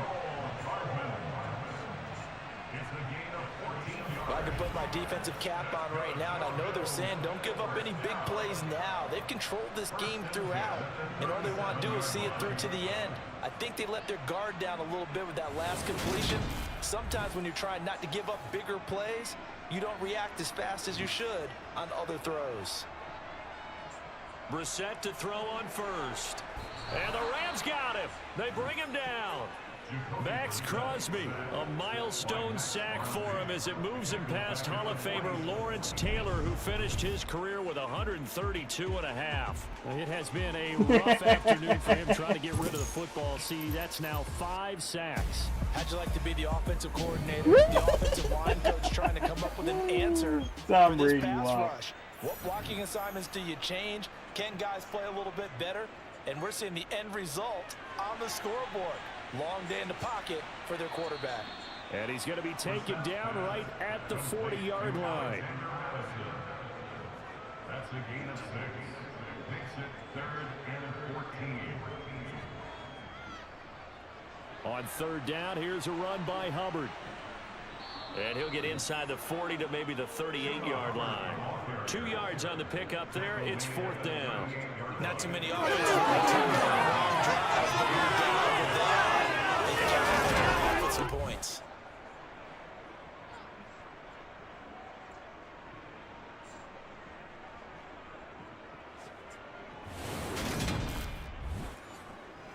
So coming on now is the field goal unit. They're going to try for 3, and he'll need all the leg he's got here. And he missed it. It's no good. And the deficit will stay at 3 scores. Yeah, 55 yards is anything but a gimme. You've got to really concentrate on your leg swing and proper technique. This time, though, he's unable to convert. So now here are the Rams as their offense comes back out. Well, the win for them at this point seems pretty assured. I mean, still a decent amount of time left here in the 4th quarter, Charles, but you got the football. You're up 3 scores. They have to be feeling really good about where they're at. I love your observation skills, partner, because I think you saw them charge onto the field fired up about another chance to get into the end zone. Looks to me like this group is ready to crush any hope left on the opposing sideline, and they want to do it with some gusto, too. Right back to Swift again on 2nd down.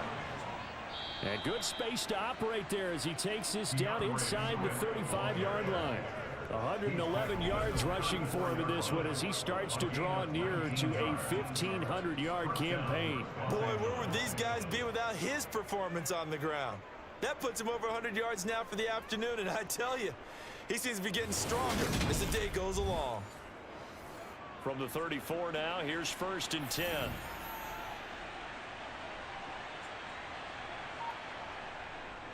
They'll stay on the ground with Swift.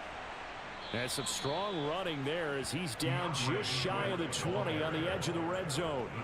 Another nice gain, 13 yards that time, and another 1st down. Well, we're beyond the tone setting right now. This guy's been the bell cow all day, and they'll continue to rely on him to move the chains, drain the clock, and lead his team. Wow! You can't be serious. They actually have a shot at this. No way.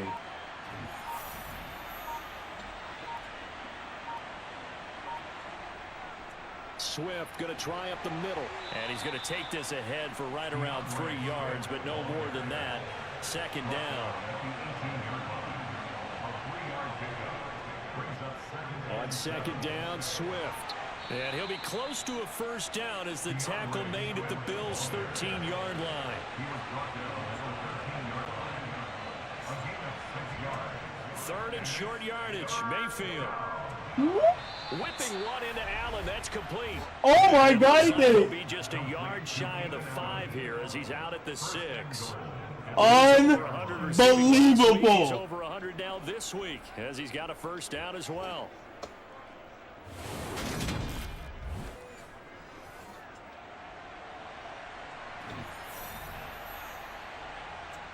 Here's Mayfield. Flush to his right. And he's going to have to eat this one as down he goes. Not the 1st and goal play they drew up. Multiple defenders in to bring him down to the ground. On the handoff, this is Swift. And he's able to work it here to the 8-yard line. It's a pickup of 12, and that'll set up a 3rd down. A big play forthcoming. Here's 3rd and goal. Mayfield down. And he's going to go down. Sacked right around the 17. A nightmare on 3rd and goal. He's sacked, and multiple players broke through the line to get him.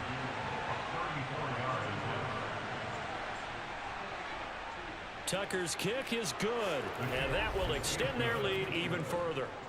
So he remains perfect, 3 for 3 in the field goal department. And it's so important for any offense to have an ace like him up their sleeve, isn't it? Because now you know what his range is, and as soon as your offense gets there, you're pretty much counting on 3 points going up on the board. This will be fielded inside the 5. And he returns this to the 22. Back now on offense, the Buffalo Bills. And the way their last drive ended, boy, it was frustrating. They had a pretty good drive going. It was sustained, and then it stalled out, Charles, and they missed the field goal and got nothing out of it. Is that insult to injury? Because they had such a sustained drive, as you noted. So you know for the head coach. Now that'll be tipped and intercepted. Picked up by J.C. Jackson. And the Rams are going to have great field position here as this is returned just shy of midfield. Week after week, we're seeing plays like this from him. And I think he's in line. We've discussed it before for NFL Defensive Player of the Year. And a big reason why, I think, is because of his ball skills. And that's something that, for guys of his position, they've talked about it for years. They've done the drills. But they've really increased it in recent seasons because of the offense have gotten so good. He knows how to take the ball away. That is huge for a defender. On the ground, it's Swift to start the drive. Knifes his way forward here, but just 3 yards on the play. 2nd down. Yeah, I don't expect... Right back to Swift again on 2nd down. And they'll get him down as he's inside the 40. And hold on here, because on that last run, it looks like we have a player who was shaken up. We'll check on his status when we return to Orchard Park.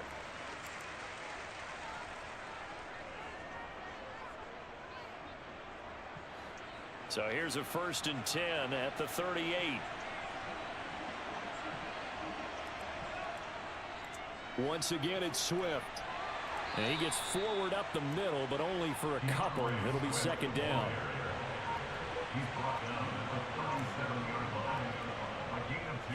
Now it's Swift. Cowboys getting it first.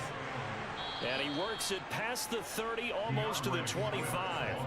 It's a Rams first down on a pickup of 10. I know we're in the era of wide-open football, a lot of spread formations, more space, but there's still a spot for power football, and we just saw some of it right there. How about that run? Yeah, breaking the tackle, and, you know, late in this game, he wants the football in his hands. He's had a good day.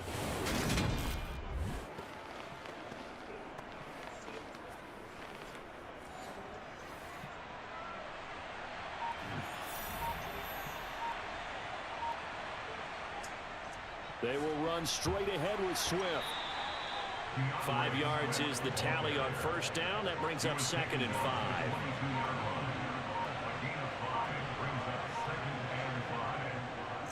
Running is Swift. They're going to snuff this play out behind the line. We have not seen that much today. Now a stoppage here as we've got a Bill shaken up on the play. We'll check on his status when we return to Orchard Park.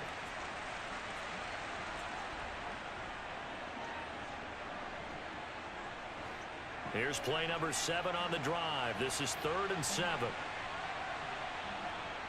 Working out of the gun, Mayfield. Firing quickly here, and that's complete.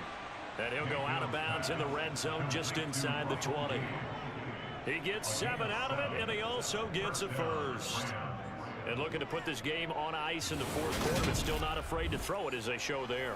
You want to play the game with confidence, and they have a guy who's in control right now. Their trigger guy throwing it, they feel just as confident with him doing that as they would if they tried to run the ball and run the clock out.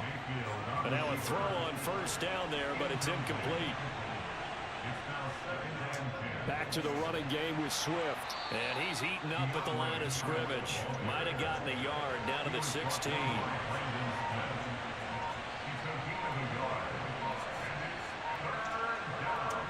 On 3rd down, Mayfield. He'll get that complete to his tight end, Kmet. And he'll be out of bounds, taking it just shy of the 10 at the 11 or the 12. It'll be a gain of 5. And that'll bring up 4th down.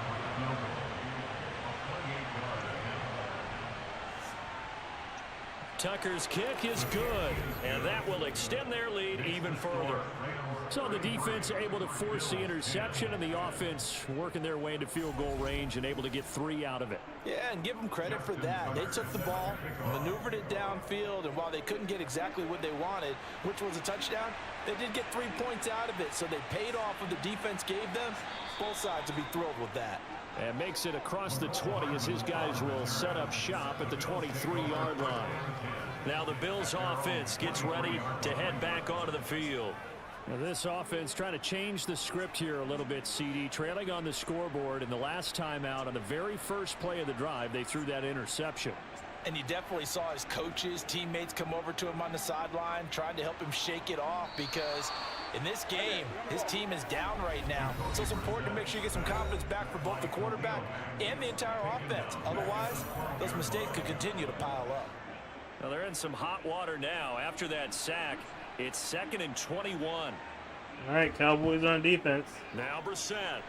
That's taken Let's see how this by goes. Smith-Marset. Offense didn't really Now you do gotta much. hustle your guys to the line and get them 3 and set. out, so Now on defense 3rd and gotta long, they'll look to throw. make a move here. And that will be incomplete. But he's smart enough to avoid the taunting. I guarantee he probably has told them, you might want to stop coming after me downfield because I just broke up another pass and took away a big shot that you were trying to succeed with. Now they go for it on 4th, but this one is going to wind up incomplete. They had to go for it with such little time remaining. And boy, possession here turns over with the football already being in the red zone.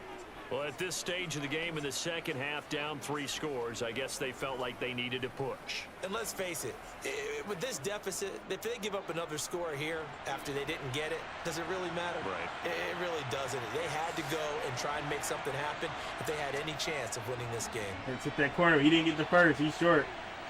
And brought down, but not before they get it inside the 10 to the 7. I would say he's short. It's a nice pickup of 12 yards, and it gives him a 1st and goal. He continues to be a major factor carrying the football here into the 4th quarter, Charles. Another big gain on the ground. Big guys working strong up front. A lot of them not just taking care of business at the line of scrimmage, but getting into the linebacker spots and taking care of the second level as well. And they're taking advantage of everything right now on the scoreboard with that lead.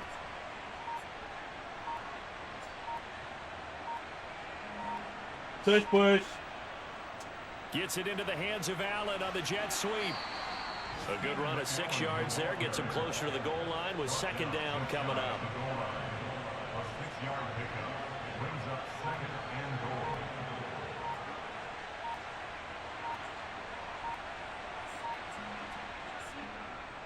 They'll run with Swift. And maybe a measure of revenge there. He's had his way in this one, but this time they get him behind the line. So the L.A. Rams with a victory here. Well, on one side of this, Charles, an impressive victory. On the other, I mean, you think about it, they scored in the first quarter, but then they didn't score in quarters 2, 3, or 4. They're going to have a lot of work to do before stepping back on the field. Yeah, it'll be an interesting tape to First down. analyze, won't it? Because why did it work in the first quarter, but nothing in quarters 2, 3, and 4? So we always talk about adjustments. You don't just wait till halftime. You do it series to series. They'll be working on that in preparation for their next game. So for the Rams, they continue to roll as the win gets them to 12-2 on the year. And they'll get another road test next week as they have to go to Santa Clara to take on the 49ers. Meanwhile, for Buffalo, they fall to 8-6 with the loss. And they'll look to regroup next week as they head down to Miami to take on the Dolphins.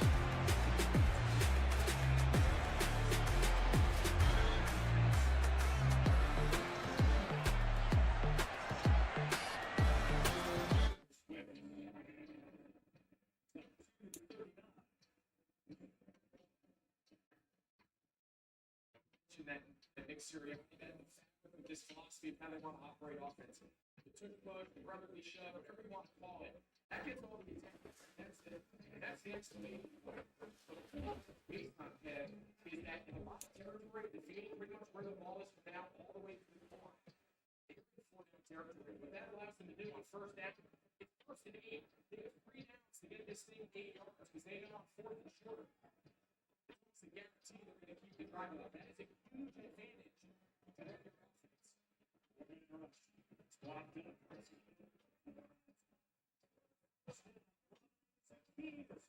Another first down.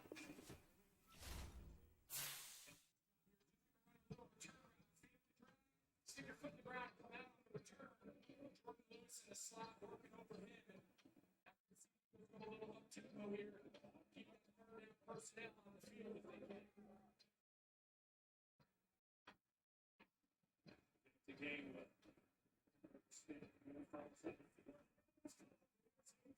A.J. Brown.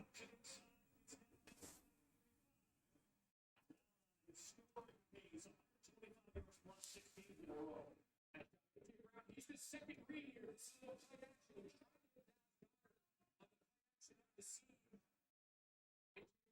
Come back on the outside was his second part of the progression. Saw coverage there by Stephon Gilmore. Another big win. 12-2.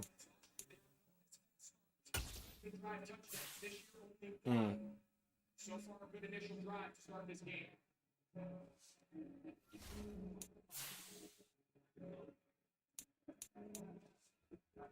Dallas needs to make a stop here because they're in field goal range. Everybody jump. Full start.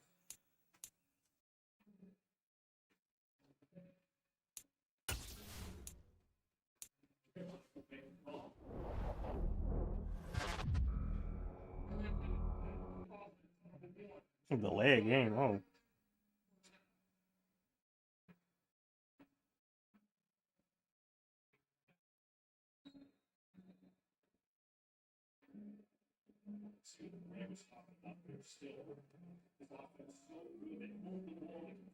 Dallas, they score on the most drives of anyone in the league. It's in the first and 15.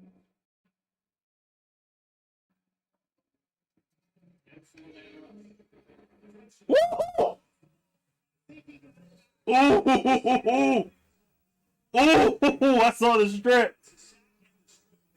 Good awareness by Hurts, though.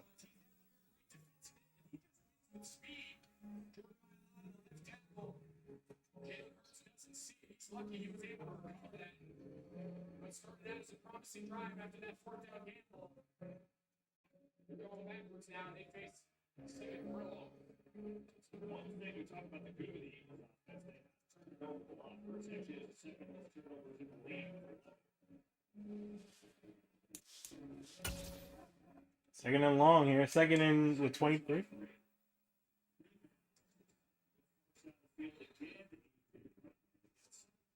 To the 39, would be a 3rd and long coming up.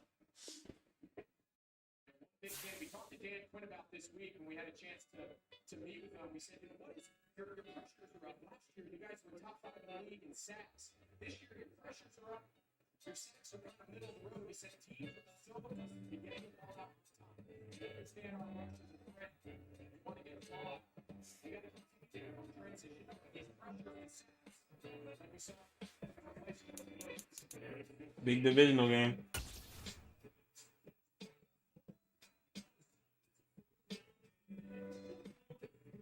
Fourth and 3, 4th and 4.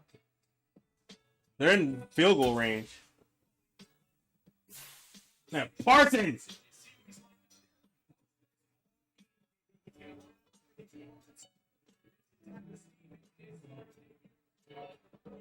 They're going for it. All right, defense.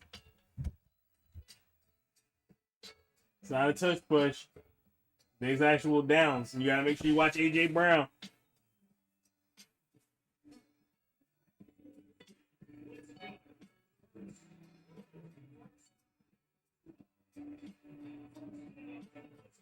Got her with the catch. Damn.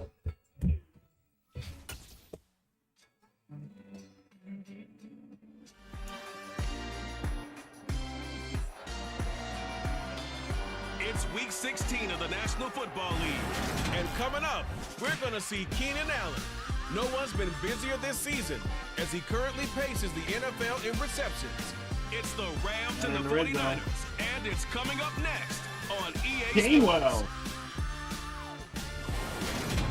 Ooh, touchdown We are Eagles. pleased Damn. as always to be bringing you coverage of the National Football League. You had a chance to get off the field and you didn't stop him, man. Today, it's the penultimate week of the regular season, week 16, and we've got a good one in store between the San Francisco 49ers and the Los Angeles Rams.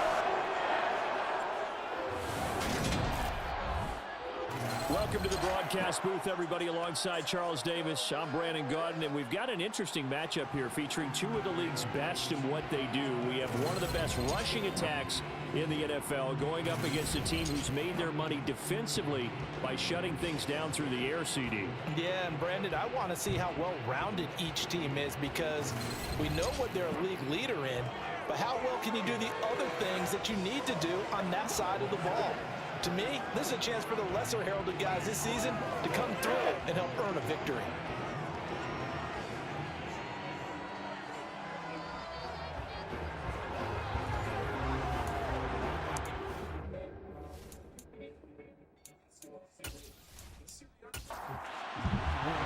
The holiday season is upon us. We've got the gift of the NFL as we're underway here in Week 16.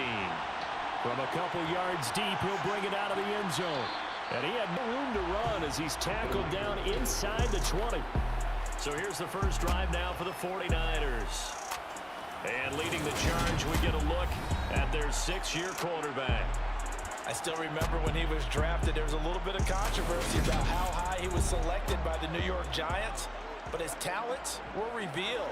He can make every throw in the book. Surprisingly good athlete.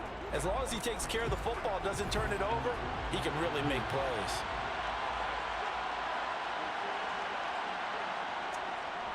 The drive will commence with a run by J.K. Dobbins. And he is met in his tracks behind the line of scrimmage. Call it officially a loss of 2 on the first play from scrimmage. Second down. This defense for the Rams, they were terrific last week in the victory over Buffalo. And what keyed their victory? The pass rush. Got to the quarterback 6 times for sacks, and plenty of other turbulence in the pocket for him as well. Hard to throw the ball downfield when all you're seeing is opposing jerseys come at you. They'll go option to the short side. And he's going to lose yardage here back to the 14-yard line. 2 yards the loss there. Now 3rd and 14. Not a lot of success to be found there. Oh, you got that right, partner, because if you're trying to make guys miss about 10 yards or so downfield, that's a pretty good play. But if you've got to do it in your own backfield, I consider that a problem. That doesn't hurt too well. Throwing Jones. And the throw there going to be incomplete. So on 4th down, out comes Bradley Pinion to punt this one away. He was only asked to punt once in the victory last week as he sends this one away. It'll be a 39-yard punt, no return. And it will be 1st and 10 as they take over. So out come the Rams now for their first possession. Leading them out is the Austin, Texas native at quarterback. It's Baker Mayfield. And you and I both know that any win is a good win, and that's what they did last week. But there's also plenty for him to work on in his game, wasn't there? Yeah. 2 touchdowns, an interception. Yeah, you know, he wants to increase that a little bit in terms of ratio. But first and foremost, they did win the game.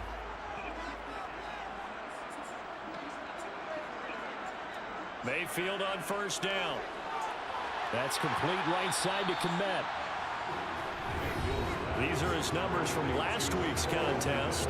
6 catches and even 60 yards and a touchdown. And I get the feeling that he loves this matchup. I mean, the unit he's going against is in the bottom half of the league against the pass. He had to have circled this one on the schedule and said to himself, this should be a big game. Throwing again on 2nd down, but this time it's incomplete. So the incomplete pass on the last play, and that leads us to a 3rd and 3. Now Mayfield. System on blast. And this is caught. First catch for Keenan Allen. And he is going to have a Rams first down as they're able to get the 3rd down conversion. So he turned to a trusted, familiar face in that 3rd down situation. It paid off. Yeah, you go to your veteran receiver in that spot, so you can't underestimate him when he's on the field. Defensively, make sure you know where he is because he understands how to get now out the Cowboys in have key to make a situations. statement here.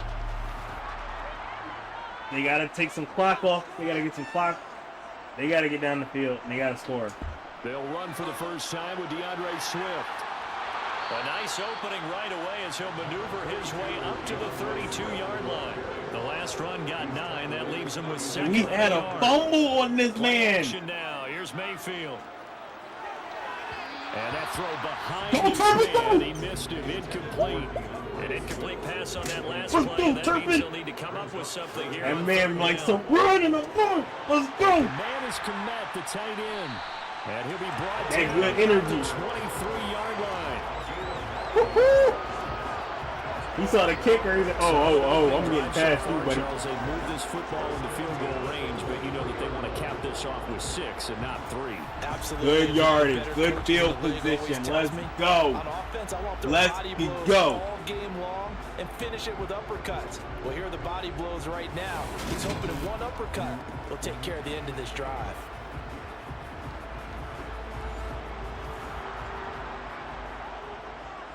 Runs for a couple yards. Good stuff, good stuff. Like I said, eating this clock up, getting the score. That's all I care about. Let's go. And they've got this down to about the 12-yard line. I don't care who you put on him. He's going to be a handful of one-on-one throws. Yeah, right now you're right. They're in man-to-man. Maybe needs some safety help. I would say that'd be a good idea. Double team him somehow. I'm going to have to make someone else beat me rather than let him shred my defense. From down at the 12, it's 1st and 10.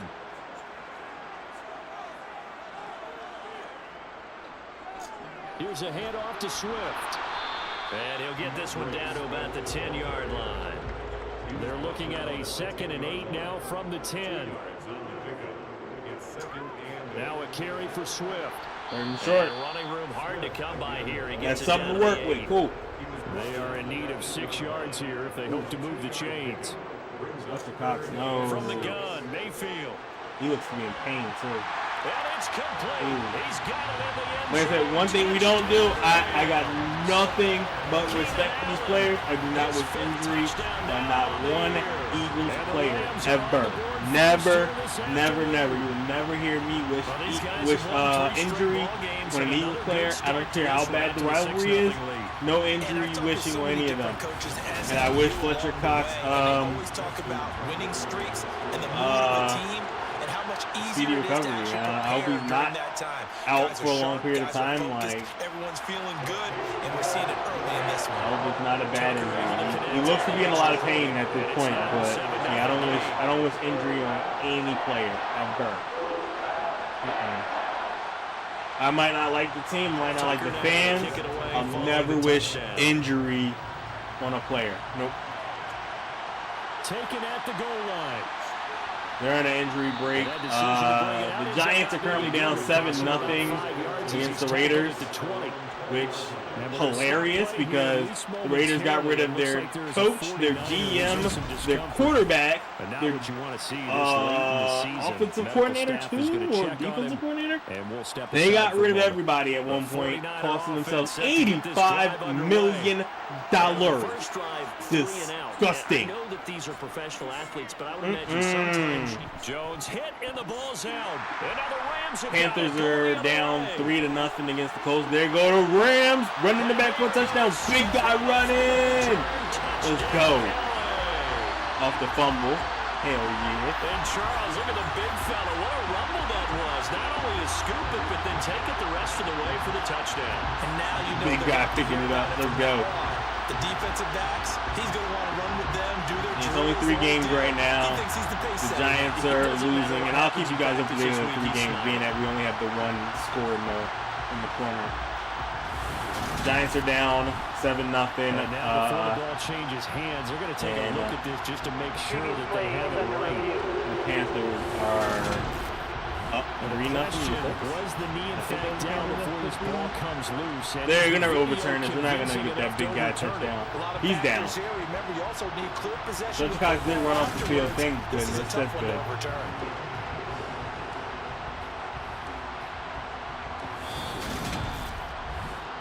Like I said, no wishing injury on anyone. They say the knee was down, and that will not be ruled a fumble. 3rd and 2, let's go. From the 27, Jones on the slant, complete to Michael Thomas.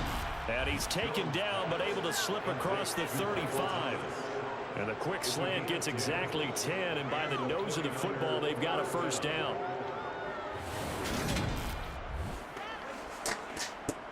First down, Dak. Let's go.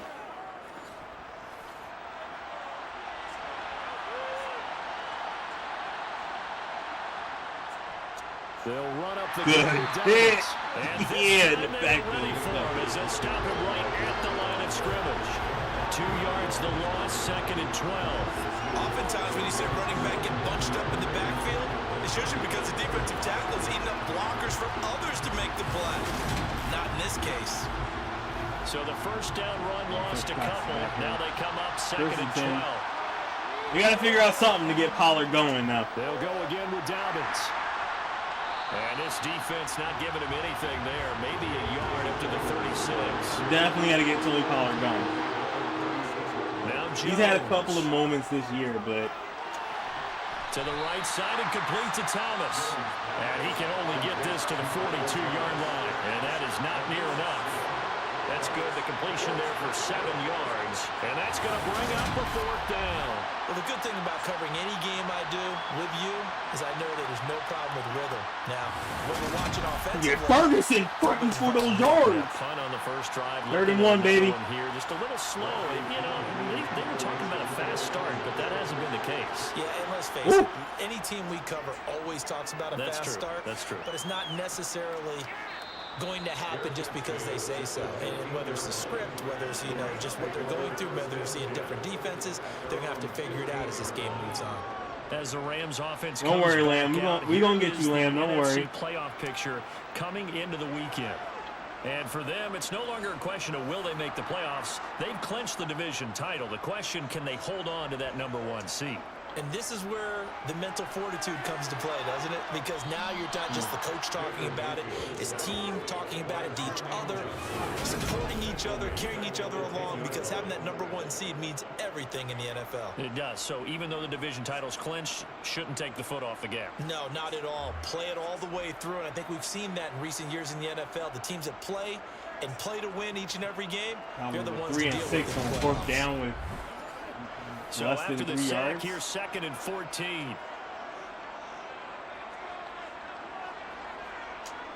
Mayfield looks to throw. And he's going to have the What? up to gauge. And he showed before the next wave could bring him down.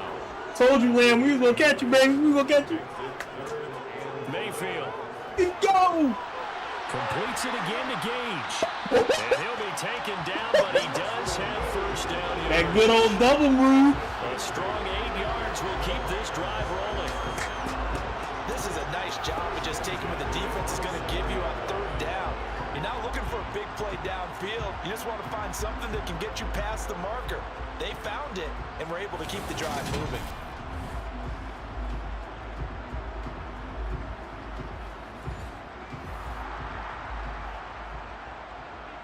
Touchdown, Cowboys! First down, Mayfield. Looking left side, it's complete. He's got it. This will be stopped about 2 yards shy of the marker. 8-yard gain, 2nd and 2. Mayfield off the play fake. Rolling to his left. Thrown across his body, and it's intercepted. Picked off by Roquan Smith.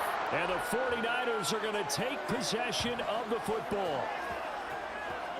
So the interception there. I'd imagine that's something you can deal with in December, but not come January. And I love how you make the distinction there. You're talking about regular season versus the postseason, the playoffs. Because these guys, they've already clinched a playoff spot, but they know. Tie game, baby. When they get into the postseason, this is going to be good. This is going to be good. All right, Indy's up 3-0 against Carolina. I meant to clear that up real quick. So from the 39 now, they'll come up on a 1st and 10. Dobbins running out of the game. Some people tweet while they cook. Yeah, I would not be happy to getting shamed in my own house. That's so frustrating. I'd be y'all gotta go. Get out of my house. Has him getting upfield and working, but how about his vision to see where the play was going? Crashed down inside and tackled him for a loss. Now on 2nd and 13. Jones, incomplete. An incomplete pass on that last play, and that means they'll need to come up with something here on 3rd down. Looking to throw. Jones. Into a sea of defenders. Those defenses too elite in this draft. This drafting is great. I have never seen the draft so amazingly do that. Because they've been so good at finding ways to take the football away.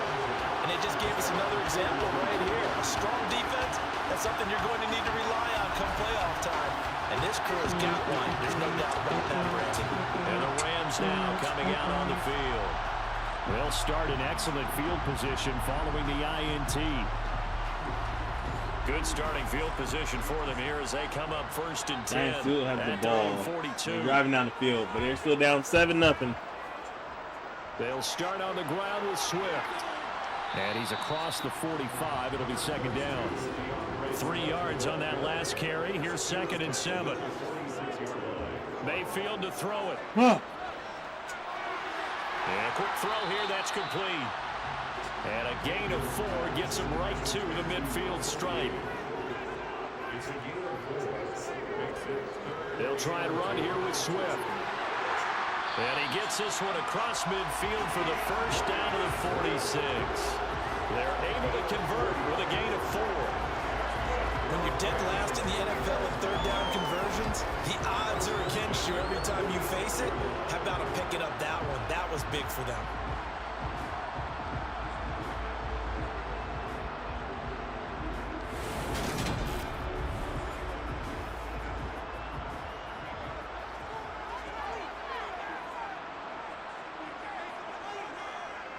First down, and they go with Swift again. And he's going to get this one down near the 45-yard line. Touchback. On 2nd and 9. Mayfield over the middle, and it's caught. Keenan Allen. And he'll be brought down just shy of the 40. Here's Mayfield. He's got this complete to Williams. And this will move the chains again as the tackle's going to be made at the 49ers' 25-yard line. This one good for a 1st down. I missed another now on the season. And this was a nice example of an offensive coordinator scheming his guy open. Just a little underneath route, just trying to free up some space. And it worked awfully well. Big run to start. Space, but plenty of room to run after the catch to pick up really nice yardage. They go play action. Mayfield sliding out of the pocket. Finding Williams once more. Complete. And brought down, but not before they get it inside the 10 to the 7. He's been a one-man wrecking crew these last couple of plays. This time 18 more and a 1st down. Just picking up yardage in bunches here these last few plays. They have moved right down the field, and just like that, they're going to be set up with a 1st and goal. 2 big plays in succession. Not sure this D knows what hit him, but now they got to get ready. It's 1st and goal. Here's Swift. And that'll move him a little closer as he takes it from the 7 down to the 4-yard line. 2nd down and goal.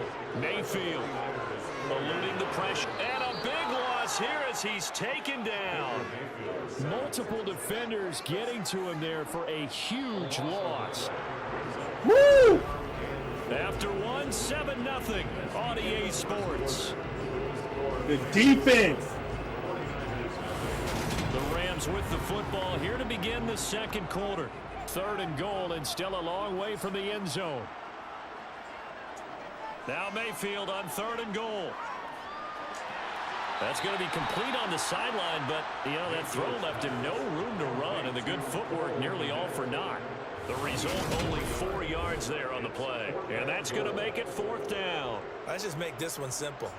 Could he be any more open than he was on that play? And they lost him going to the outside. Hard to believe because you go through your accounting on each and every defensive snap. Who's got who, what defense you're in. That was totally a blown coverage. Tucker's kick is good. And looking perfect, dog. Even further. They already had the early lead in the interception, Charles, and now they have more with the field goal. Yeah, they're in control. No. This team is playing out so far. You mentioned the early lead. Now they're expanding on it, getting plays on both sides of the ball. A winning recipe if they can keep this up. This fielded right at the goal line. And he will make it to the 20-yard line and no further. And San Francisco gets set to go here. Well, still early in this one, Charles, but the last time this offense was out there through their first interception of the ball game, so trying to avoid repeating that mistake here on this drive. And to put a positive spin on it, at least it happened in the first half and not in a close game in the fourth quarter, but you're absolutely right, partner. One of the last things this offensive quarterback wants to witness again in this game. Kind of an obvious question, Charles, but anything you try to avoid after your first pick, or you say it's one interception, we're still in the first half, I'm going to do the same thing? I think you want to avoid playing scared, and put it into the mind of the quarterback that you've lost confidence in him. Make sure you get some throws that he's going to be able to complete, make him feel good about himself, and continue to run your offense. And Jones going to keep once more. And he'll get this one up to about his 14. Holding. Offense.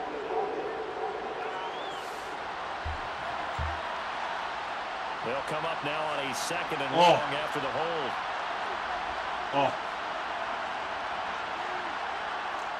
Back to throw. He bobbles. And that one off the mark behind him. Incomplete. At least it didn't drop in the hands of the defender. That's all I care about. For 3 to this point, they can use a conversion. This will be 3rd and a mile.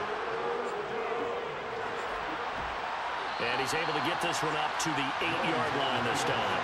He opted to go with his scramble, gets 2 yards, and now it's 4th. Well, there were a couple of extra defensive backs in the game, so he really had nowhere to go with the football despite his search for an open receiver. So he has to take off and run for it, but he comes up well short of the line to gain. Here's Bradley Pinion now as he's on to punt for San Francisco.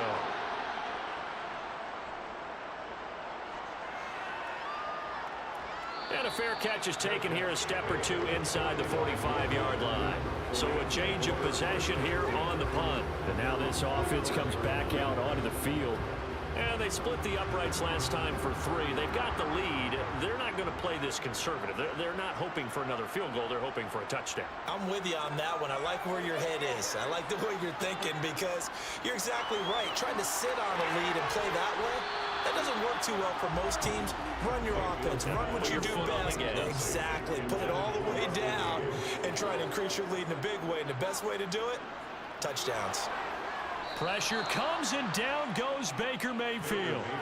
Jermaine Johnson make that now 8 sacks for him on the season. Now Charles dealing with a 3rd and long. They'll have to try to go back to the air again and this time avoid the sack. Certainly hard to try to establish momentum when all you're doing is going backwards, not protecting the passer, and he gets dumped on his backside.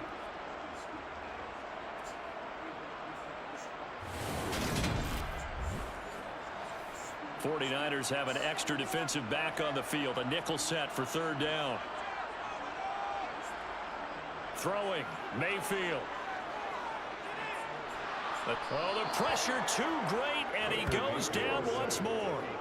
Jermaine Johnson drops him again for the 2nd straight play, and it brings up 4th down. So that now 4 first-half sacks. This pass rush has been unrelenting. And, partner, you hear that sound of paper being ripped to shreds? That's the game plan that they've had so far because they've got to say to themselves right now, we have to do something differently. On 4th down, Ryan Stonehouse on to punt. He called on 3 times in the win last week as his first one here's away. It's a 43. 2nd down, or 2nd quarter. Let's go. The Niners will go on offense. 1st and 10. Now this offense back out and set to go for their next drive. And still no points on the scoreboard. You're coming off of the 3 and out. A couple of yards to Pollard. It's 3rd and short. I'm wondering if someone's going to take charge in the huddle.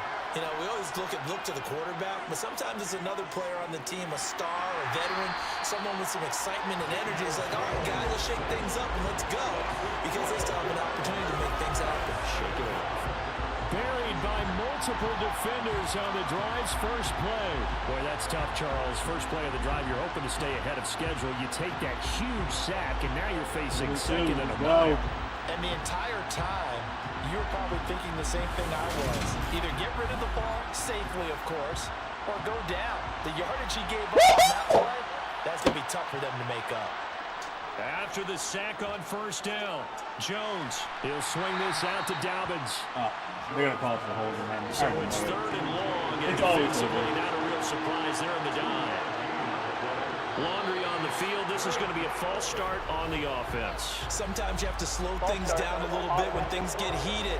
The cadence has to be slow and deliberate at times to make sure your team's ready to go. So the false start certainly doesn't help matters as they'll try again now. Third and long. Looking to throw. Jones. And this is going to be incomplete. I know this offense was expecting to do big things, but it certainly hasn't turned out that way, at least not through the first 3 drives. They're definitely going to have to put their heads together and start concocting some offense that'll move the ball downfield. And a fair catch taken back near about the 35, 36-yard line. A 41-yard punt there with no return. And they will take over first and 10. Good starting field position for them as they come up first and 10 at their 36-yard line. They'll start this drive out on the ground. The broken tackle, but couldn't create much space. Down just beyond the 35.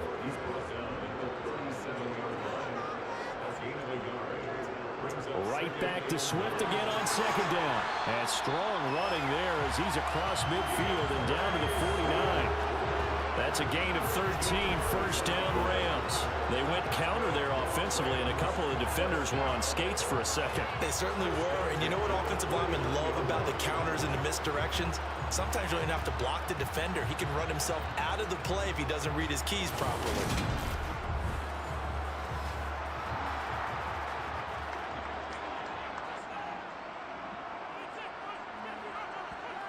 Mayfield now looking to throw on first down. Looking deep downfield. Oh, and this ball's tipped and intercepted. Picked off by Jaquan Brisker. And the Niners are going to get the football here at their own 23. So this defense coming up with a takeaway, and maybe that's something that can bring a little life to that sideline. Well, I don't want to say that they've been sleepwalking through this first half because that's simply not true, but you're right. We haven't seen a lot of fire from these guys, really, on either side of the ball. So maybe that's the catalyst that they needed to get them back into this game. Well, the 49ers settling in for their next drive. And last drive, 3 and out. Still a goose egg on the scoreboard. How do they break that goose egg? They've got to find a way to get the ball in the hands of their playmakers, get them some space, and try and make a first down and get some momentum going. It's been a struggle for them throughout the game, and that 3 and out on the last possession, they told you just how stalled they are on offense. So who will step up here? We'll see. Right after the turnover, they come out throwing. And that means it's a sudden change situation. We used to practice it on defense. Sudden change, get out there, stop the offense. But you typically run out there a little bit unsettled. I think that's why he came right out throwing the football, hoping to catch him off balance. And he did. Jones in trouble here, and down he goes. Max Crosby from his outside linebacker spot gets him down there for a loss of 4. Well, last game he had 2 sacks. Got another one here, picked up right where he left off. Brandon, he spent the entire offseason working on new moves, new techniques, trying to add to his arsenal of pass rush moves. Certainly paying dividends in what we've seen so far. Sacks, a growing theme in this first half. This is second and long. Let's go! C-D, yeah, baby! The left side. And he's dropped right at the 40. Gain of 3. These guys have punted 4 times already. Let's keep eating clock, baby. The 5th, barring a conversion here on 3rd down. And it's a short one here, complete to the tight end. And he'll get this up near midfield. Oh, double move. A few yards shy of the first down. So the completion good for 7 there. And it'll be 4th down. Let's just break this down and make it pretty simple. Key to the drag route, letting the play develop, finding the hole in the defense, and giving your athlete, yes, athlete, a chance to make something happen once he has the ball in his hands. So on now is the Clemson man, Bradley Pinion, to punt this one away. This is away, but boy, headed straight for the sidelines. And no return here. Where will they spot it? They say just outside the 20-yard line.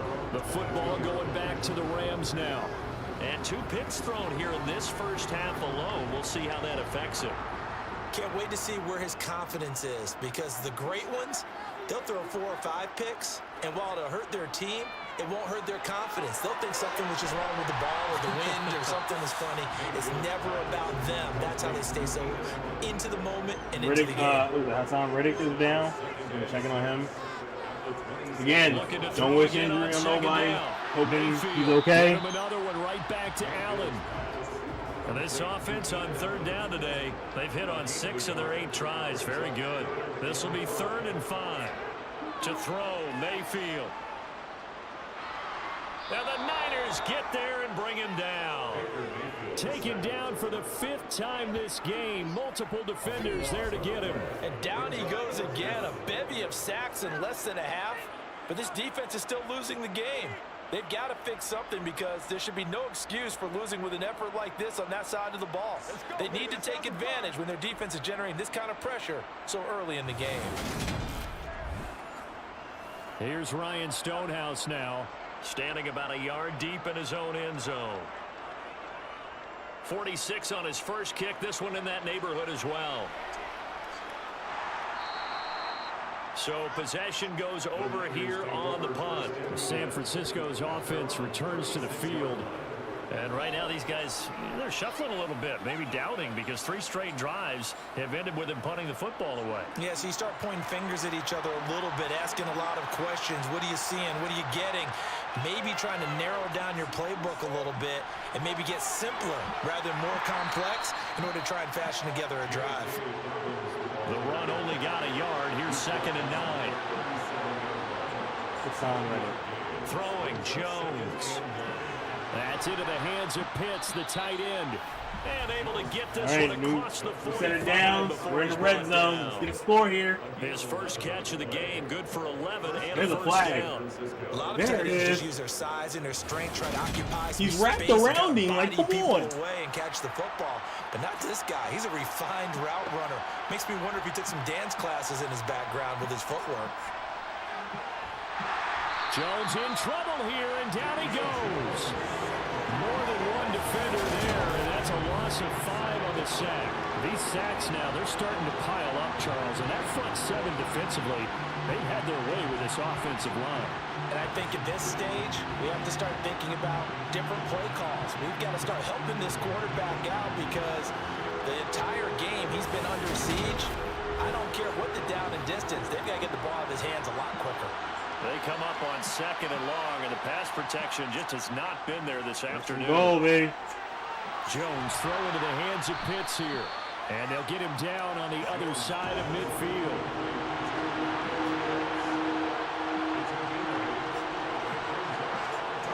Jones now on 3rd down. And he knocks the ball away. Go, and baby. falls incomplete. I want 7. And here's Bradley Pinion now.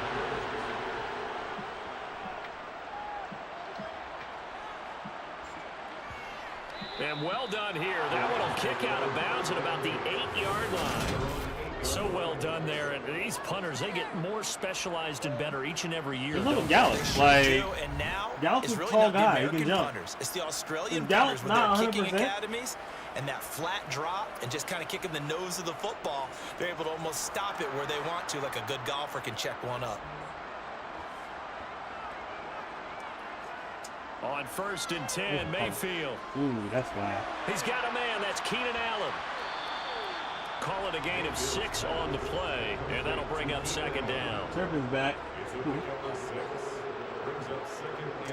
Now Mayfield. Touchdown. Turpin, baby. Finds Williams. Go. 3rd catch in his first half for him, and this one is a 1st down.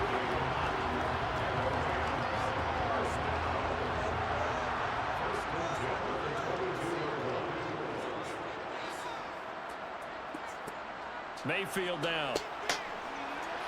Over the middle, and that's caught by Kmet. And he's going to get a solid gain of 9 before being brought down. Second and right at a yard. We've hit the 2-minute mark of the first half. 10-0. Go, baby. Our score. Coming up at halftime, I'll go from one personality, that's you, Charles Davis, to another one in Orlando, the coach. He'll have stats and scores from around the NFL. You and Jonathan Coachman both larger than life. No doubt about it. But you're stuck with me in this booth, Yes, and he's miles away and smiling. And happy. 6 yards to pick up, and that's a first down.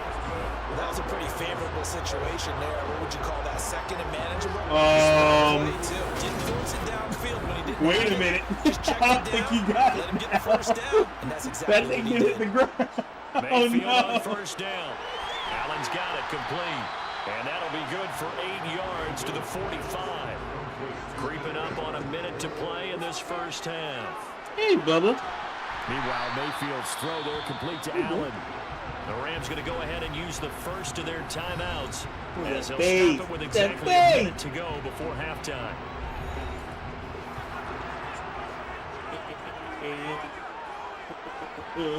A first down throw for Mayfield. And that's out to the flat for Swift. And they'll get this down to around the 47-yard line. Now another timeout called for by the offense as they get the stoppage with a little over 50 seconds to go in the first half.